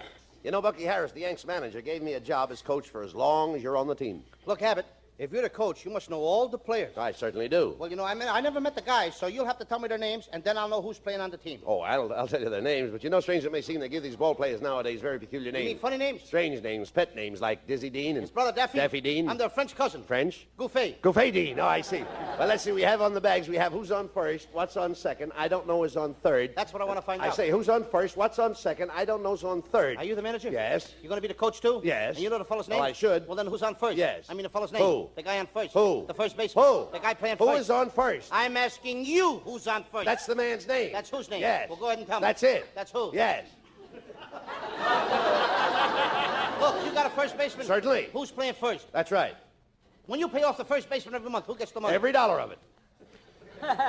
All I'm trying to find out is the fellow's name on first base. Who? The guy that gets the money. That's it. Who gets the money on first He does, every dollar. Sometimes his wife comes down and collects it. Whose wife? Yes.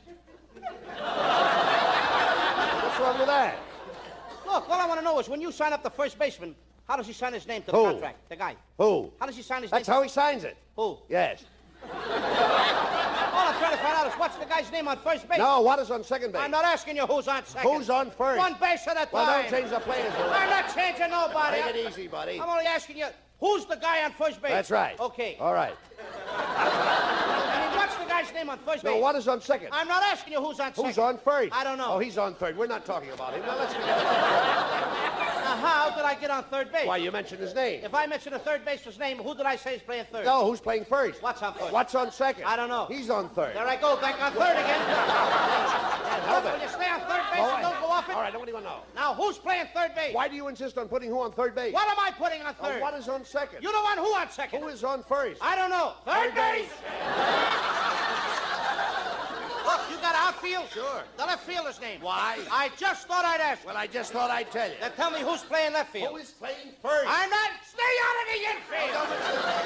I want to know what's the guy's name in left field. No, what is on second? I'm not asking you who's on second. Who's on first? I don't know. Third base. And the left fielder's name? Why? Because. Oh, he's center field. Look, you got a pitcher on the team? Sure. The pitcher's name? Tomorrow? You don't want to tell me today? I'm telling you, then man. Go ahead. Tomorrow. What time? What time what? What time tomorrow you're going to tell me who's pitching? Now listen, who is not pitching? I'll break your arm, you say, who's on first? I want to know what's the pitcher's name. What's on second? I don't know. Third base. Got a catcher? Certainly. The catcher's name? Today. And tomorrow's pitcher? Now you've got it. All we got is a couple of days on the team. You know, I'm a catcher, too. So they tell me. I get behind the plate, do some fancy catching. Tomorrow's pitching on my team, and a heavy hitter gets up. Yes. Now, the heavy hitter bunts the ball. When he bunts the ball, me being a good catcher, I want to throw the guy out of first base, so I pick up the ball and throw it to who? Now, that's the first thing you've said right. I don't even know what I'm talking about. Well, that's all you have to do. Is to throw the ball at first base. Yes. Now, who's got it? Naturally.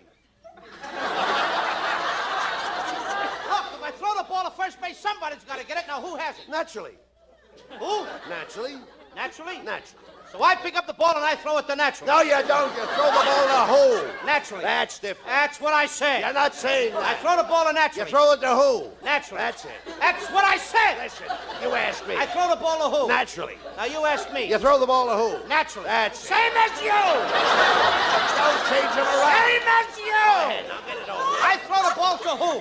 Whoever it is drops the ball and the guy runs a second. Yes. Who picks up the ball and throws it to what? What throws it to? I don't know. I don't know. Throws it back to tomorrow. Triple play. Yes. Another guy gets up and it's a long fly ball to because.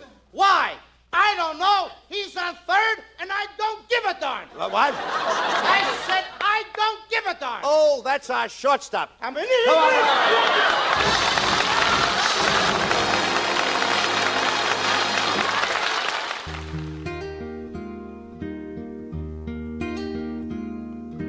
Little boy in a baseball hat stands in the field with his ball and bat. Says, I am the greatest player of them all. Puts his bat on his shoulder and he tosses up his ball. And the ball goes up and the ball comes down, swings his bat all the way around. The world's so still you can hear the sound. The baseball falls to the ground. Now the little boy doesn't say a word, picks up his ball, he is undeterred. Says, I am the greatest there has ever been. And he grits his teeth and he tries it again. And the ball goes up and the ball comes down, swings his bat all the way around. The world's so still you can hear the sound. The baseball falls to the ground. He makes no excuses, he shows no fear. He just closes his eyes and listens to the cheers. Little boy, he adjusts his hat, picks up his ball, stares at his bat. Says, I am the greatest, the game is on the line. And he gives his all one last time. And the ball goes up like the moon so bright, swings his bat with all his might. And the world's as still can be. And the baseball falls, and that's strike three. Now it's supper time, and his mama calls. Little boy starts home with his bat and ball. Says, I am the greatest, that is a fact. But even I didn't know I could pitch like that. Says, I am the greatest, that is understood. But even I didn't know I could pitch that good.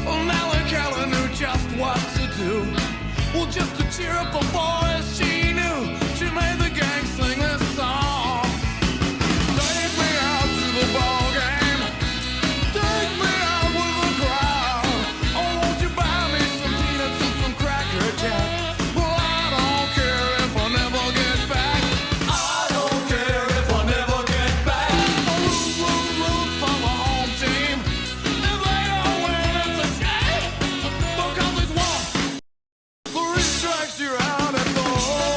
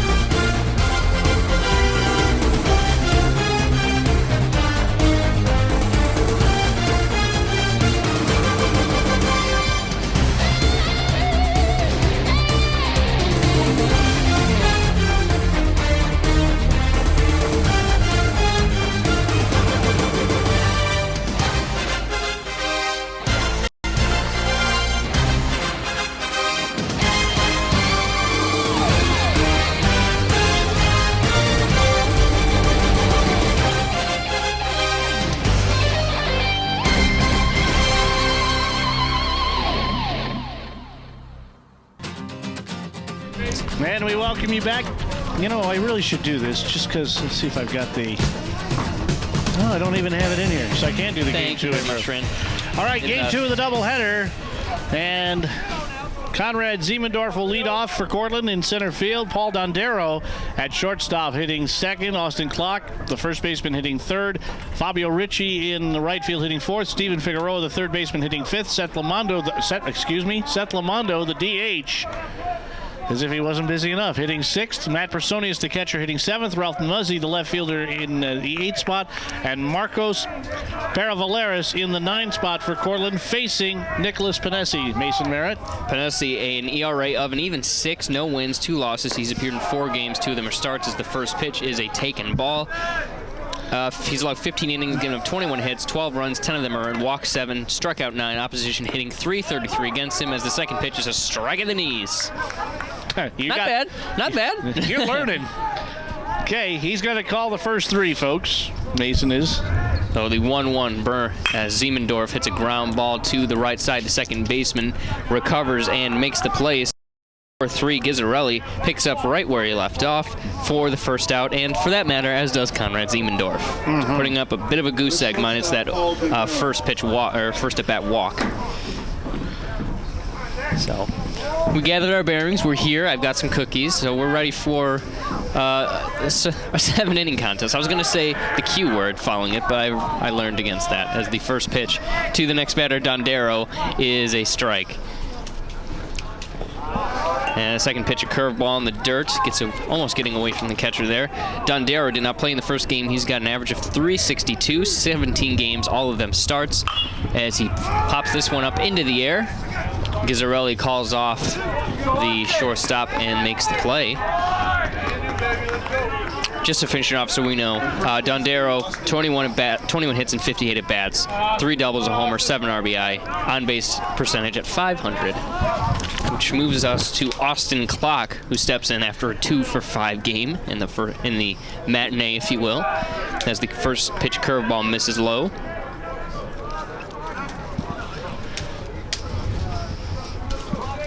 Panesi rocks and fires another, looks like a changeup, a little bit too low. So we start with a ground out to second base and a fly out to center, which is where we are, as clock shows bunt, pulls it back. Doesn't matter. It's a strike either way, as the count runs to 2-1. So you're saying Sheeran made the last out because I was busy yeah. Yep. Okay. Count even at 2. Deuce is wild to start.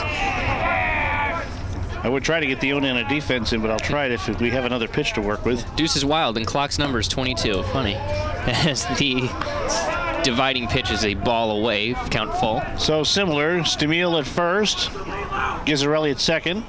As the 3-2 comes in, grounded up the middle, looking to find some room where nobody is. Gizzarelli gets there, throws to first, and he is out.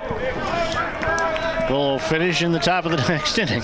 Yeah, pretty quick. In the first inning, no runs, no hits, no one left. In the first inning for the Red Dragons of Cortland, no runs, no hits, nobody left on. We're, of course, scoreless. Oneonta getting their first wax to coming up after the break. You are listening to SUNY Cortland Baseball on the Red Dragons Sports Network. The SUNY Cortland Alumni Association has a long-standing tradition of providing many programs that affords more than 57,000 alumni opportunities to stay involved in the life of the college. Through its New York State and regional chapter structure, the association provides 30 or more off-campus programs each year. These diverse offerings include charter trips and travel programs, special gatherings at local points of interest, career networking and business card exchanges, and more. Alumni are welcome to visit the Alumni House located at 29 Tompkins Street. This historic mansion offers a beautiful setting for lodgers, reunions, parties, family gatherings, weddings, retreats, and more. To learn about the Alumni Association programs and events, as well as the Alumni House, please visit their website at www.cortland.edu/alumni. The starting lineup for the Oneonta State Red Dragons reads similar to Game 1. Jack Burns in left, leading off. Sage Sheeran in center, batting second. Casey Krudeski in right, hitting third. Dylan Stamil, the first baseman, cleaning up. Donald Gelasso, the DH, hitting fifth. Sean Mullins, the catcher, hitting sixth. Joe Frankie at third, batting seventh. Michael Grzinski at short, batting 8th, and L.J. Gizzarelli hitting 9th, playing 2nd. Ben Moxley, the starting pitcher for Cortland, with a 3-0 record, an ERA of 4.09. 6 games, all starts, 22 innings, 20 hits, 12 runs, 10 earned, 8 walks, 15 strikeouts. The opposition hitting .233 against Moxley, who faces Burns, and here's Mason. And I did that in one breath. I believe that. So leading off, as you had so eloquently stated, my good friend, is Burns. Ben Moxley, first time I've been able to see him. Interesting. As he lets loose on a fastball just a little too far outside. As we already see, he's a bit of a different pitcher than Seth Lamondo. It's first time for me as well, partner. 26 of 27 first pitch strikes, or at least that's how it felt. As the 0-1, pretty much in the same spot, but he got the call this time. Count evens at 1. Yeah, it was a little tighter. I can see the outside edge from here. ESPN, they have the box that they edit into the games. I wish I had those sometimes. Cortland defense coming up perhaps after this pitch. As the 1-1 comes in, fastball floats outside. Take it away. So here it is. Austin Clark at first. Marcos Peravaleras at second. Paul Dondero at short. And at third, it's Steven Figueroa. Outfield coming. 2-1, popped up, shallow left field. Dondero gets to it, makes the play on the run. Easy first out. About as shallow as it can be hit. He was like 2 steps on the grass. So Sheeran steps in.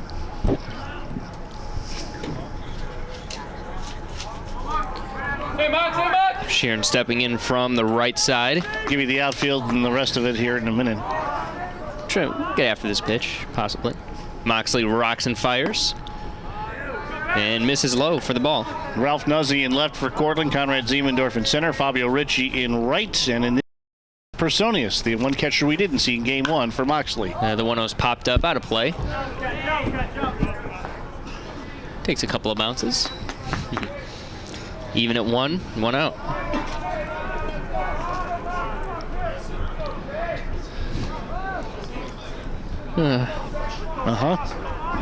So nothing says baseball like disorganized papers. Especially with us in game 2. Exactly. That personifies baseball. Love it. Moxley rocks and fires the 1-1. Slider looks like a slider curveball, maybe it's slurve. Misses low. Count runs into the batter's favor at 2-1. And is that thrown? Is that a thing anymore, the slurve? Yeah, sure it is. It is my baseball video game, as this pitch is fouled off behind the plate. Well, I think when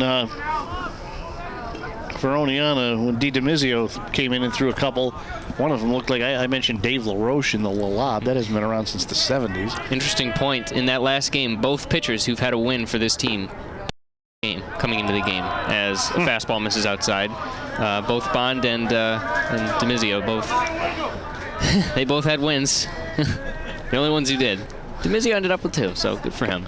Swing and a miss for Sheeran as he is set down on strikes. It sounded like he tipped the ball into the glove. I heard it.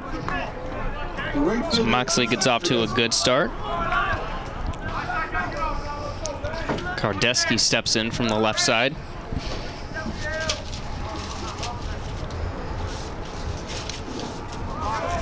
Didn't fare too well in the first game. Well, it did okay. 2 for 5 from the plate. In the game that needed offense, he provided as he pops this one into left field, giving chase, and not coming up with it is the left fielder Nuzzi. As sliding into second base for the double is Kardeski, a well-earned one at that. A little flare to no man's land. Nuzzi with a nice run, but it bounced on close to the line, stayed up there long enough for the turn to be made.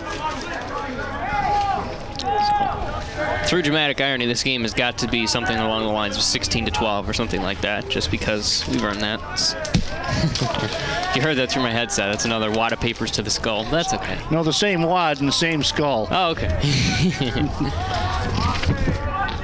Moxley stares in at his target. He's got Stamil. 2 for 5, scored 2 of Oneonta's 3 runs in the opening matchup. As the first pitch to him is a floating curveball that finds a little bit too far on the inside part of the plate for a ball. I thought for a minute that you were going to say too far foul. I was going to laugh. As we see our first person in shorts walk by, thank you for providing the comedic irony. hope you live with this decision. You've suffered for it. Among other things. As the 1-0 is flailed to right center field, giving chase. His 3, they converge. Nobody can come up with it. Runner comes to the plate. Tag applied, or was it? And it was out at the plate. Kardeski can't believe it. So count that as a single 9-2 to end the inning. Already the fireworks have begun. First inning, no runs on 2 hits, 1 left on. So in the first inning, Oneonta with no runs, 2 hits, 1 man left on. Giving the hand signals. I hope I did okay. Game tied up at 0. We go to the second inning and more Red Dragons baseball. Haha, on the Red Dragons Sports Network. Cortland, that is. I want to finish School. and then go to College. to be able to Graduate. and have The future. my parents couldn't have. Because I know that Going to college. is the best thing I can do for my Future. The words of a parent help to build the future of a child. The Hispanic Scholarship Fund has the information to help your kids go to college. Visit yourwordstoday.org or call 1-877-HSF-8711. Sponsored by the Hispanic Scholarship Fund and the Ad Council. All I saw was the end of that play because I was looking around trying to find my box score from the first game of this doubleheader. Fabio Ricci made a nice throw right on target to Personas because... And as we learned in this game, if you make a good play in the field, you always come up to bat. Ironically, right that song, Things That Make You Go, and then, boy, I'll tell you, that throw certainly did. Fabio Ricci, actually, in just this last game, snapped his streak of playing in every game, coming into this 407 average. 25 games, now 26, 24 of them starts, 33 of 81 hitting, 6 doubles, 3 triples, no long balls, 14 ribbies, and 484 average. And again, as Ricci steps in. And a key component to last year as well, especially late in the season. Yeah, absolutely. Not the typical outfielder's body, but hey, he gets the job done. More of a first baseman or catcher. Tell me what that is. Long and lanky. Ziemendorf, pretty much. That's an outfielder's body. As the first pitch is a ball on the outside part of the plate. I'm not going to dispute it with you because those are the things that give me worry lines and headaches. And I see second pitch is in the dirt for a ball. Love what you see what Mullins did that already. The ball hit the dirt. He turned away and still fielded it. Let's catch the ball and keep the dirt out of your eyes. That helps. I don't know if there's dirt down there. 2 balls, no strikes. In this case, it was for knock because that's not real dirt. First strike of the at-bat finds the outer corner. You know, they got it. Ricci does. He puts the fear of God into people from up there at the plate. Got some power behind him. As the 2-1 misses low, count runs to a hitter's count, 3-1. Get yours right here. A count we did not find. Not many batters found themselves in the last game. As Ricci powers this one foul well down the right field line. I can recall a couple, because we talked about it, hitters counted, but you're right. Yeah. The way those pitches, especially through the first 9, the way those pitchers, the starters were dealing in that game. Really didn't get too late in the count. we heard a lot of 2s, and it was strikes. Yeah, jeez. Full count, ball 4, as the pitch is too low from Panesi. So Cortland with their first base runner of this second game.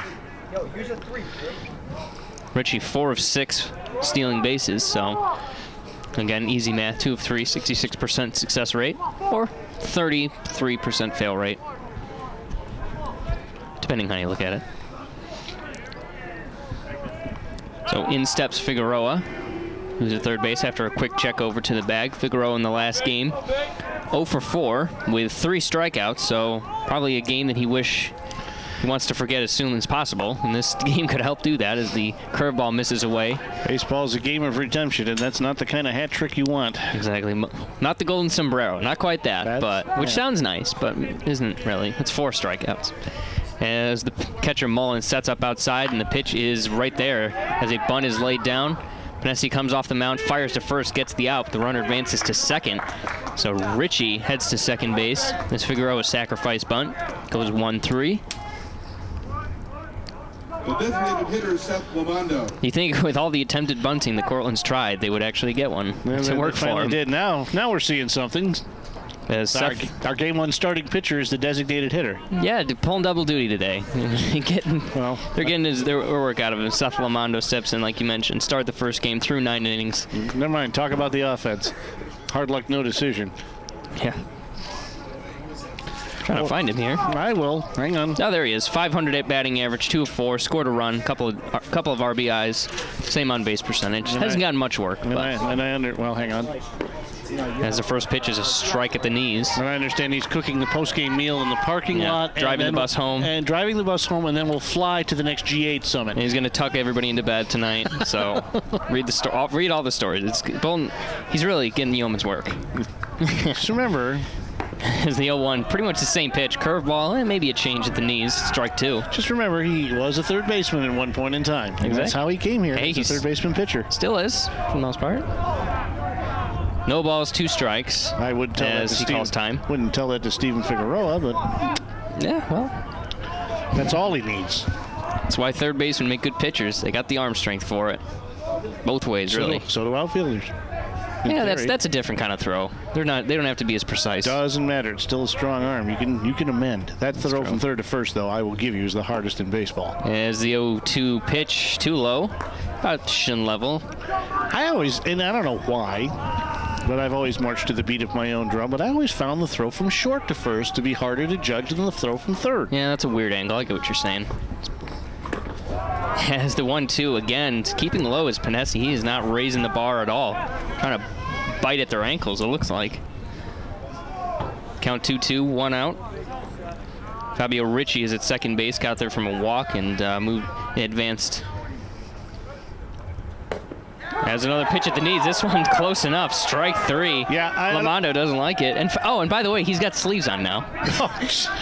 Good call. The catcher, Matt Personius. So, Lamando taking what he dealt several times in game 1 to the tune of 8. Yeah. So Personius steps in from the right side. Getting the start here. As Panesi steps off, checks second base. Personius on the season. We'll find it. There we go. Batting .204, played in 18 games, 13 of those starts, 10 of 49 from the dish, scored 8 runs, no doubles, triples, or home runs as the ball gets away. Runner advances to third, maybe a little bit more, pumps the brakes, he's going to head back. Richie doesn't try to press his luck, unlike the whammy game. Personius, so no doubles, no triples, no homers, knocked in 7 RBI, and a .278 on base percentage as we get that a wild pitch. Thank you, Fran. I was just waiting because I didn't see where the ball hit. I couldn't tell whether it hit the plate because I was looking half at that. And I thought I heard that. That's what I thought too, but that turned out to be. It was either that or the plate or the catcher's shin guard. So True. It was the plate in this case. 1-0 count to Personius. As the pitch is slapped to the left side, giving more chase, running out of room as this one hits the bottom of the wall. Is a left fielder. 1 run scores as Matt Personius is going to waltz right in for his first extra base hit of the year, an RBI double. And don't pinch me if you heard this one before, but the first runs of the game come in the second inning. We'll see how long it takes for the next ones. Hang on. I know. It's coming. There we go. There we go. As Burns steps in, Nuzzi steps in. Here's what gets me. Only once in a 12-inning game, and now twice, and we're not out of the second in the 7th inning. I work quick. What can I say? As Nuzzi swings and misses on that one. It's on that last play, the left fielder Burns. He backed up and just kept going and kept going and kept going. At the base of the wall. It looks like that one was never going to come down. No balls, 1 strike as Panesi misses outside. Slider that didn't slide too much. Great piece of hitting, too, if you think about it. Oh, yeah. Just going with the pitch. Oppo taco, man. Yeah. Not quite a taco, but it was more enchilada. Oppo enchilada. Count even at 1-2 away. Put down a chalupa. Yeah. Chipotle. 2-1, swing and a miss. Panesi blows this one right by the batter, Nuzzi. Do they have one of those in Ithaca now? Yeah. It's about 5 minutes away from school. Treat myself every week. Well, that clears it up. Yeah, so you got to take a left at the. No, it's right across from Five Guys as well. Oh, that's right. 1-2 count. Called strike 3 at the letters. Take a seat, Ralph Nuzzi. for Cortland in the second. In the second inning, Cortland with 1 run on 1 hit, no errors. They did leave a man on. And they, just like last time, they've taken the lead in the top of the second, 1-0. We'll be back with more baseball on the Red Dragon Sports Network in just a moment. If you have land with wildlife that you want to protect from hunting, trapping, and development, the organization to call is the Wildlife Land Trust. We've been part of the Humane Society of the United States for more than a decade, and we'll protect your land and the animals who make it their home forever. To find out more, call 1-800-729-SAVE. That's 1-800-729-SAVE. The Wildlife Land Trust, saving lives by saving land. Ed, who's that warming up Moxley? Is that Sicardo? Trying a flashlight and see if it shines off anything. You'll be able to tell. He's got a helmet on. Come on now. It might be. Looks like he was wearing a coat earlier. I think that... no, that's not him. Okay, can't be. Yeah, the profile doesn't match. That's too small. I'm sorry. Thank you for the... This is good chocolate, too. Yeah. Oh, it wasn't for me. They gave it to me. Oh, did they? Yeah. Oh, thanks, guys. What is it? Thanks, Nate. Thanks, Nate. Well, actually, reminds me this morning... I was talking with some friends, and I realized that, so I had said, I haven't had caffeine in 3 years, which I thought I hadn't, but then I found out that there's caffeine in chocolate. So I've been consistently on caffeine for the last 3.5 years, pretty much. That's not the dumbest thing I've ever heard, bro. The dumbest thing I ever heard came right out of my mouth. I'll tell you in a minute after Jalasa steps in here. Well, the last 3 years of my life have been a lie, but all right. Jalaso steps in. Geloso, excuse me. As the first pitch, swing and a miss, right at the knees. In the first game, where is he? 0 for 3. Struck out a couple of times. Not the best day, but certainly not the worst compared to some. His team won. That certainly makes it not the worst day. It's the 0-1, another swing and a miss. Same pitch, same spot, same result. It's Geloso down 0-2. No, I'll tell you the good one here after Moxley deals his pitch. Which is outside and away. Fastball misses. So I'd given up coffee at one point. I really had. And I looked at my mother and I said, I'm drinking Lipton tea instead. My mother hit me with a newspaper on the head. As he calls time. I just didn't realize. That's just one of those moments where you know you've just stepped in it. Yeah, I know. Like, forget it. That's what I found out this morning. I just couldn't believe it. As the pitch misses away 2-2. That explains my uncommon amount of energy majority of the time. It's very strange. 2-2, popped up high into the air, right up the silo. Calling off everyone else is Dondero, gets into second baseman's position and makes the play. Good old number 2, well, taking charge. At least he was looking for the throw from the catcher, but you're right.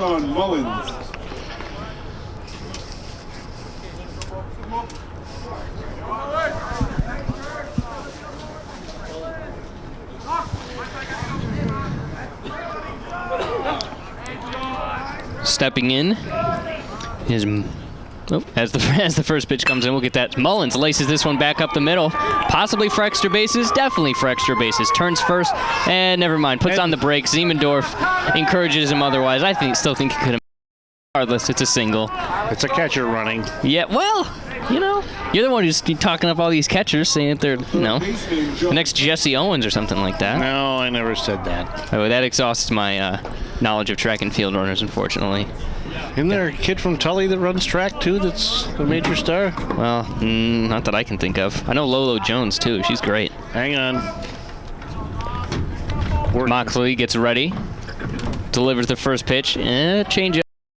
Possibly a 2-seamer inside. Misses 1-0. Brings up Frankie.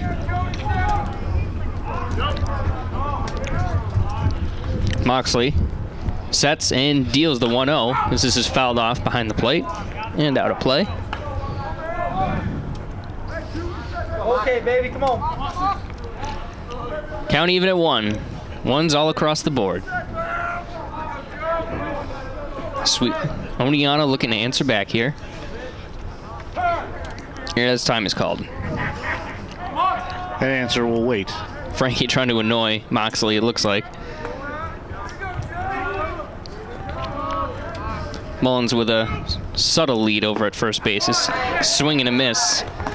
Going right over the changeup. Swinging right over the changeup is Frankie as the count runs in Moxley's favor to 1-2.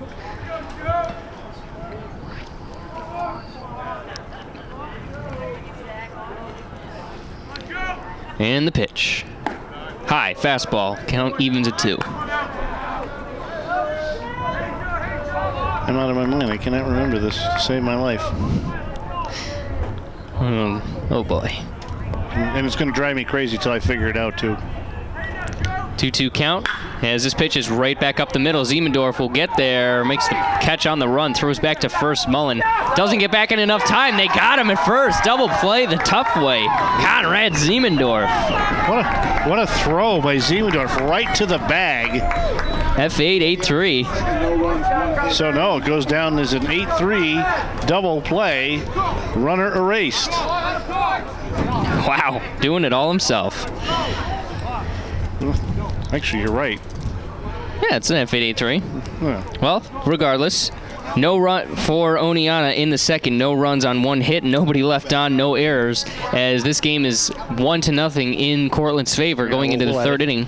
We're back with more on the Red Dragons Sports Network.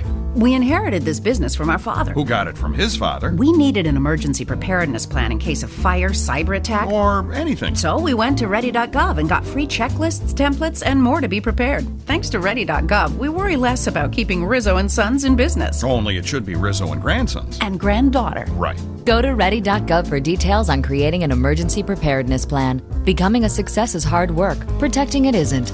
Brought to you by the U.S. Department of Homeland Security, the Ad Council, and this station. Yeah, there's that song again. Still good. So some stellar outfield defense so far on the way to the Red Dragons, Bobby. Dude. Dude. Always starts. The name I was thinking of was Lopez Lamong. Oh. Okay. Oh, wow. Yep. So now that we got that out of my system. Ziemendorf and what's his name? Richie. Both with some stellar arms. Richie had a little bit of a tougher job throwing him out at the plate, but Ziemendorf was just as hard going on the run and throwing a bullet to first base, catching what looked to me like a sleeping Mullins. He sort of gingerly headed back to the base and sort of turned on the jets once he got closer, but ultimately it was too late too soon, or too little too late. Too late too soon. Interesting. That's one to, you got to write that one down for the archives. Okay. As Panesi readies for the first pitch, laying down a bunt, and not succeeding at that is Pervalaris. As the count is 0-1. Marco. Polo. I was waiting. Rubio, 1-0, is popped up into center field. Backing up with plenty of room is Sheeran as he makes the catch. So top of the order for Cortland. You want to talk about Marco Rubio? We are certainly not in Florida. But nobody's losing on their home turf. Oh, man. Sorry, Ma. I don't want to know. I know nothing. Oh, he lost the primary. That makes sense. Right? Oh, yeah. Curveball finds the inside part of the plate for a first pitch strike from Panesi. He's got Ziemendorf, who's having a day he wish he would forgot, at least at the plate. Defense has been fine. Fitting the mold of the long, lanky, dark-haired center fielder that Cortland just seems to pump out year after year. As the 1-1 is fouled off by the netting.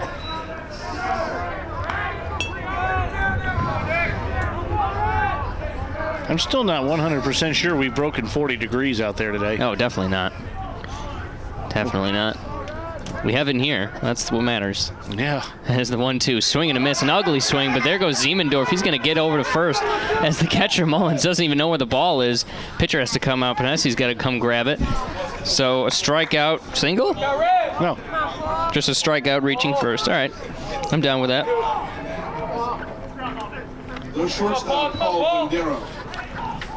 So, strikeout, wild pitch. Okay. Let's just make sure that this... Oh, yeah. Well, that means, so Don Darrow's going to come to the plate and expected not to have any base runner, but instead he's got one. First pitch to him. It plunks him on the behind, so he will take his base. But you got a lot more padding back there, so it's not as difficult or painful as the back. First baseman Austin Clark. That's what it's for. As Austin Clark steps in. Couple runners on base. As Cortland looks to further their lead. First time they've been in the lead for more than a couple of bats all day.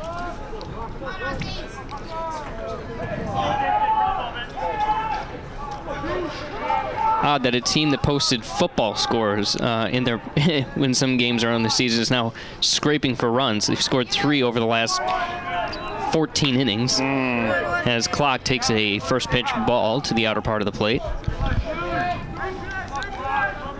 My phone still thinks I'm in Freeville. As the 1-0 is a strike at the letters, just about. Here, I got it. So much for this thing being a smartphone. Doesn't even know where I am. We're at 37 degrees, just about. That's what I got anyway. Yeah, that's good. Count even at 1 away. Clocks in. Runners taking modest leads as Panesi gives this one up. It's a ground ball to second base. Making the easy play out there is Gizzarelli. So the runners advance, but they do get the out.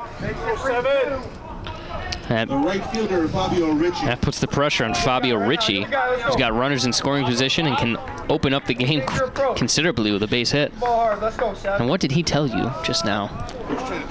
We didn't finish that thought.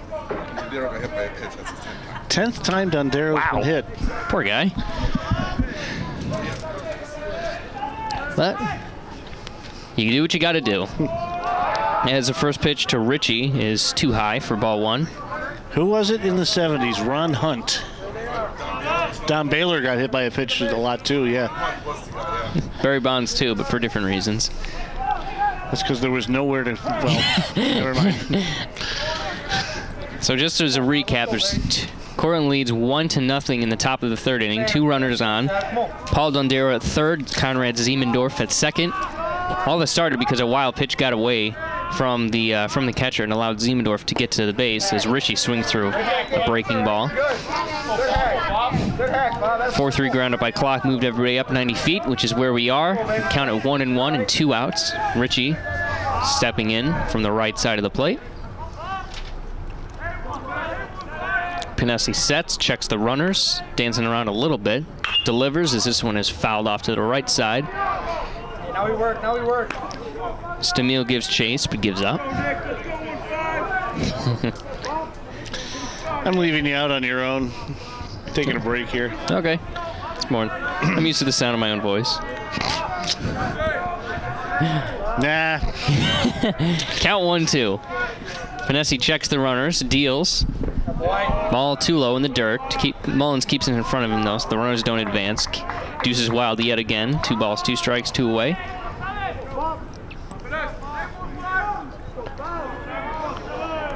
Cortland with less hits but more runs in this game so far. As Panesi gives a look to third. Rocks and fires another ball in the dirt. Ball 3. Again, Mullins keeping it in front of himself. I never did think to check to see if anybody who has the old email address, reddragonslive@verizon.net, might have checked in too. I should probably do that at some point. Full count, 2 away, runners on second and third. Fabio Ricci at the dish. As Panesi gets his sign, checks the runners, and deals a ground ball up the middle. Getting there, thrown across is Grodzinski, and that will end the inning and end the threat. Nice range to the left, too, by that shortstop. So for Cortland, no runs, no hits, no errors, but 2 were left on. How about that? As they lead 1-0 going into the bottom of the third, we will pick it up then on the Red Dragons Sports Network. Did you know that pharmacists work in hospitals? We work around the clock with doctors and nurses to make sure you get the best results from your medicine. We're the medication experts. So when you or someone you love is in the hospital and have questions about your medicine, ask for me, your hospital pharmacist. Brought to you by the American Society of Health System Pharmacists. Find out more at safemedication.com.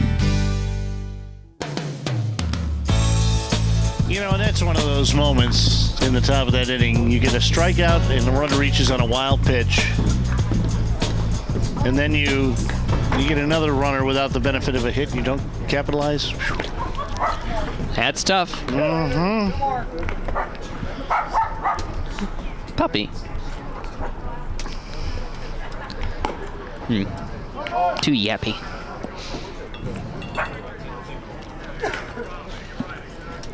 So Ben Moxley comes out for his third inning of work. He's run out a few hits, but nothing has come of it so far. And nobody's gotten as far as second base, so it all works out. And Grudzinski into the inning, so of course he will start it at the bat. No plate appearances, but he's had quite the day so far. 1 for 5 and an RBI in the first game, but it was a big one. Won the game for Oneonta after a lot of things happened. A contested call, and a flip call, reverse call, and it was a madness here for a little while. As the first pitch to him is in the dirt, blown away for a ball.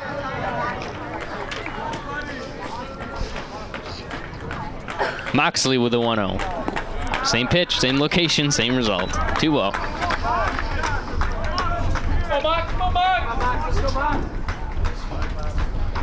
Two balls, no strike. As Moxley misses away, this time on a slider. Count runs 3-0. You know, if you don't like it, say it to my face, dog. I'm like, okay.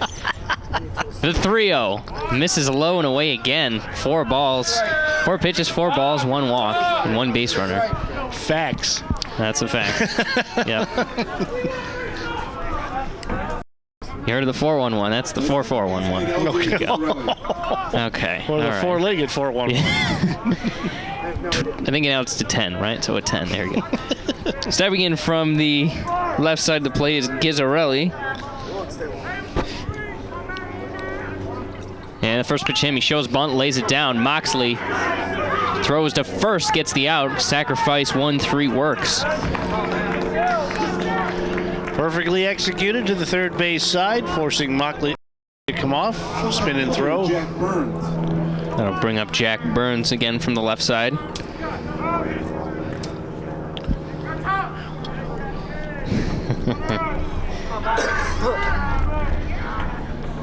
No balls, no strikes, 1 away, runner on second. As Moxley stares down his catcher, checks, spins, throws to first as this one gets away into shallow left field, but Dondero hops on top of it. You can never tell how far those things go, but turned out to be just a draw. I don't think it would have mattered because Grudzinski wasn't really paying attention. He'd gotten back in there, and I don't think it was far enough away anyway. A lot of excitement, but not much of a result. Moxley sets, checks the runner again. Dondero backs off as he plunks a guy right in the side. As Burns picks up the tough HBP.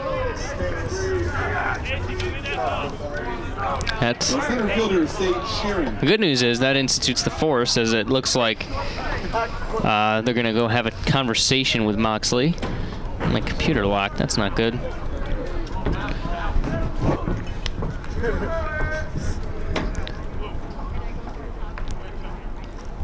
Pitching coach Nick Sinatiempo comes out to have a chat, as does the home plate umpire for some reason. Looks like he's pointing to his arm, and he's possibly having some discomfort. You don't often see cramps, but it looks like they're going to bring him out of the game. That's it. So we're going to have a little bit of a delay here because Ben Moxley's day is done.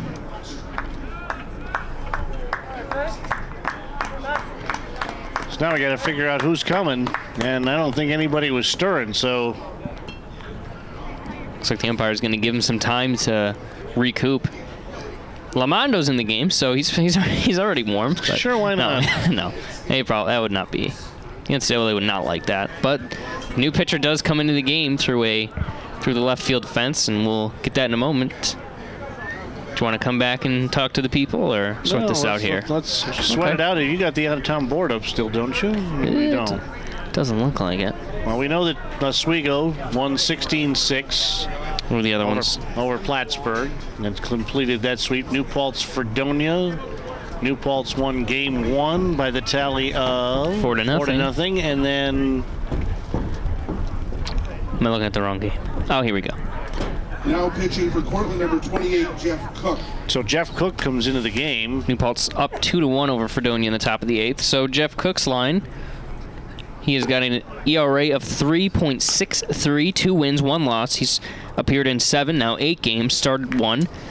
2 saves on the year. He's logged 22 1/3 innings, surrendered 19 hits, allowed 9 runs, 11 runs, 9 of them are earned, walked 7, struck out 19, and has a batting average against of .235. So, obviously, hoping the best for Ben Moxley, that whatever it is just brought upon by the weather or a cramp or something that isn't going to be long-term. Sure, Coach Joe Brown thinks the same thing. The guy's been throwing a lot of innings. You got that right. Started 6 games for this team, and some of them against some stiff and tough competition. I hear that, too. Gritty ball player.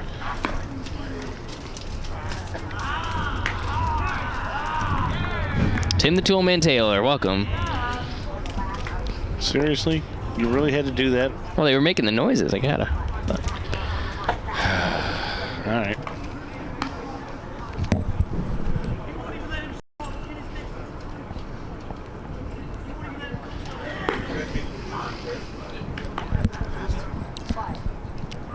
You know, Cook throws from the right side.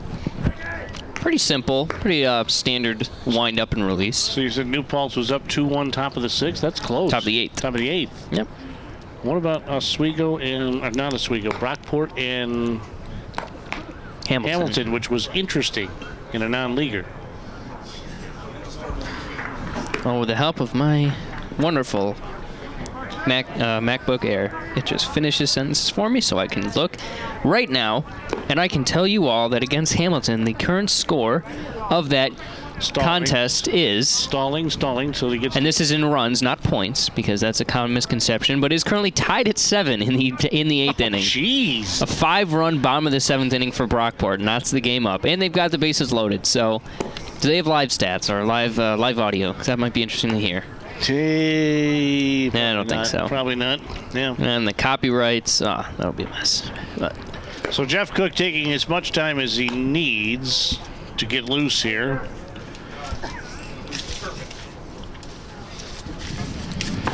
Checking schedules.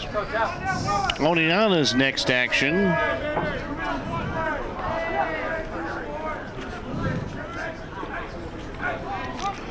Against Fredonia coming up.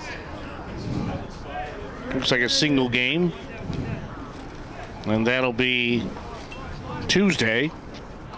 And then a doubleheader Wednesday, making up something. Then they'll take on New Paltz in the neighborhood rivalry. We'll give you a Cortland schedule in a minute. That's where we're ready to go.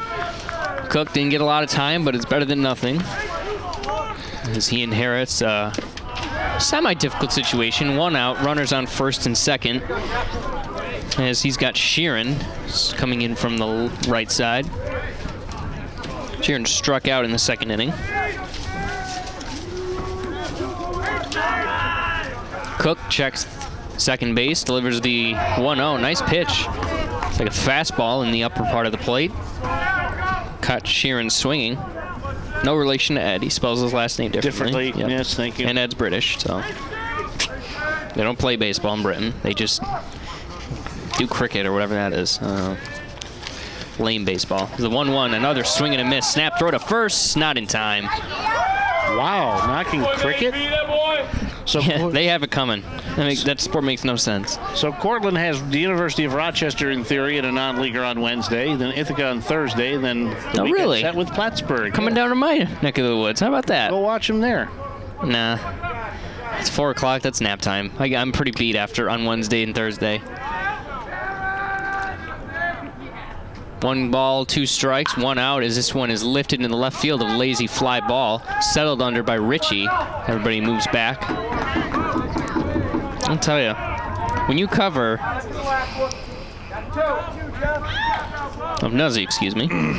fielder Casey Kordesky. But when you work during 2 Final Four games in a national championship, Bob, trust me, you're going to want to take a couple of days to recoup too. Because that is hectic in the news biz. Especially with teams that people care about. I know, it doesn't hold a candle, but it's still... You were covering basically one team. 2 teams, technically. As the ground ball back to Cook, flips it to first. That ends the inning. So in the 3rd inning, Cortland with no runs, no hits, no errors, 2 left on base. How do they get people on without getting any hits? We'll find out. Back to the top of the 4th, they lead 1-0 in just a moment on the Red Dragons Sports Network. Even in these tough times, there is a way to plan for your child's college education that gives you something in return. Open a state-operated 529 college savings plan, and your contribution can grow free of federal and state income tax. Some plans come with a state tax deduction of up to $5,000 per year for an individual taxpayer and $10,000 per year for married taxpayers filing jointly. You can watch your college savings add up and enjoy many happy returns at tax time. A public service from the New York State Society of Certified Public Accountants. Well, through 3, Cortland will run on a hit, no errors. Oneonta, no runs, 3 hits, and no errors. Figueroa, Lamondo, and Personius. Now, if that doesn't sound like a law firm, I don't know what is.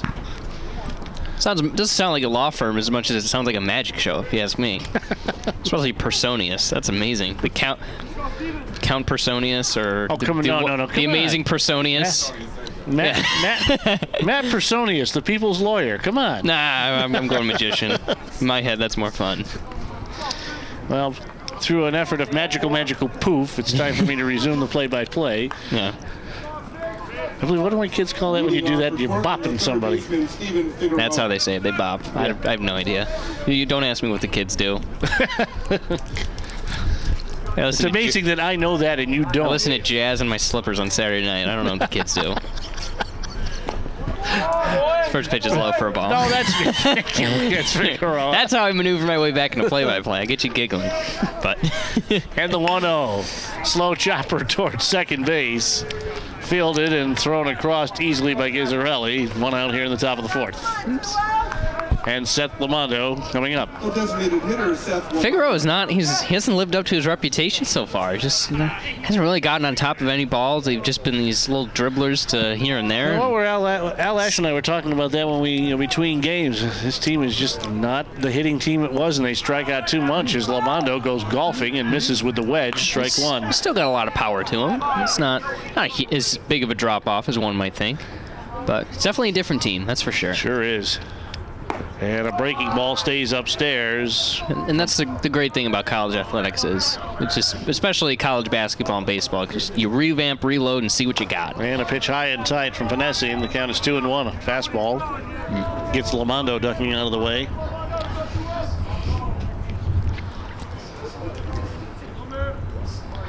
And the next offering is downstairs. 3 balls and a strike to the Red Dragons pitcher DH. And a fastball right down Broadway called strike as Panesi's not fooling around, working quickly. Looking in at his catcher. Dealing the payoff pitch, breaking ball, chop foul. One hopper grabbed by the on-deck hitter. Hey, man. That's Personius with those hands. Oh, yeah. Wearing the number 13, by the way. These guys, it's like outfielders and catchers take the same numbers as their predecessor. I like it. And the next one, swing and a miss. Panesi pulled the string on Lamondo. And who was that catcher who wore 13, Bobby? Wait a minute, what are we talking about? I was out. What previous catcher wore 13 before Personius? The catcher, Matt Personius. Panetta? There you go. Yeah, I was going to say. Son of the head of the CIA, so. Okay. Leon Panetta. Well, the current number, oh, come on. As the pitch to Personius. I got Brandy giggles, so that's all that matters. I'm getting those papers together. The next offering, fastball upstairs. 3 times, not out of the 4th inning yet. That would be, Panesi has been playing with fire. The fact that he's only given up 1 run despite the amount of base runners he's had is very impressive. And 1 hit. Yeah, that's true. As the fastball comes right down the middle. All right, we're This neutral field, I think, is playing into the psyche of these two teams. Oh, come on. I really think so. Fastball inner half, 3-1. No, come on. Come on. The way we've visited this It's a neutral field. I think we visited this every year since Lou Gehrig played here, it seems like. As Personius lifts this one into the air to shallow center. Sheeran coming in, called off by the shortstop, backing up. And Grodzinski makes the catch. And that'll do it in the fourth inning. No runs, no hits, no errors, nobody left. Halfway in the second inning nightcap, our score is Cortland 1, Oneonta State 0 on the Red Dragon Sports Network. Here you are, Polly, my latest culinary creation. These fish fillets look wonderful. They are. I just used a small amount of a vegetable oil that's low in saturated fat. Does that matter? It does. Oils like canola, corn, and olive mainly contain monounsaturated and polyunsaturated fats, and they can help reduce bad cholesterol in your blood and lower your risk of heart disease and stroke. How do you know? The American Heart Association told me at heart.org/facethefats. Canola Info proudly supports the American Heart Association's Face the Fats campaign. Well, Jeff Cook, after coming on and under some semi-difficult circumstances with a departure very early in this one, but Ben Moxley will come on and face Jeff Cook. No, I said Jeff Cook, but he'll face Dylan Stamil. There you go. And then Donald Geloso and Sean Mullins. Who, by the way, pulling double duty for catching. That's tough for anybody, even a big leaguer. He's going to be catching somewhere around 20 innings in a day. Oof, that's tough. In theory. Yeah. It's always... They're young, they can take it. Yeah. How many innings, as announcers, voices are, but still. Well, I always look back to that one day in Auburn where we called how many innings? 7,000? Yeah. 7,000, I think. No, that was the... No, 8,000, sorry. That was the amount of times we said the words and the pitch. No, spice it up. It was like 47? Yeah. Something like that. A piece of my soul resides at Falcon Park, let's just say. It's like the Horcrux is. It almost stayed there the night you lost my keys as Cook deals a breaking ball to Dylan Stamil. Yeah, well. And it's a strike. They were protected. That is so funny now, though. It really is. Because you did exactly what I told you to do. I said put him in a safe place as the fastball is downstairs. And you did. Good times. That was. Best burgers in the tri-state area. Oh, yeah. Curveball from Cook. That stays up and just a little in. 2 balls and a strike. You can tell he's a little uncomfortable out there. He's kind of shaking. He's trying to acclimate himself. He's twitching a little bit. He's nervous. He's doing okay so far. 2-1, slow bouncer, back to him. He'll field easy enough on the slow bounce and throw across. The 1-3 put out. Starts the bottom of the fourth. The designated hitter, Donald Geloso. And here's Donald Geloso, who popped to short his first trip.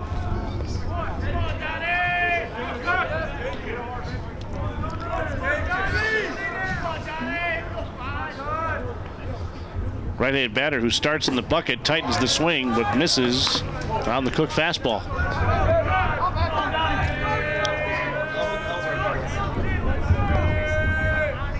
And the 0-1. Breaking ball. Ooh, tough pitch. Wow. Didn't look anywhere close to a strike, but all right. We'll call it at the knees, 0-2. His knees crouched down pretty much a lot, so. And a slice foul down the right side out of play.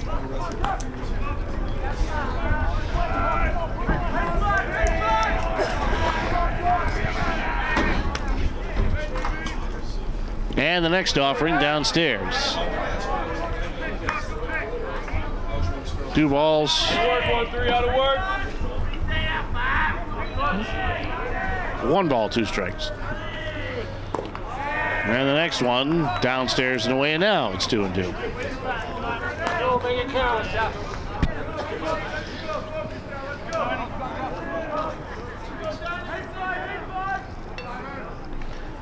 And the next offering. A line drive caught. Austin Clark right there with the sneer. It's one of those plays for Geloso where you don't even drop the bat. You just hold it right there. Yeah, I'll just take it with me. Thank you. 2 down. And for the record. Or the CD or the MP3 file. And for the note, for history's sake. Okay. Brockport and Hamilton knotted up at 7 going to the 9th inning. So maybe, I guess it's going around, just like the cold. And a one bouncer back to Cook from Mullins. He'll toss across, and that'll do it. So 2 putouts to the pitcher, a line drive to the first baseman, and it's a 1-2-3 inning for Jeff Cook. We'll head to the 5th. Cortland up 1-0 in the 7-inning nightcap of this doubleheader from Cornell University's Hoyfield and Ithaca. Back with more in a moment on the Red Dragon Sports Network. I want to finish School. and then go to College. to be able to Graduate. and have The future. my parents couldn't have. Because I know that Going to college. is the best thing I can do for my Future. The words of a parent help to build the future of a child. The Hispanic Scholarship Fund has the information to help your kids go to college.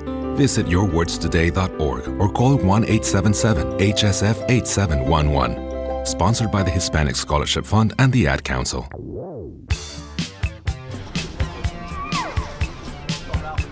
Ralph Nuzzi, followed by Marcos Paravaleris, and then Conrad Ziemendorf.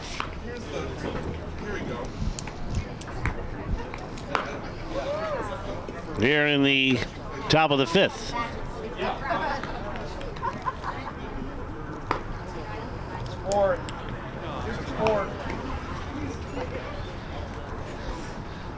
The calm after the storm, Mason Merritt. Something like that. Just makes you wonder what's next as we see clouds coming in. And I'll tell you, tonight and tomorrow are supposed to be miserable, so thank goodness they're not trying to even think about getting this game in tomorrow. Because miserable to you. You listen, Mr. Seattle bound. Well, you know. You can have it's harder to read a book when it's 70 degrees out. It's much easier. That I don't disagree with. And I have been doing a lot more reading than I used to. Good. All about music and sports. Close enough. But still, you have to start somewhere. I got some recommends if you need them. You always know that. Nuzzi caught looking his first strip, takes a breaking ball upstairs from Panesi. Detective novel that'll blow your mind. The fact that I'm reading blows my mind. I haven't done that in 40 years. Had a fastball, foul tipped to the mid of the catcher. Fouled at least into the mid, 1-1.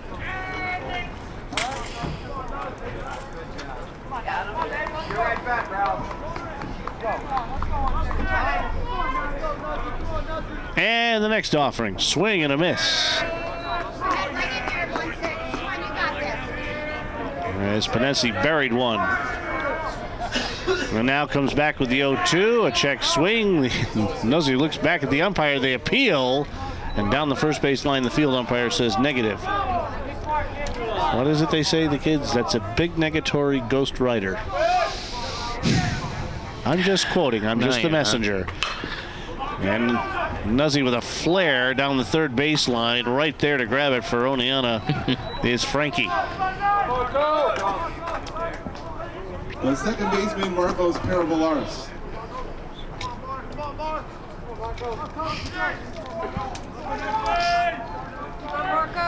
Paravaleris flew to center his first trip. And the next one, the first one, is a strike. Still the next one.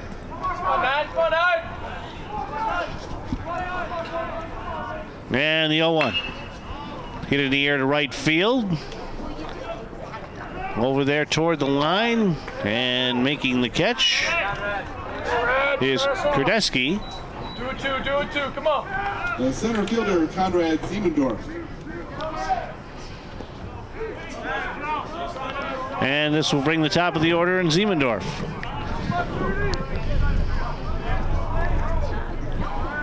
Ziemendorf has had a difficult day. On this side of the plate. Let's note. Defensively, that's true. Stellar defensively. As a breaking ball misses inside. In game one, he was 0 for 5 with 2 strikeouts and a walk.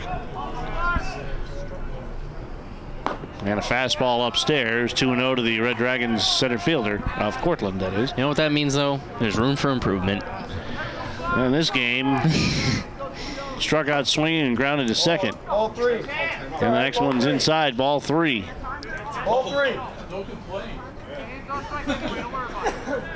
If I didn't know that, the fan behind the plate, serving as the home plate umpire, supervisor. Yeah. And a guided fastball in for a strike, 3-1. So we'll see what Siemendorf does with it here. If I'm him, I'm aggressive as I can. I think you do. Maybe you do here. 3-1. Yeah. Call strike 3. Call strike 2, and I'll tell you that had half the plate from this angle. How do you? Well, I don't know. Because Siemendorf might have said a little bit too much. Got to check him down. And a 3-2 is lined to left center, drops in and splits. The outfielder's headed to the fence. Siemendorf to second, around there, heading to third, and the throw is cut off, and Siemendorf for the triple. That's how you do it. Like I said, swing for the fences. The shortstop, Paul Dondero. Even though the fence probably hit on the third bounce, but nevertheless. Well, yeah, you get as close as you can. Just the second hit in this contest for Cortland. And Paul Dondero, who was flown to center and was hit by a pitch his last trip, steps in. And a pitch at the knees for a strike right down the middle. Fastball from Panesi. We're in the... Yeah, sorry, brain cramp as the fastball comes in low. Top 5. The... Hamilton up 9-7 over Brockport at the top of the ninth. Out-of-town scores after this one. Yikes. Cortland lost the first one 3-2 in one of the wildest I've ever seen, and now a ground ball by Dondero to the shortstop. Throwing across, making the play is Grodzinski, and the side is retired. So no runs on a triple, one hit, but that runner, that 2-out triple, Siemendorf stranded at third. Through 4.5, Cortland up 1-0 on Oneonta State in the nightcap of this doubleheader. Back to Ithaca with more baseball in a moment on the Red Dragon Sports Network. Son, you know how I feel about alcohol. Yeah, I know. You're too young. You're still growing. I know. When you drink, it screws up your judgment. I don't want you getting hurt. I know. Listen, this is real. I know, okay? I know. Teenagers know everything. So talk about underage drinking before they know it all. Before they're teens. Start talking before they start drinking. And keep talking. Learn more at stopalcoholabuse.gov. Brought to you by the U.S. Department of Health and Human Services and the Ad Council. Frankie, Grodzinski, and Gizzarelli for Oneonta in the bottom of the 5th, 7, 8, 9 in the order. This inning brought to you by the letter E. Oh, well, I, twice. It's got the same sound, though. Man, you people. I'm not helping you. I know, that's fine. And I don't care, but it's brought to you by Vowels. Yes. Thank you, Vanna White, as we... You know she makes $600,000 a year? For going like, well, this is not... For walking and... Yeah. Tell us what you do on the radio.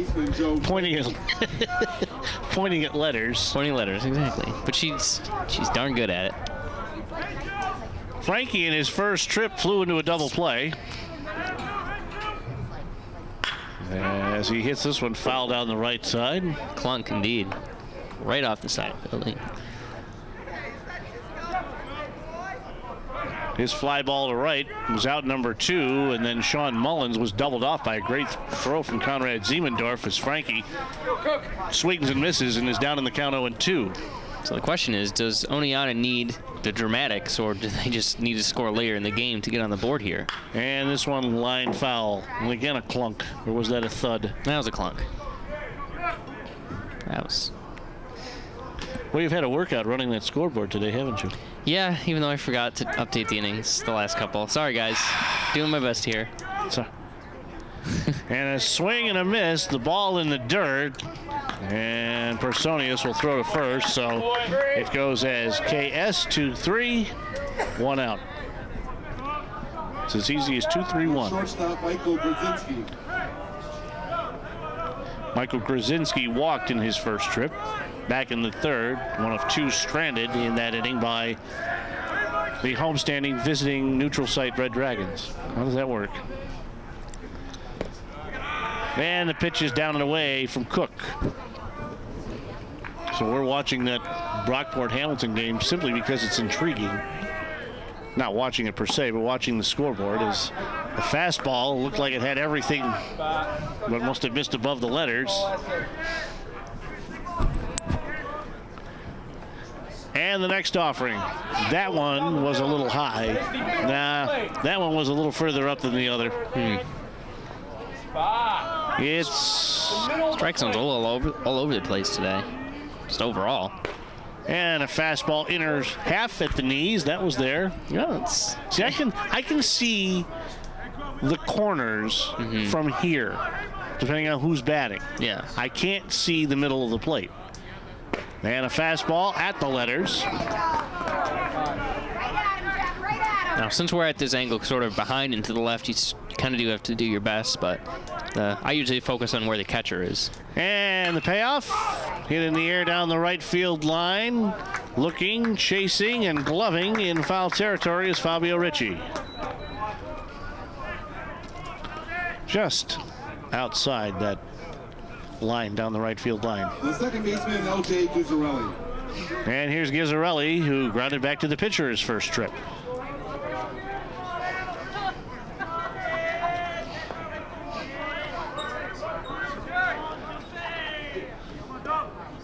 Left-handed batter hits a line drive into left, drops in front of the left fielder. Does he for a base hit? So a 2-out single.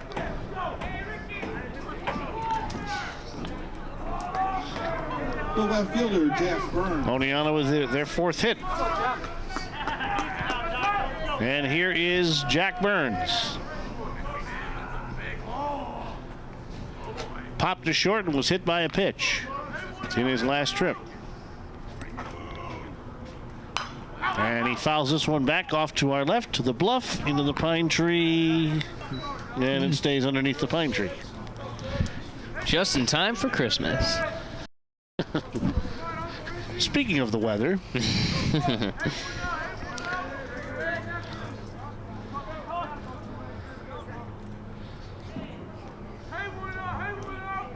And now a throw over, the runner back.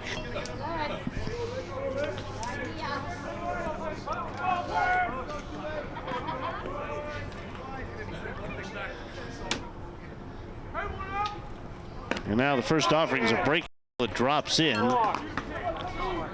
Or the second offering, it's an 0-2 count. That foul ball does count, I guess. Last I knew in baseball. It's a loose rule. Who's the Sunday night game tonight? Do we know? Do they Yankees and Tigers, I believe. Oh, that'd be fun.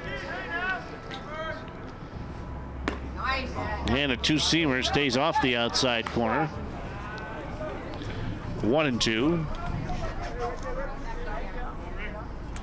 Are they playing in Comerica? Yep. It's probably like 4. Oh, never mind. It got postponed. Well, what movie do I have that I haven't seen? Is this one's line foul into the fourth floor of the parking garage?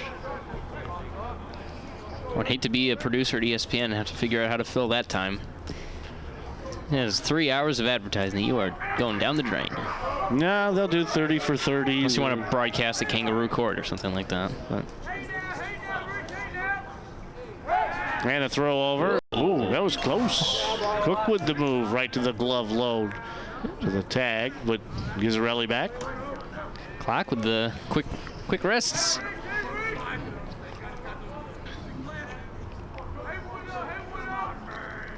Set at the letters, and the 1-2 grounded to second. Para Valeris. In the time it took me to say it, he makes the throw. Inning over. So, no runs on a base hit. No runs, 1 hit, 1 left on. And that runner left on base. We're through 5 of a scheduled 7. 1-0 Cortland. Game 2 of a doubleheader continues in a moment on the Red Dragon Sports Network.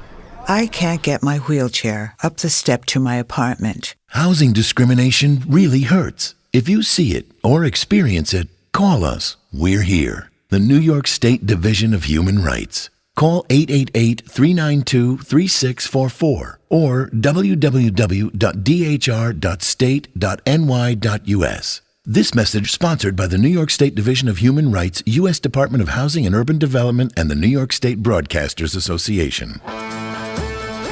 Clock, Ritchie, and Figueroa. I don't have any Rolling Stones in here. That's all right. They're not ones for long intros. I think unless you count 2,000 light years from home. That one's long because of drugs, but no.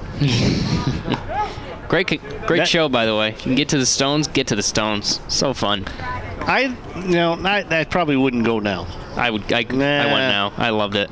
It was great. You got to experience it once. I did it in '81 and then in '89, which was supposedly their last tour.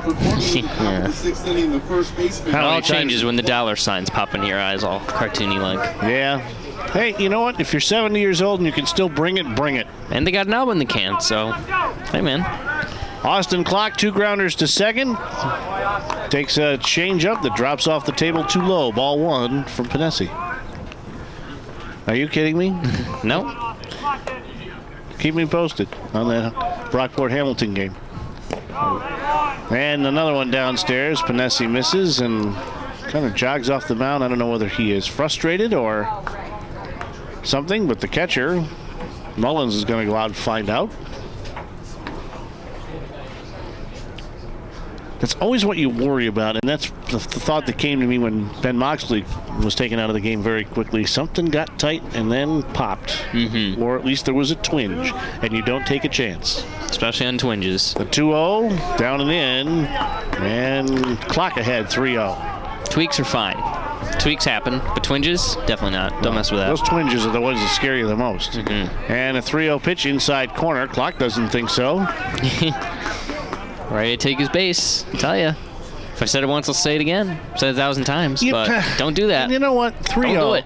Here's the 3-1. This will be grounded 1 hop back to the pitcher. Good sneer by Panesi. He'll toss after jogging halfway over to the first baseman. And there is 1 out. I was going to say, it's Fabio Ricci, who walked and scored the only run of this game in the second and then grounded to short, steps in. How many times, really, if the pitch is even close, do you not get the strike call? You think about it. Well, that's a little thing that once they add up, it can mean the difference of a game. And that one, I believe, was called a strike at the knees to Ricci. You know? And the 0-1. That one's away downstairs, 1-1. It's all about weighing the risk over the reward.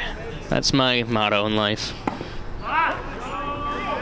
And a pitch has the outside corner at the knees. Panesi now ahead 1-2 on Fabio Ricci. If you stand more to lose than you have to stand to gain, then it's probably not wise to stick your neck out like that. And this one bounces in the dirt back to the screen.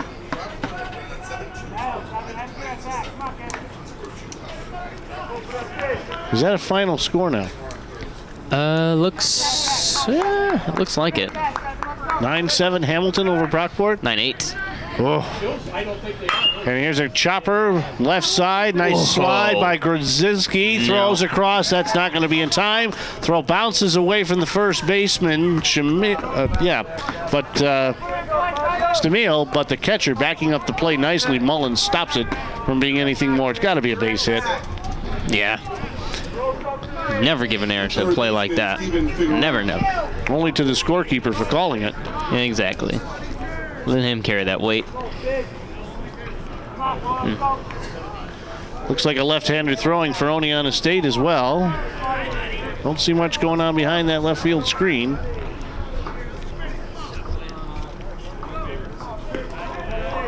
And now quick throw to first. That chases Ricci back.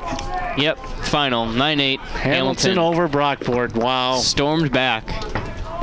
Brockport tried to storm back. They put it up a 5-run 7th inning, but... Runner goes. Pitch is swung on and missed. Here's the throw. Not in time. Stolen base for Fabio Ricci.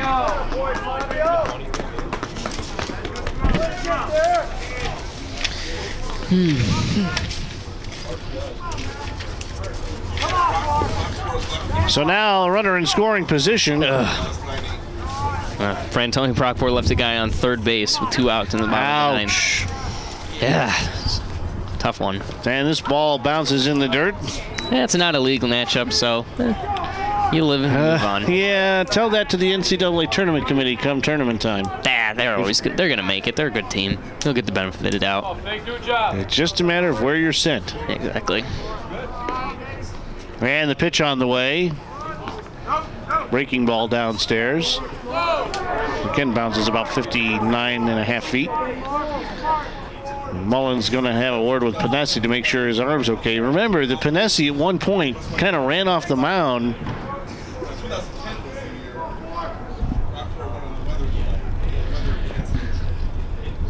They're talking about the infamous Brockport tournament, SUNYAC tournament victory thanks to snow on Mother's Day.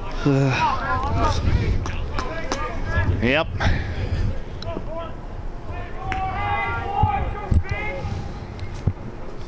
And the fastball misses down and away.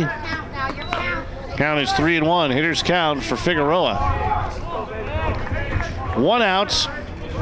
Top 6. Cortland up 1-0, looking for some insurance.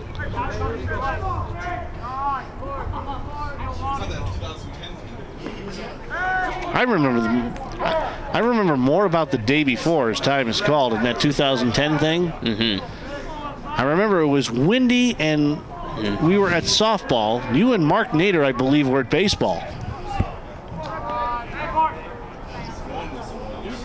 As a fastball, misses upstairs, maybe a little. Now that was a breaking ball. Ball 4 either way, and it's first and second with 1 out.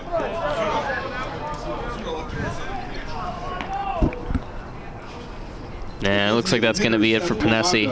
I think something. They let him go as far as he can. Well, I think there's something not quite right either. I really do. Make this hurt, dude. Make this hurt. Wrong choice. So we'll have time to talk about that here, that story about 2010. And it's going to be a left-hander for Oneonta. I got him. You know who it is? Oh, of course. Feel free. Introducing Eric Johansson. Eric with a K, so I might be Swedish or Northern European. That's pretty cool. Possibility. Didn't know they played baseball. He's got an ERA of 1.23. He's appeared in 7 games. He's got 1 save, logged 7 1/3 innings, given up 5 hits, 1 run. It was earned. Walked none, struck out 8. Batting average against of 208. He's hit 3 batters. Got some. Maybe he holds grudges, I suppose. But good old Swedish boy. And his job will be to take care of the DH pitcher, team cook, rule negotiator, and all-around good guy, Seth Lamondo. When he gets back in. So 2010. 2010. I remember, there's 2 things I remember about that day. Just 2. Well, this was the Saturday before the championship game postponement in baseball. Sitting in softball in the seats, it was sunny, but it was windy. You and Mark were doing baseball. Chris Coletti and Josh Brooks were doing softball. I believe Dan Murray and Josh Koopman were at lacrosse. Coop's the best. And I was doing nothing. Yeah. Okay? I called the softball championship game. We got that in just under the gun. We had just gotten the equipment back in the car from softball. That's when the deluge opened up. Remember? Remember how hard it rained? Gates of hell, yeah. And we ended up getting 1 more game in, I believe, or the end of that one in baseball, and that's as far as it went. Meantime, they finished up the men's lacrosse championship, which Cortland won in a deluge. Cold, bitter, and then, it snowed on Mother's Day. Oh, boy. Then there was 2011. The infamous, our tournament week went okay, SUNYAC-wise. We hosted all 4. But I remember trying to get a softball regional in that was supposed to take a day and a half or 2 days, and it went into Monday, and then we had to be out at Auburn, and we had the contracts for all the games that year. Oh, man. I remember looking up on the Saturday in Auburn and saying, I am broadcasting or have produced 163 games that year. About a full season. I've done more than a major league season.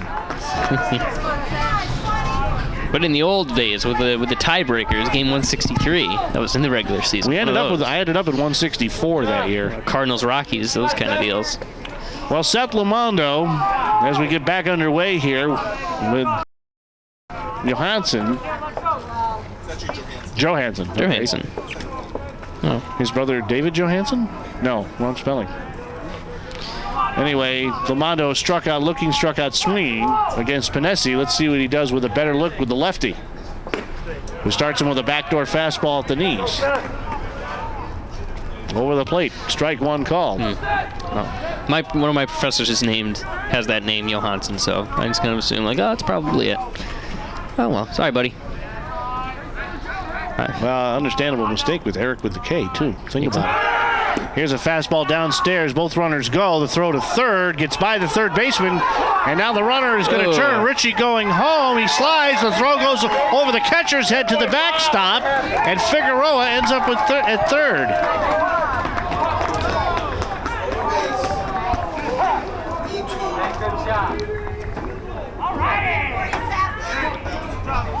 It'll be E6.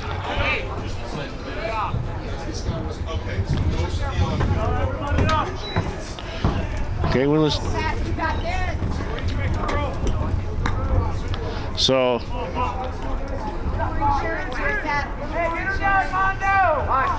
and Figueroa just gets to third on all of that.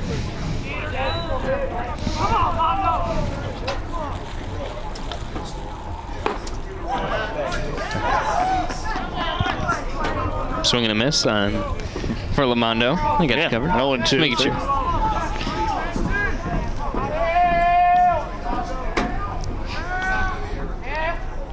Man, the pitch is down and in. Count now 2 balls, 2 strikes on Seth Lamando.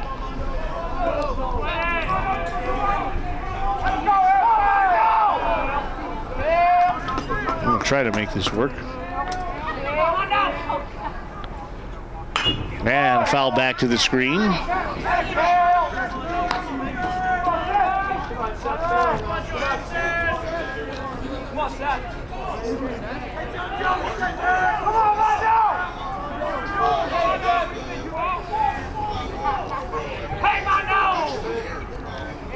Well, we'll wait and see. Curveball. Ooh, that had the plate, but was above the letters. 3-2.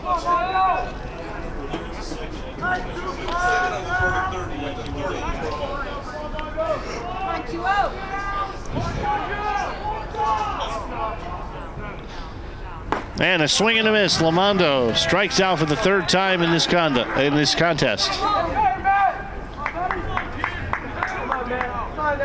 The catcher, Matt Personius.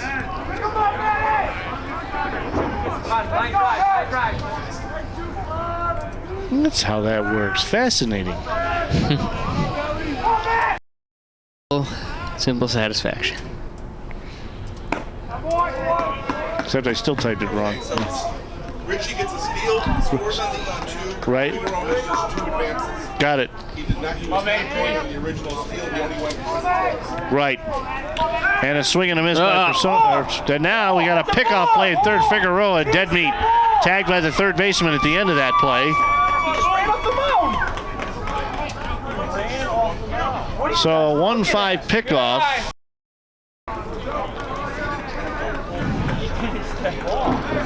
That's a good move. Straight off the mound. And we'll sort it all out in a minute. 1-5 on the pickoff. We're through 5.5. Cortland now up 2-0 on the Oneonta State Red Dragons. Back with more in a moment on the Red Dragon Sports Network. When I have an asthma attack, I feel scared. It's kind of like an elephant is on my chest. I feel like I'm choking. Sometimes my parents have to take me to the hospital. You know how to react to their asthma attacks. Here's how to prevent them. Call 1-866-NO-ATTACKS. Visit www.noattacks.org or call your doctor, because even one attack is one too many. I feel like a fish with no water. Brought to you by the EPA and the Ad Council.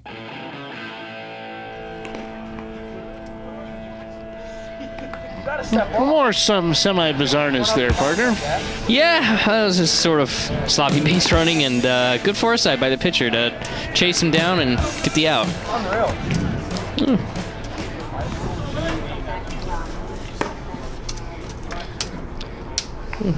So it ended up being a run and a hit and an error. Nobody left. Okay. No harm, no foul. Well, except for if you're Oneonta, you've given up a what could be a valuable insurance run. But you prevented another one. A second valuable insurance run. Always the aren't you? Yeah, pretty much.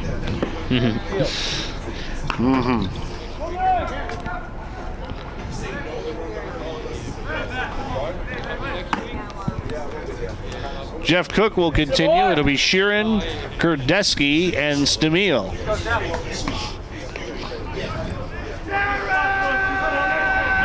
Sheeran 0 for 2 in this one.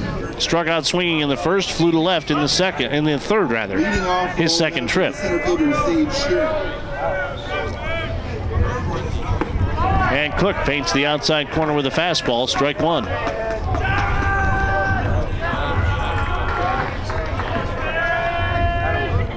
And the next offering is lifted in the air to right. Ritchie angling toward the line, a couple of strides away, and shallow right makes the play. One out here in the bottom of the sixth.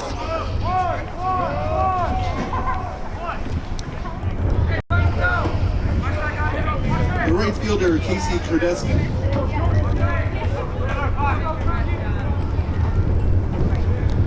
And Kurdeski takes a fastball low. Kurdeski doubled, but was erased. Not a good throw by, was it Ritchie? 9-2 on that put out? Something like that. And here's a little flare, a one hopper towards second. Paravaleris with the feel of the slow hop and throws to first for the second out.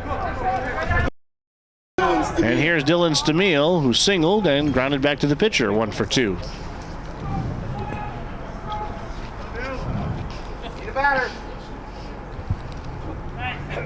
That elbow going, guys. Now batting. Very bottom. Stamil taking his time. Obviously no reservations at Stella Luna tonight. For those around Oneonta. Well, I'll tell you what, that is one of the best Italian restaurants I have ever eaten in. Stella Luna in Oneonta. If you ever get out that way. If there's enough of them listening, I hope I get a free meal the next time. Pitch is a four-seamer right down the middle for a strike from Cook.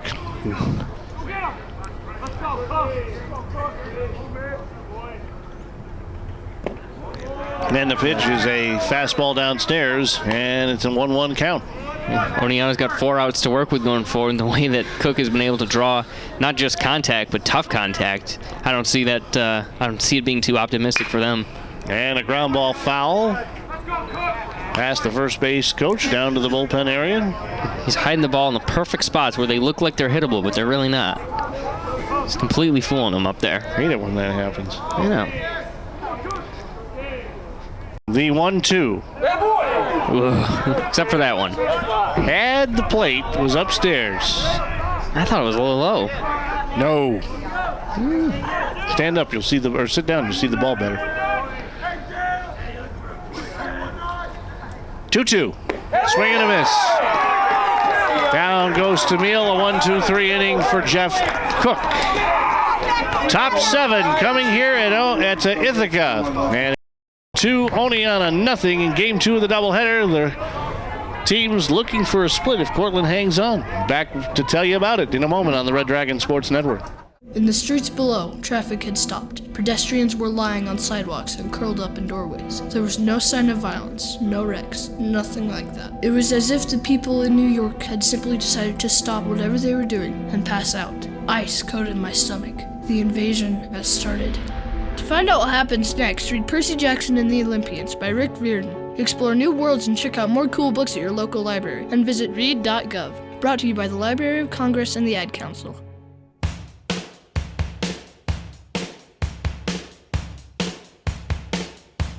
I lied. I do have a Rolling Stones song in this mix, and it hasn't come up yet today. I don't recognize this one. That's Judas Priest, Living After Midnight. Oh. Yeah. So it's not a Rolling Stones song. No. Slave is in there. Okay. Because oh, yeah, I remember that one. That song is nothing more than a long intro. That's what makes it so great. I thought you would have Out of Control. That's a good intro one. Oh, no, maybe you got me rocking. That one he starts singing too soon. That's a good one though. Well, here's Matt Personius. It'll be Personius, Nuzzi, and Paravaleris. Pair of what? I don't know. I thought what are Valerises? How do you have a pair of them? Like Paravaleris? Sounds like sunglasses. Personius, meantime, takes a backdoor fastball for a strike.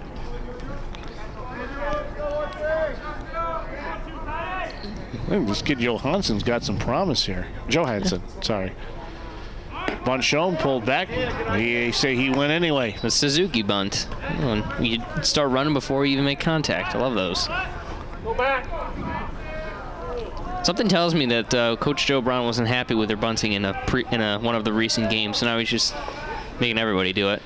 I love the story I heard at the regionals. Here's a slow grounder toward first. First baseman grabs, tosses to the pitcher covering. 3-1 in the putout, 1 out here in the top of the 7th. The left fielder, Ralph Nuzzi. I may need Fran to assist me on this story, but I don't know if this was last year. Maybe when they were down south. He didn't like the... Hold on, we're going to have a move here, I think. Pinch hitter. You got a pinch hitter coming up. That's Connor Griffin. Sure is. There, buddy. Pinch hitting for Cortland, number 11, Connor Griffin. Well, Griffin in game 1, not much. Well, he had a base hit. Had one of the 8 Cortland hits in the game. Also struck out twice. And a strike to Griffin. Now, I guess Coach Brown was unhappy about the bunting. Got in there, showed him how to do it, and one of them hit him in the nose or something. Was it last year? Or was it? Yeah. Guys swing and a miss on Griffin, 1 and 2. Yeah, last year down in North Carolina. Oh boy. And the 1-2. All it takes is a pair of pliers to fix a broken nose. Ball fouled back. Pair of pliers and something to squeeze onto as hard as you can, and you're all set. Ow, that hurts just thinking about it. Hey. That's medicine. 0-2. Yeah, that's like them. It's like trying to pull a child's tooth with a string and a doorknob. Swing and a miss by Griffin. Down he goes. And that's just cruel, but I threatened to do that the other day. And I didn't appreciate it very much, to be honest with you. Oh, right. Very good. Thank you. Marcos Paravaleris steps in. Flies to center and right. So Griffin pinch hits for the left fielder, but not the second baseman, who's coming up right immediately after. And a swing and a miss. Well, that doesn't mean anything. Yeah, it's just you can always have Griffin go in at second and hold that spot and bring the left fielder into Paravaleris' spot. Some of these substitutions I'm always curious about. And Paravaleris lifts this one in the air to right, ranging over Kurdeski. He's got it by the line, and the side is retired. It is a 1-2-3 inning. We head to the bottom of the 7th. We'll fill you in a moment on the changes. But Cortland up 2-0, trying to hang on in the nightcap of this doubleheader. Back with more in a moment on the Red Dragons Sports Network. Red Dragons alumni and fans, show your Cortland pride. Whether you're following today's action on the web from Maine or California, you can order official SUNY Cortland apparel with a click of a mouse. Auxiliary Services Corporation has sweatshirts, polo shirts, blankets, mugs, decals, and much more. Find the right item and size on the College Store website at www.cortlandasc.com. Or if you're in town, stop by New Big Hall. During the school year, weekend hours are Saturday from 11 to 4 and Sunday from 11 to 3, with convenient parking just footsteps away. Show your team spirit and visit the College Store today. Well, bottom of the 7th, Cortland trying to hang on here. It'll be Geloso, Mullins, and Frankie. And there's going to be a pinch hitter. Of course there is. For Geloso. And we know him. We do? Yeah, he played pinch hit in the last one. Sure do. Mastriani. Scored a run, struck out. For Cortland, now playing left field, number 12, Dylan Powers. And you heard that. Dylan Powers steps into the left field spot. Oneonta to lead off the inning, number 3, Matt Mastriani.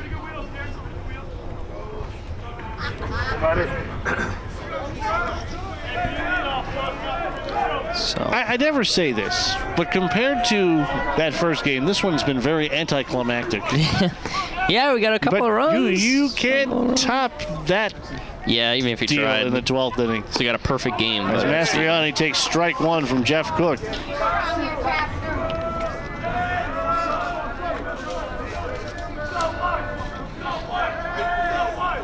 And the 0-1. That's a fastball outside corner, strike two.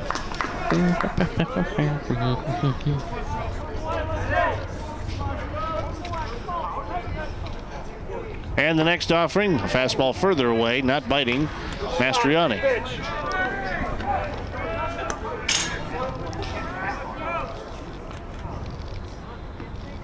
And the next one, sliced foul, right side out of play. He's getting close. What do you got at 6? A thing. Don't worry about it. It's just one of those things that you got to do. Is it a? I have a reservation for a lab at school. That's nothing major. That's an on-time one though. Yeah, one of those. It'll take me 30 minutes to do, but I got to be there on time. And a swing and a miss. Down goes Mastriani. Ball in the dirt though, so the throw down to first. Struck out swinging, put out 2-3, 1 out.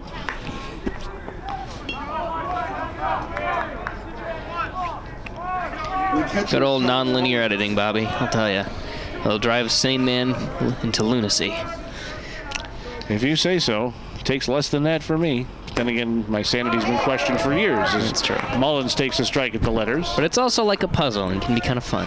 Mullins is 1 for 2 in this one. Pitch coming. Two-seamer. Had the right height, but not the plate on the outside edge. So this guy's caught 19 innings of baseball today. Tough duty, but he got it done. Grounder to second. Paravaleris across in time. And the Oneonta State Red Dragons down to their final out in this one. And a pinch hitter.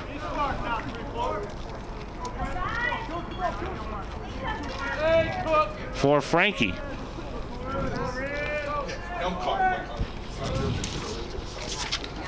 And it is Brandon Torres.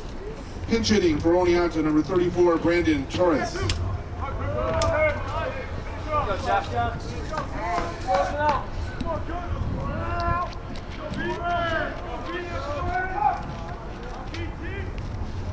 Right-hand batter, Cook trying to close the deal, and he induces a pop fly ball to the right side. Paravaleris to the line, makes the catch. Ball game over. Cortland and Oneonta split with the homestanding Red Dragons of Oneonta taking game one 3-2 in 12 innings. Cortland winning 2-0 in the nightcap.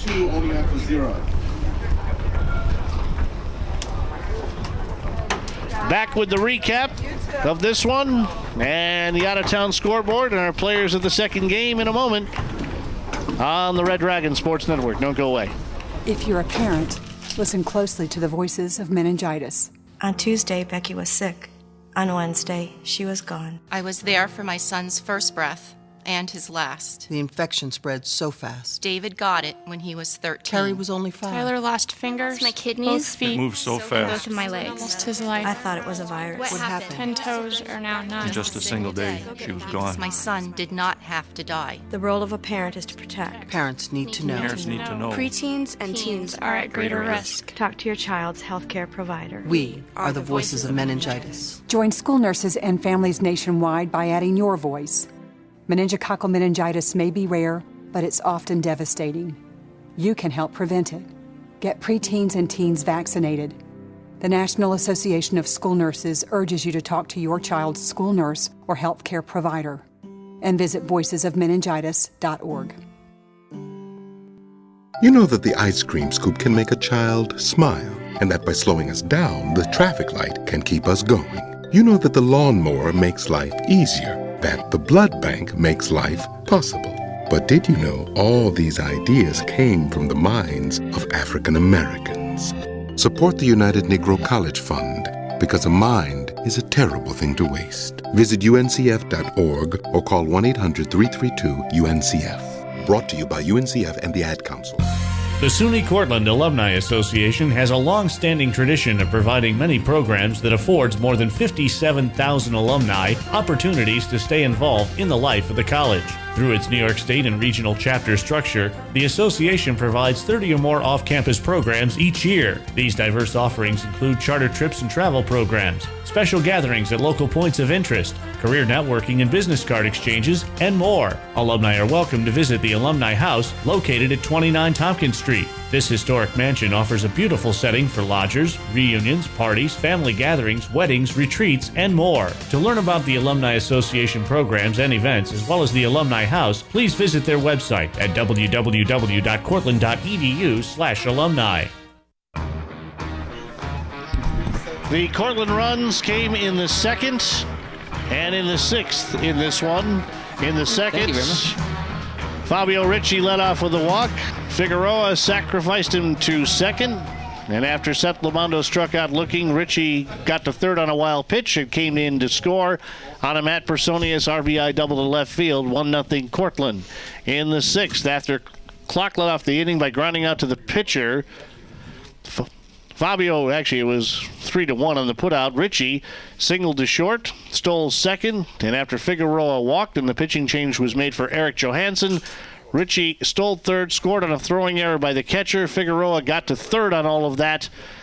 And those were the runs in the contest, ladies and gentlemen. It was 2-0 Cortland in the nightcap. Your players of the game for this one, partner? First of all, you make it sound like that's a complete aberration. It's pretty in line with the first game, but I get what you're saying. Okay, so players of the game. For Cortland, it's definitely got to be Jeff Cook. The guy came in. I'm sure he had an idea, like, I might pitch today. It's 7 innings, so I might not. So he answered the call of duty and threw 4 2/3. It's really solid innings. Only gave up 1 hit, struck out 3, didn't walk anybody. The guy was fantastic in a relief effort that caught him by surprise. And as for Oneonta, this one's a little bit trickier. I'd probably go with Panesi just because he showed me the most. I mean, if they had scored a run, I would probably give it to whomever drove that in, but they didn't, and they just kind of scattered for. So Panesi, I think, did a really good job. He limited the Cortland offense in a game where, with a couple more dips and dunks, they could have put a couple more runs on the board. So he kept his team in there. Ended up with 5 1/3 innings, 3 hits, 2 runs, only 1 earned, walked 2, struck out 4. But both these pitchers, starting pitchers for Oneonta, they've performed much well beyond their stat line. So that's impressive for both of them. Got the out-of-town scores one more time, partner. We know that Hamilton College beat Brockport in a non-leaguer by the tally of 9-8. Yes, and New Paltz sunk Fredonia by a score of 4-2. That was in the second game of that doubleheader, wasn't it? Yep. Okay, what was the first game score? Oh, who knows? Let's... Yeah. And all we need is the score.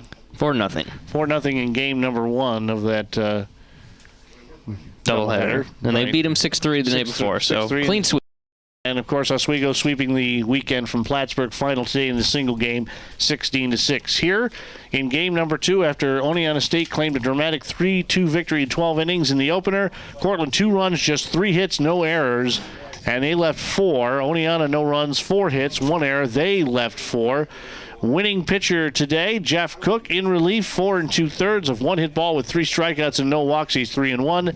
And Nicholas Panesi goes to 0-3 with the loss, 5 1/3, 3 hits, as Mason mentioned, 2 runs, 1 earned with 2 walks and 4 strikeouts. The game played in 1 hour and 36 minutes, and it's time for us to hit the road, partner. That's a matinee. That's a good movie. It is a special afternoon for us. Will we get to do this again? Only time will tell, but we will find out when that time comes. My thanks to Jeff Hazard, Nate Jones, everybody at Oneonta State, to Fran Aaliyah, Tim Beauvais, and the team here in the booth for keeping it rolling for us on a Sunday afternoon. The Red Dragons split. Oneonta State 3-2 in the opener in 12 innings and 2-0 in the nightcap in the 7-inning finale of this doubleheader.